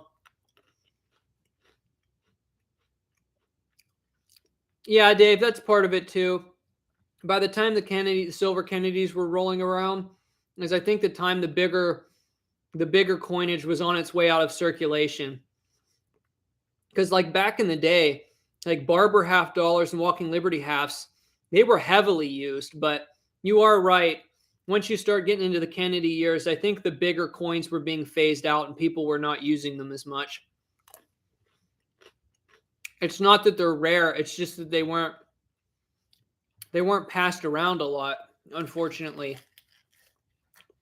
It's kind of crazy that it's more common to find a Walking Liberty half dollar than it is a Kennedy half, a silver Kennedy half.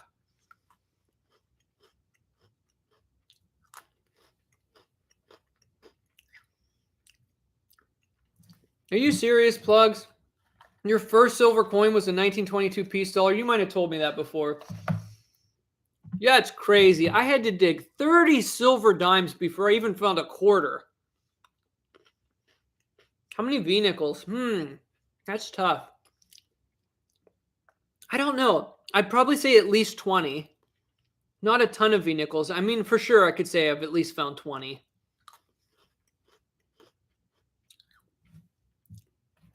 Probably somewhere around 20 to 25, probably.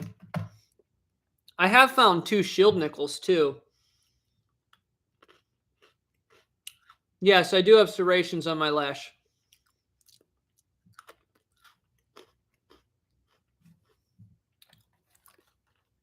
I think I'm going to eat this whole box. These are awesome.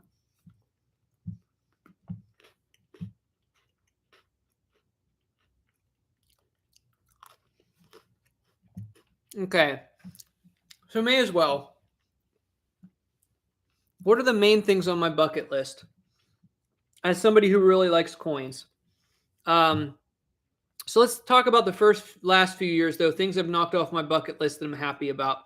I talked about. So let's just go through the coinage, and then maybe we can briefly hit on relics. So let's start. Okay, we'll just start with. I've never found a half cent metal detecting. I was with a buddy on mine on one of our permissions, and he found the most amazing old 1806, I think it was, or 1809, I can't remember. It might have been 1809 half cent. Literally one of the most insane finds in the town that we were in. It's where Davy Crockett's grandparents settled. I kid you not. And I was with him when he found it, and it was on the permission, but I've never found a half cent myself. So I'd like to find a half cent. As far as pennies are concerned, I've obviously found Indian heads, wheat cents. I've never found a copper nickel Indian head cent. I've hit Civil War sites. I've hit 1800s houses, like a lot of them. For some reason, I cannot find a copper nickel Indian head cent or a flying eagle. I have found 2 large cents, one dateless that's a coronet head design, and then I found an 1810 classic head large cent, which is my best, oldest penny find. So I need a flying eagle and a copper nickel Indian head cent. The copper nickel Indian head cent, if I keep hitting old sites, it will happen. So that's much more likely than a flying eagle.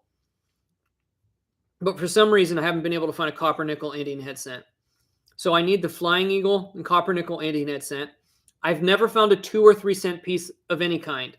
There's a 3 cents, there's a 3 cent silver, and a 3 cent nickel. I've never found a 2 or 3 cent piece. So I got to be able to knock one of those off sooner than later if I keep hitting old sites. Christopher, that's insane. I have found an Indian head penny as a cashier before, but it was like a 1906. Awesome find though. But yeah, the copper nickel Indian heads will ring up really funky because of what they're made out of. You know, copper nickel, obviously. But I dig all that those crazy tones at the old sites. I've just never found one. So going over to nickels, I've done pretty good. I've found all the different types of American nickels that you can find. I've found shield nickels, V nickels, buffalo nickels, war nickels, all the different kinds. So I'm good to go on nickels. Thankfully, I was able to I found 2 shield nickels. It's just pretty awesome. They don't come up very often. Shield nickels are pretty hard to find, but I found 2 of them. So I'm good to go on the nickels. Dimes, I have found obviously Silver Roosevelt dimes, Mercury dimes, lots of Barber dimes even. I've only ever found 4 seeded Liberty coins, and they've all been dimes. So the next on the list is one of my favorite designs too. I really, really, really want to find a capped bust dime, like really badly. That's not completely out of the cards, but they are quite hard to find, especially if you're not hunting sites that are, you know, back to the early to mid 1800s. So I'll probably more likely find a 2 or 3 cent piece or copper nickel Indian head before I find a capped bust dime, or any capped coin for that matter. A 20 cent silver would be a dream coin. As the Key Date Kid just said, that would be insane. It's not even on my radar, a 20 cent piece.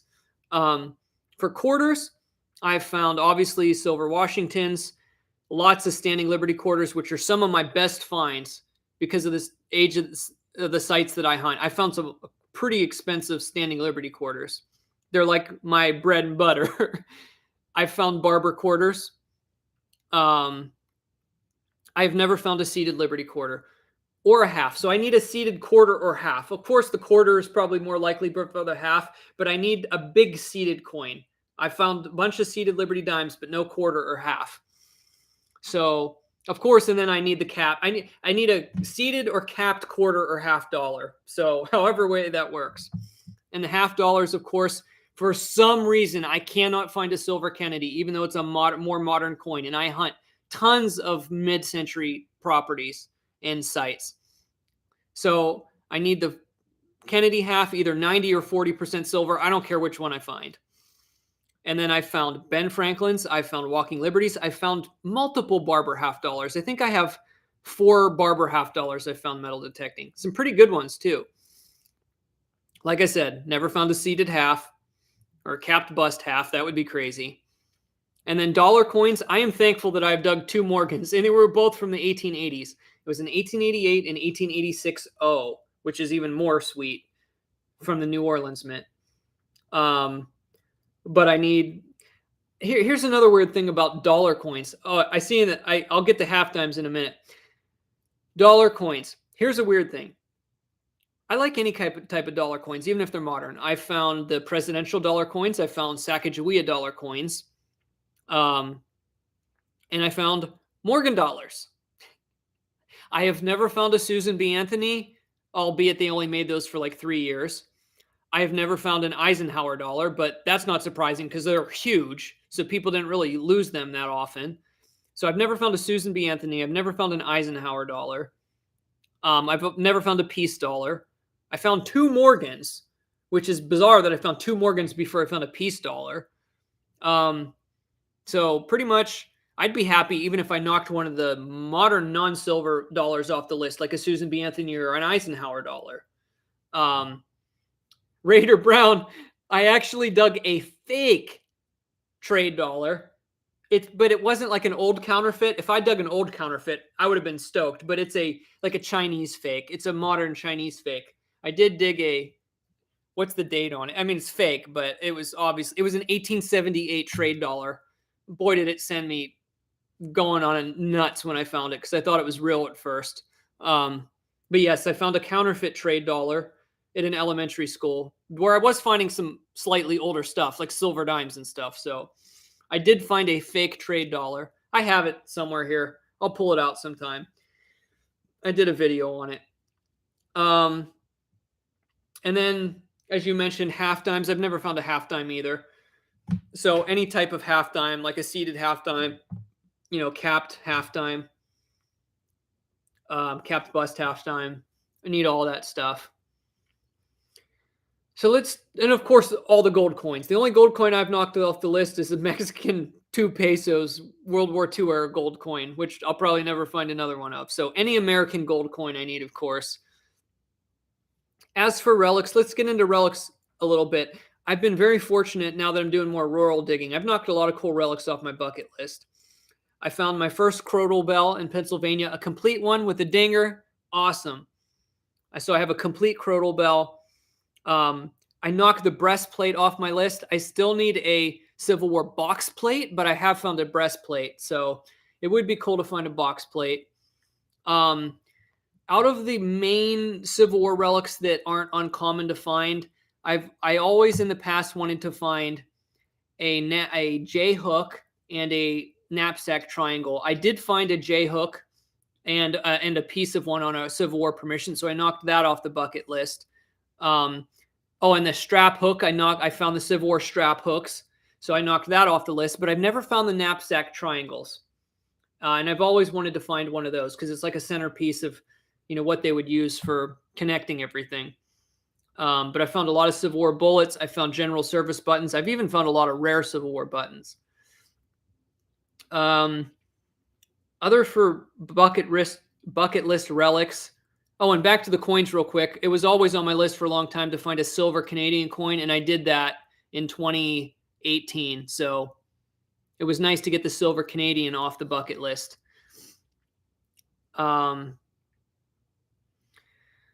Let's see what else is on my relic list. I don't think there's a whole lot.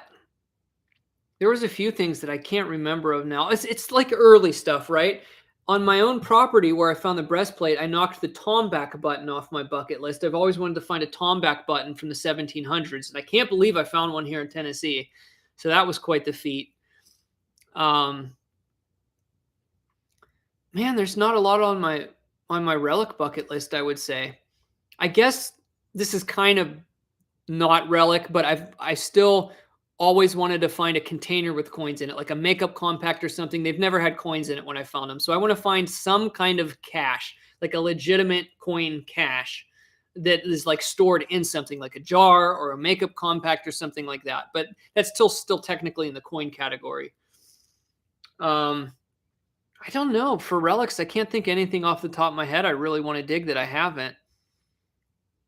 Probably just anything unique that's Civil War related that I haven't found before. It in 1700 stuff. Like I'd love to find a complete shoe buckle. Obviously, I don't hunt the sites really old enough to produce the amazing shoe buckles.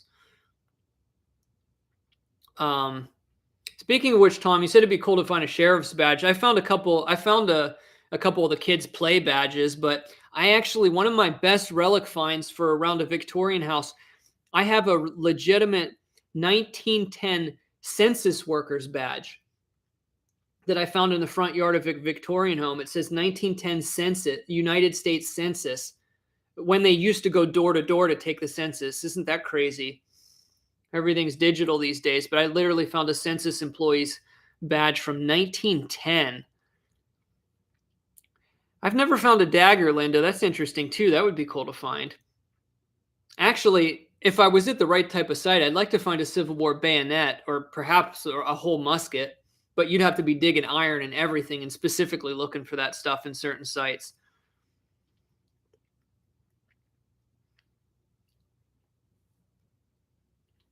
But yeah, the relics, I've done pretty good at knocking some of my bucket listers off over the last few years. So I think most of my relic bucket listers are items that are going to just be old. Like we're talking early 1800s and then back into 1700s, like stuff I don't generally find in this area. But I think most of the relics from the mid 1800s, or like say from the Civil War period up till the modern day, I've dug a lot of interesting stuff.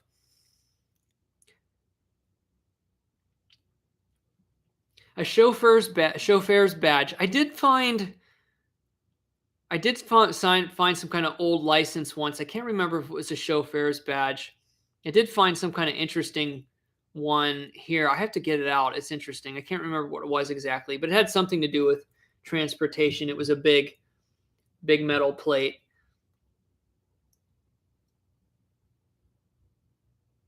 Yeah, plugs. Go after them stories. You never know. Did I ever accidentally throw something good away? I don't know if I've accidentally ever thrown something good away, because I probably wouldn't know if I did. But I have lost things after I found them. One of my most interesting finds that I was happy with, I lost on a permission after I found it and couldn't find it again, because I think I lost it in an area of the property where it's tall grass and I couldn't find it again. But I found an Indian head penny that somebody shot for target practice, which is the first time I've ever found an Indian head that was shot. And I was so happy, but I lost it. And I was super bummed out. I know where it's at. I mean, I know which permission it's on, but it's like, would be like finding a needle in a haystack to go back and try to find it. And it's in a different state. So that doesn't help either. I was on a trip.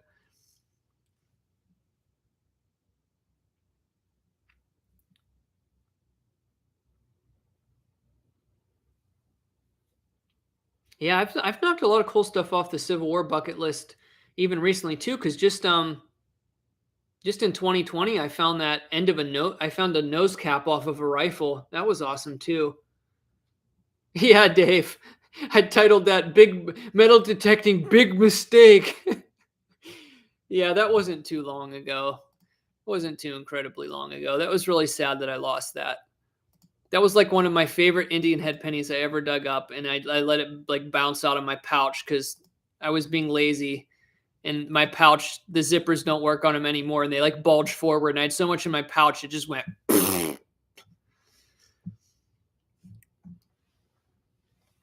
Oh, I like finding old cars are good to check for coins. That's interesting. Yeah, for sure. Oh, I was thinking you were talking about detecting finds. I'm thinking like little cars. Actually, there's an interesting story once. I saw on one of the metal detecting forums once, somebody found a cap gun, and when they flipped open the handle, there was a mercury dime hiding in the cap gun. So obviously some kid had like money stashed in his cap gun, and that was like his little it was his little stash. That was awesome. I saw that on one of the forums once. It was either a mercury dime or an old nickel. I know it was a mercury dime. I'm pretty sure. I was just thinking once I found a cap gun next to a nickel. That's an old nickel. That's what I was thinking. So I don't know if a kid dropped them both, but I found a cap gun right next to a 1940s nickel. So I was thinking maybe the kid lost them both. But yeah, somebody on one of the forums found a mercury dime inside the handle of a cap gun, because when they were cleaning it, they noticed it made a clanking noise, and then they twisted the handle back, and there was an old silver dime in the base of the cap gun. That's pretty crazy.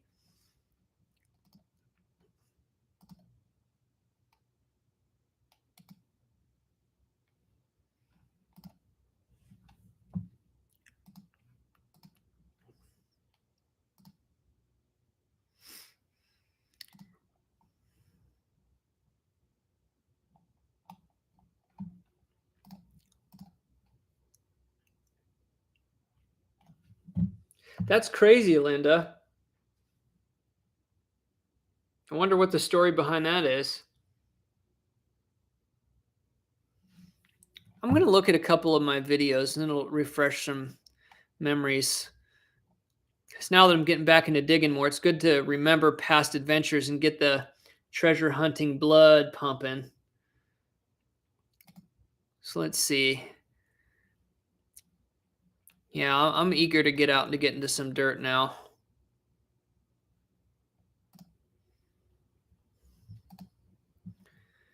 Okay. Let's make my way back. My refrigerator's been making some really loud buzzing noises lately. I have no idea what's going on with that. Oh yeah, so yeah, I've knocked a lot of my relic bucket listers off. I found 2 of those heel plates with the heart cutout in them over the last couple years.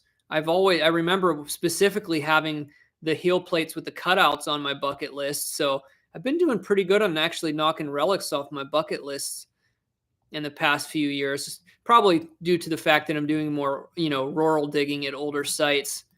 And I'm not just like in the cities digging in 1930s houses a lot like I used to. And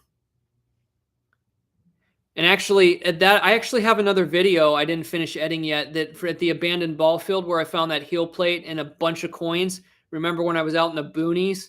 I actually have another video from the abandoned ball field from last summer. I didn't post yet. It's a long video. I didn't find a ton of stuff, but it's still a good video. I made quite a few finds.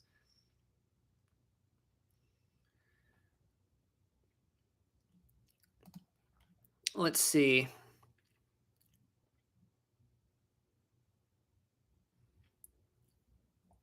Oh yeah, and that's what I have to do. I still have to go. I'm looking at that here because I posted that last winter. Um, I still need to go back to that moonshine spot that I found up in the woods. See if I can find the old moonshiner stash. Maybe they have some money buried up there. It's probably just a whole bunch of mason jar lids, but I did find that one pin and an overalls button up there. So we'll have to do an episode when I go back up to that moonshine spot deep in the woods. So let's see. Because that's not too far away from me. I can go up there anytime when I can't do anything else. That's cool, Jack.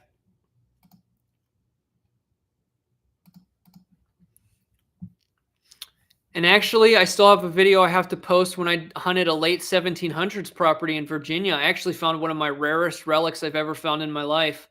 And I didn't post that yet. And that's from last year as well. I still have a few things I have to edit from previous years. Not a whole lot, but I have at least 6 hunts left that I never edited from previous years. Certain videos just got buried for various reasons. So yeah, I've been doing pretty good on the relic bucket listers.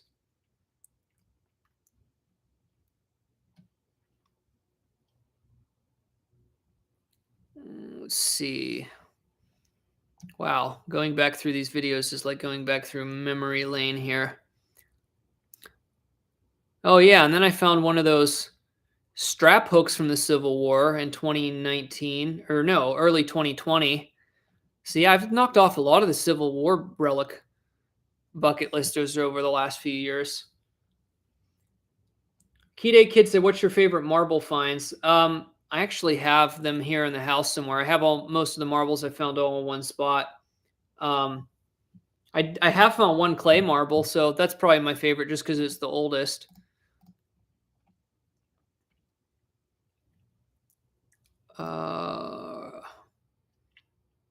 Yeah, this is jogging my memory a bit. Some places I need to go back to get permissions as well.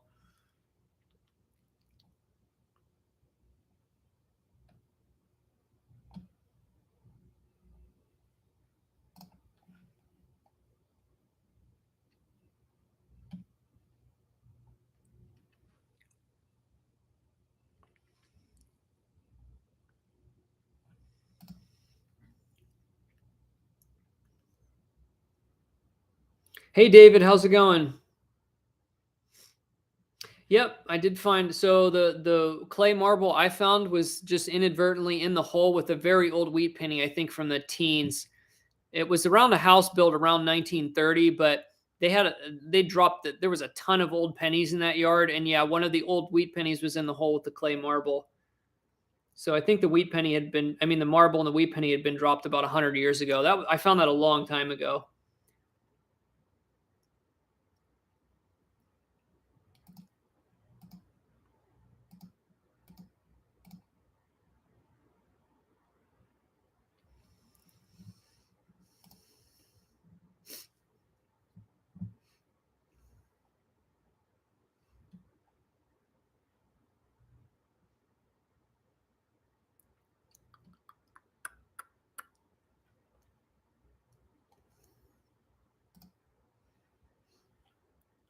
Yep.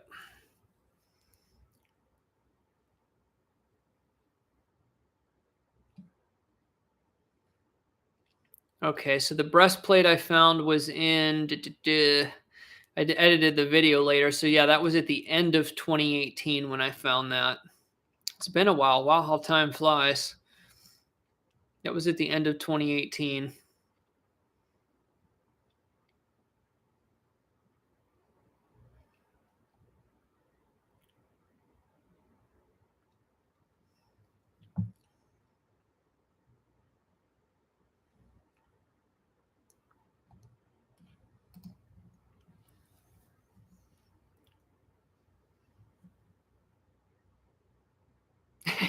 Yeah, that was cool when I found that gold ring when I was doing dig or die.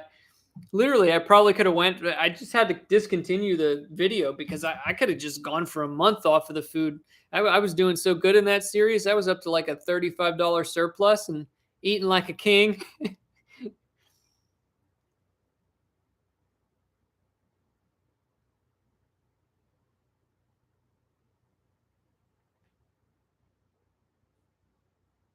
Yeah, that's funny plugs. Yeah, milkshakes aren't cheap these days at the fast food places. Yeah, you must dig in areas where there's a ton of foot traffic because, man, I couldn't find that many coins around here if I tried, even the modern stuff. I have found a few sites over the years that can produce a ton of quarters, but I live in a pretty rural area, not as very population dense, but I don't complain because I don't have to deal with traffic where I live hardly ever. And I am so happy that I just don't have the stress of living in a major city. So I can deal with less clad coinage.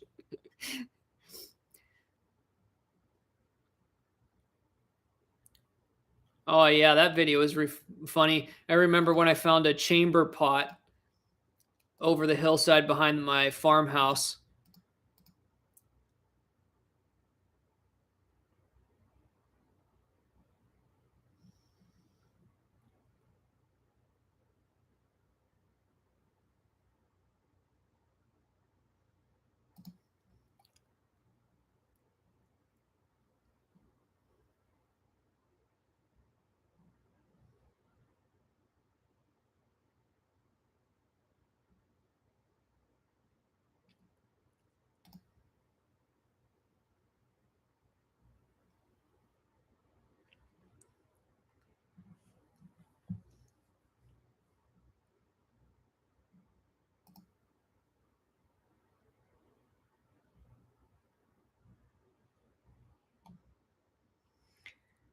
I was thinking about remaking one video just for maybe pulling a clip out of it. I did make one interesting find quite a while back where I think it was the contents of a World War One veteran. Very interesting. That was a really one of my favorite spills I've ever dug up. I'm not going to spoil what that was if any of you don't know what it is, but yeah, I believe I found the pocket contents of a World War One vet.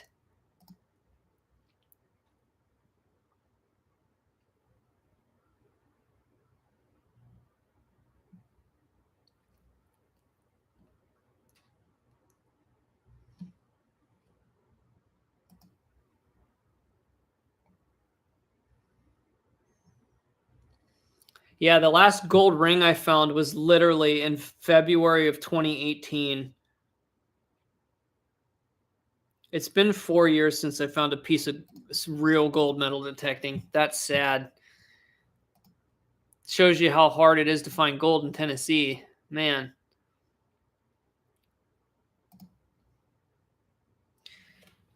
The Key Day Kid said, what's your best button finds? My best button, well, up until recently, actually, like I said, one of the videos I have to post, I actually found an incredibly rare button, like incredibly rare.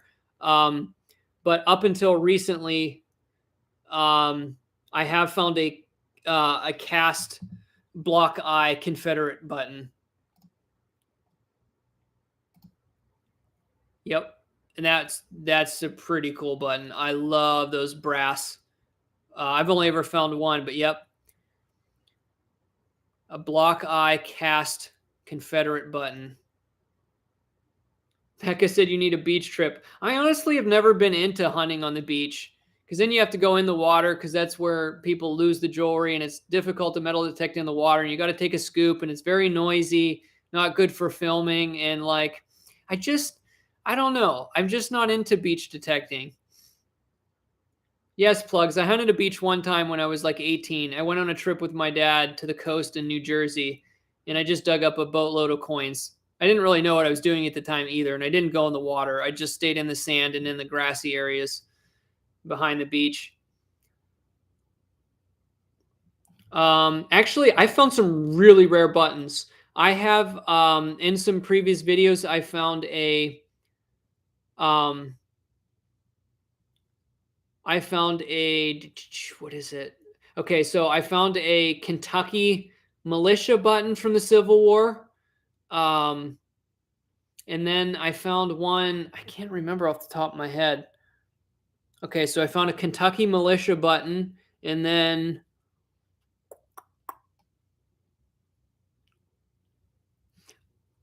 I found a rare VMI button, not one of the brass ones. I found a Virginia Military Institute button from the Civil War as well. I found some pretty unique finds that most people don't find, even some Civil War hunters. But yes, I found Kentucky militia and a VMI button. What other rare buttons? And then the block eye cast Confederate button and some general service Civil War buttons. I think that's it for the rare buttons. There might be one more I'm missing.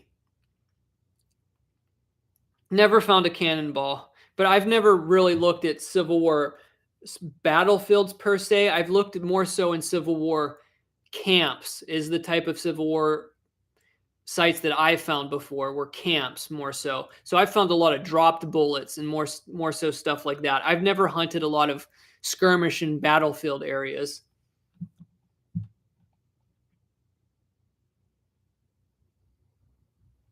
I know a woman that surface found a double eagle in a creek at Limestone, Tennessee. That is insane. I am pretty close to Limestone. It's a whole lot of country down there. A whole lot of nothing. That's wild. I've been to Limestone quite a few times.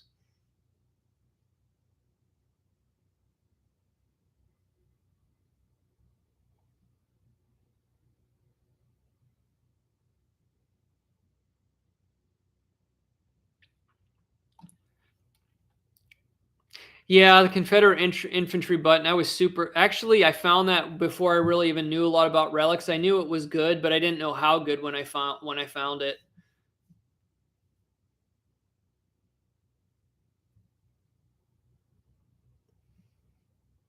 Yeah, that's funny.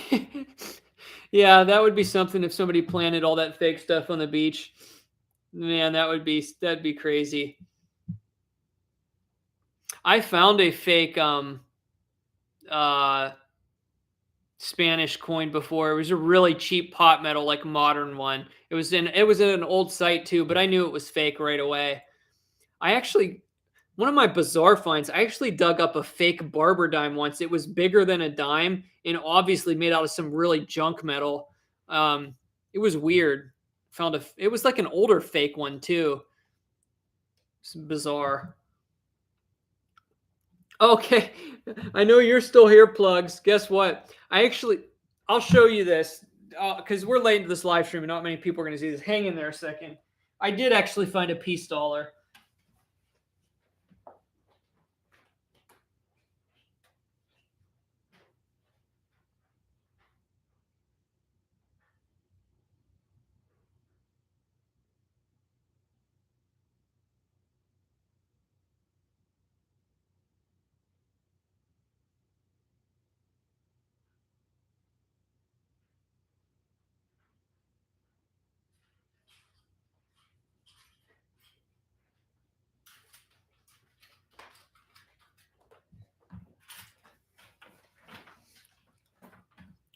So this little treasure chest holds like all of the play money and fake coins that I have found detecting.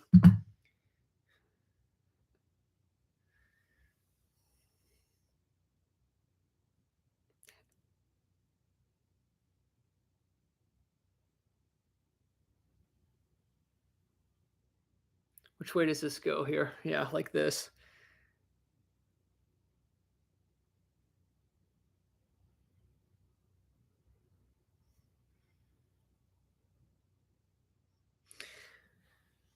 So apparently, somebody commented on the video when I found this. It was pretty close to the surface. So apparently, this is one of the this is a coin from one of the Batman movies. It specifically has a bunch of intentional scars through it. I don't know anything about it, but this is actually one of the types of coins they used in a Batman movie apparently. So this is like a collectible item. Yes, it's the Two Faces coin from Batman, exactly. I dug this up in an old house.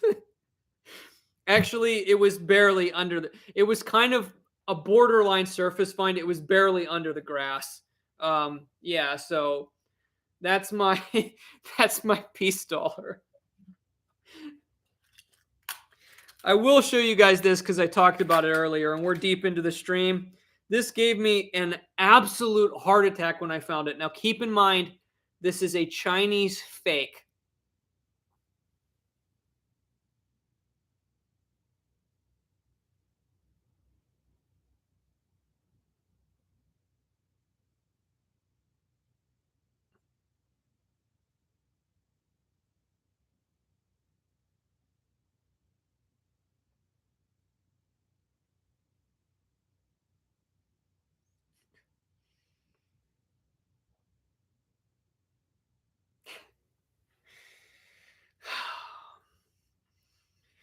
So, and that was about that was a couple, that was a little bit, I mean, that was not a surface find. It was under the ground a good bit. This was found in an old school where I had found some silver dimes and stuff, and I thought it was real for a while. But then when I started to see all the spots on the surface that wouldn't clean off, I'm like, oh no, don't do this to me.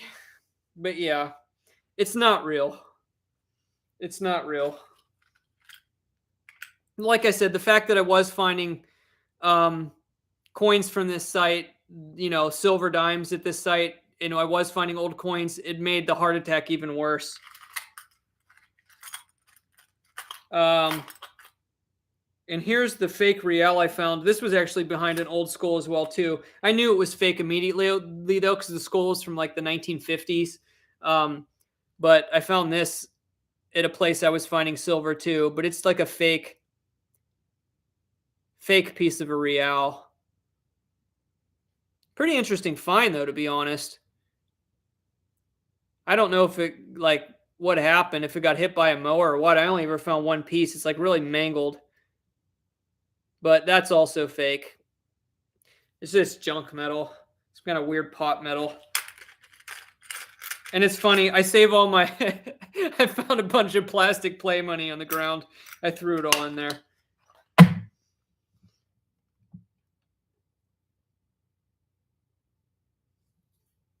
Awesome, Compton. Back when I used to collect coins, I had a 1926 piece dollar. I sold my piece dollar collection a long time ago. Probably back when I was like 16 years old.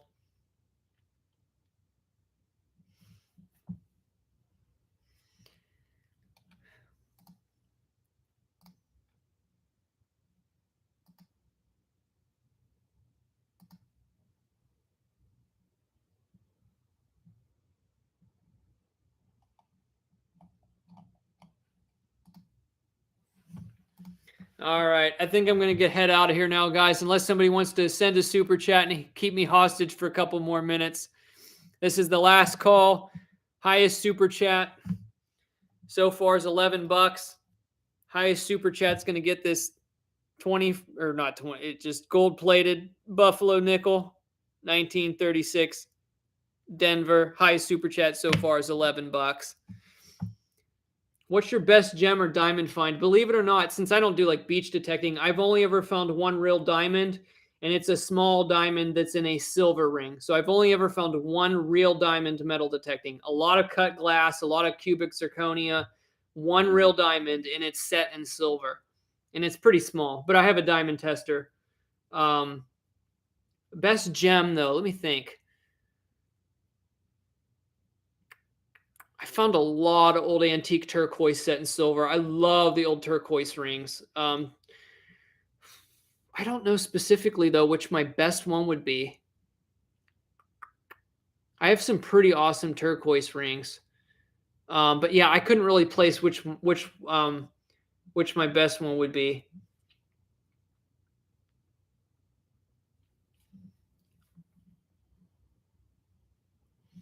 Yeah, I don't know.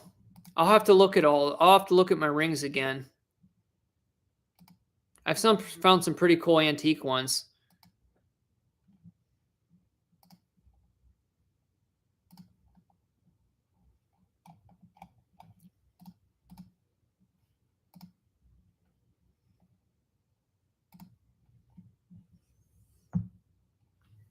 Hey, nice in the 60D Benji with full bell line. Sweet. All right. I'm going to call it here in like 2 minutes. If nobody beats the super chat in 2 minutes, and then this is going to be going to Michelle. So you are on notice now.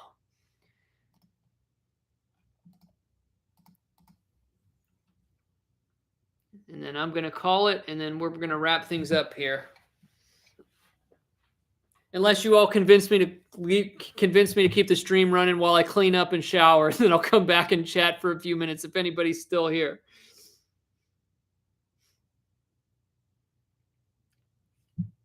That's awesome, Plugs. I can tell you're really hitting the detecting hard right now.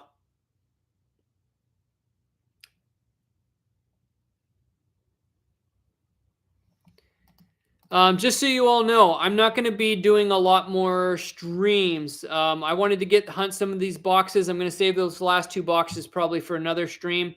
I'm going to be focusing more on actual pre-recorded videos. So I probably it's getting late. I'm probably not going to be streaming a lot more, but that doesn't mean I am putting out less content. It just means I'm going to be focusing on more actual videos and doing less streaming. So I just wanted to throw that out there. I'm probably not going to be streaming a lot. I'll probably try to do at least 1 stream a month, maybe get another one in here and there. Just depends, but I'm going to try to focus on more pre-recorded videos.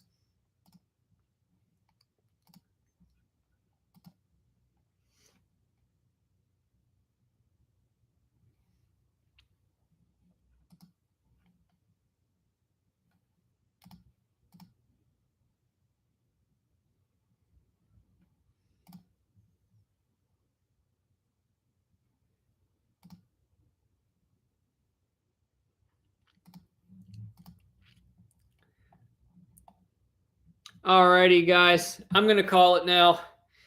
I'm gonna head out now. So if you're watching this, Michelle, if not, I know you're not here now, but I'll catch up with you another time. You're always on the channel, so I'll make sure this gets out to you. And I really appreciate you. It's getting late. I appreciate everybody stopping by and having some fun and talking about coin collecting, coin roll hunting, and metal detecting. It's been fun. We found a lot of good stuff tonight in only 2 boxes. I'm not going to do a recap now in case anybody's here now. Definitely watch this back and skim through it. Maybe I'll do a follow-up shorts video tomorrow or something, but some pretty awesome finds in 2 boxes of coins tonight. Really can't complain. And I got 2 more boxes from the same bank. So we hit some good stuff tonight. Hit a rare penny worth $5, a buffalo nickel, and a silver war nickel. So you can't complain when you're finding that stuff in circulation. We had a good night on the hunt, and definitely a fun night as well too on the chat. Oh, okay. Oh, you're still here, Michelle. Awesome. So you have my email is in the description. Just send me your address, and I'll send this out to you. So awesome. That's yours. 100% yours right now. Just make sure you send me an email with your address. Oh, did you say you mean your birthday is the 6th? That's awesome. Perfect.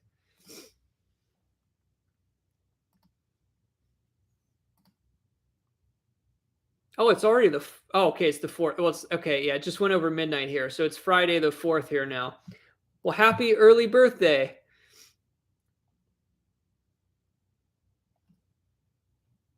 Okay, guys, I'm tired. I'm out of here. I will see you all later. Getting ready to drop some more metal detecting videos soon. And I'll see you all on the flip side. Take care, everyone.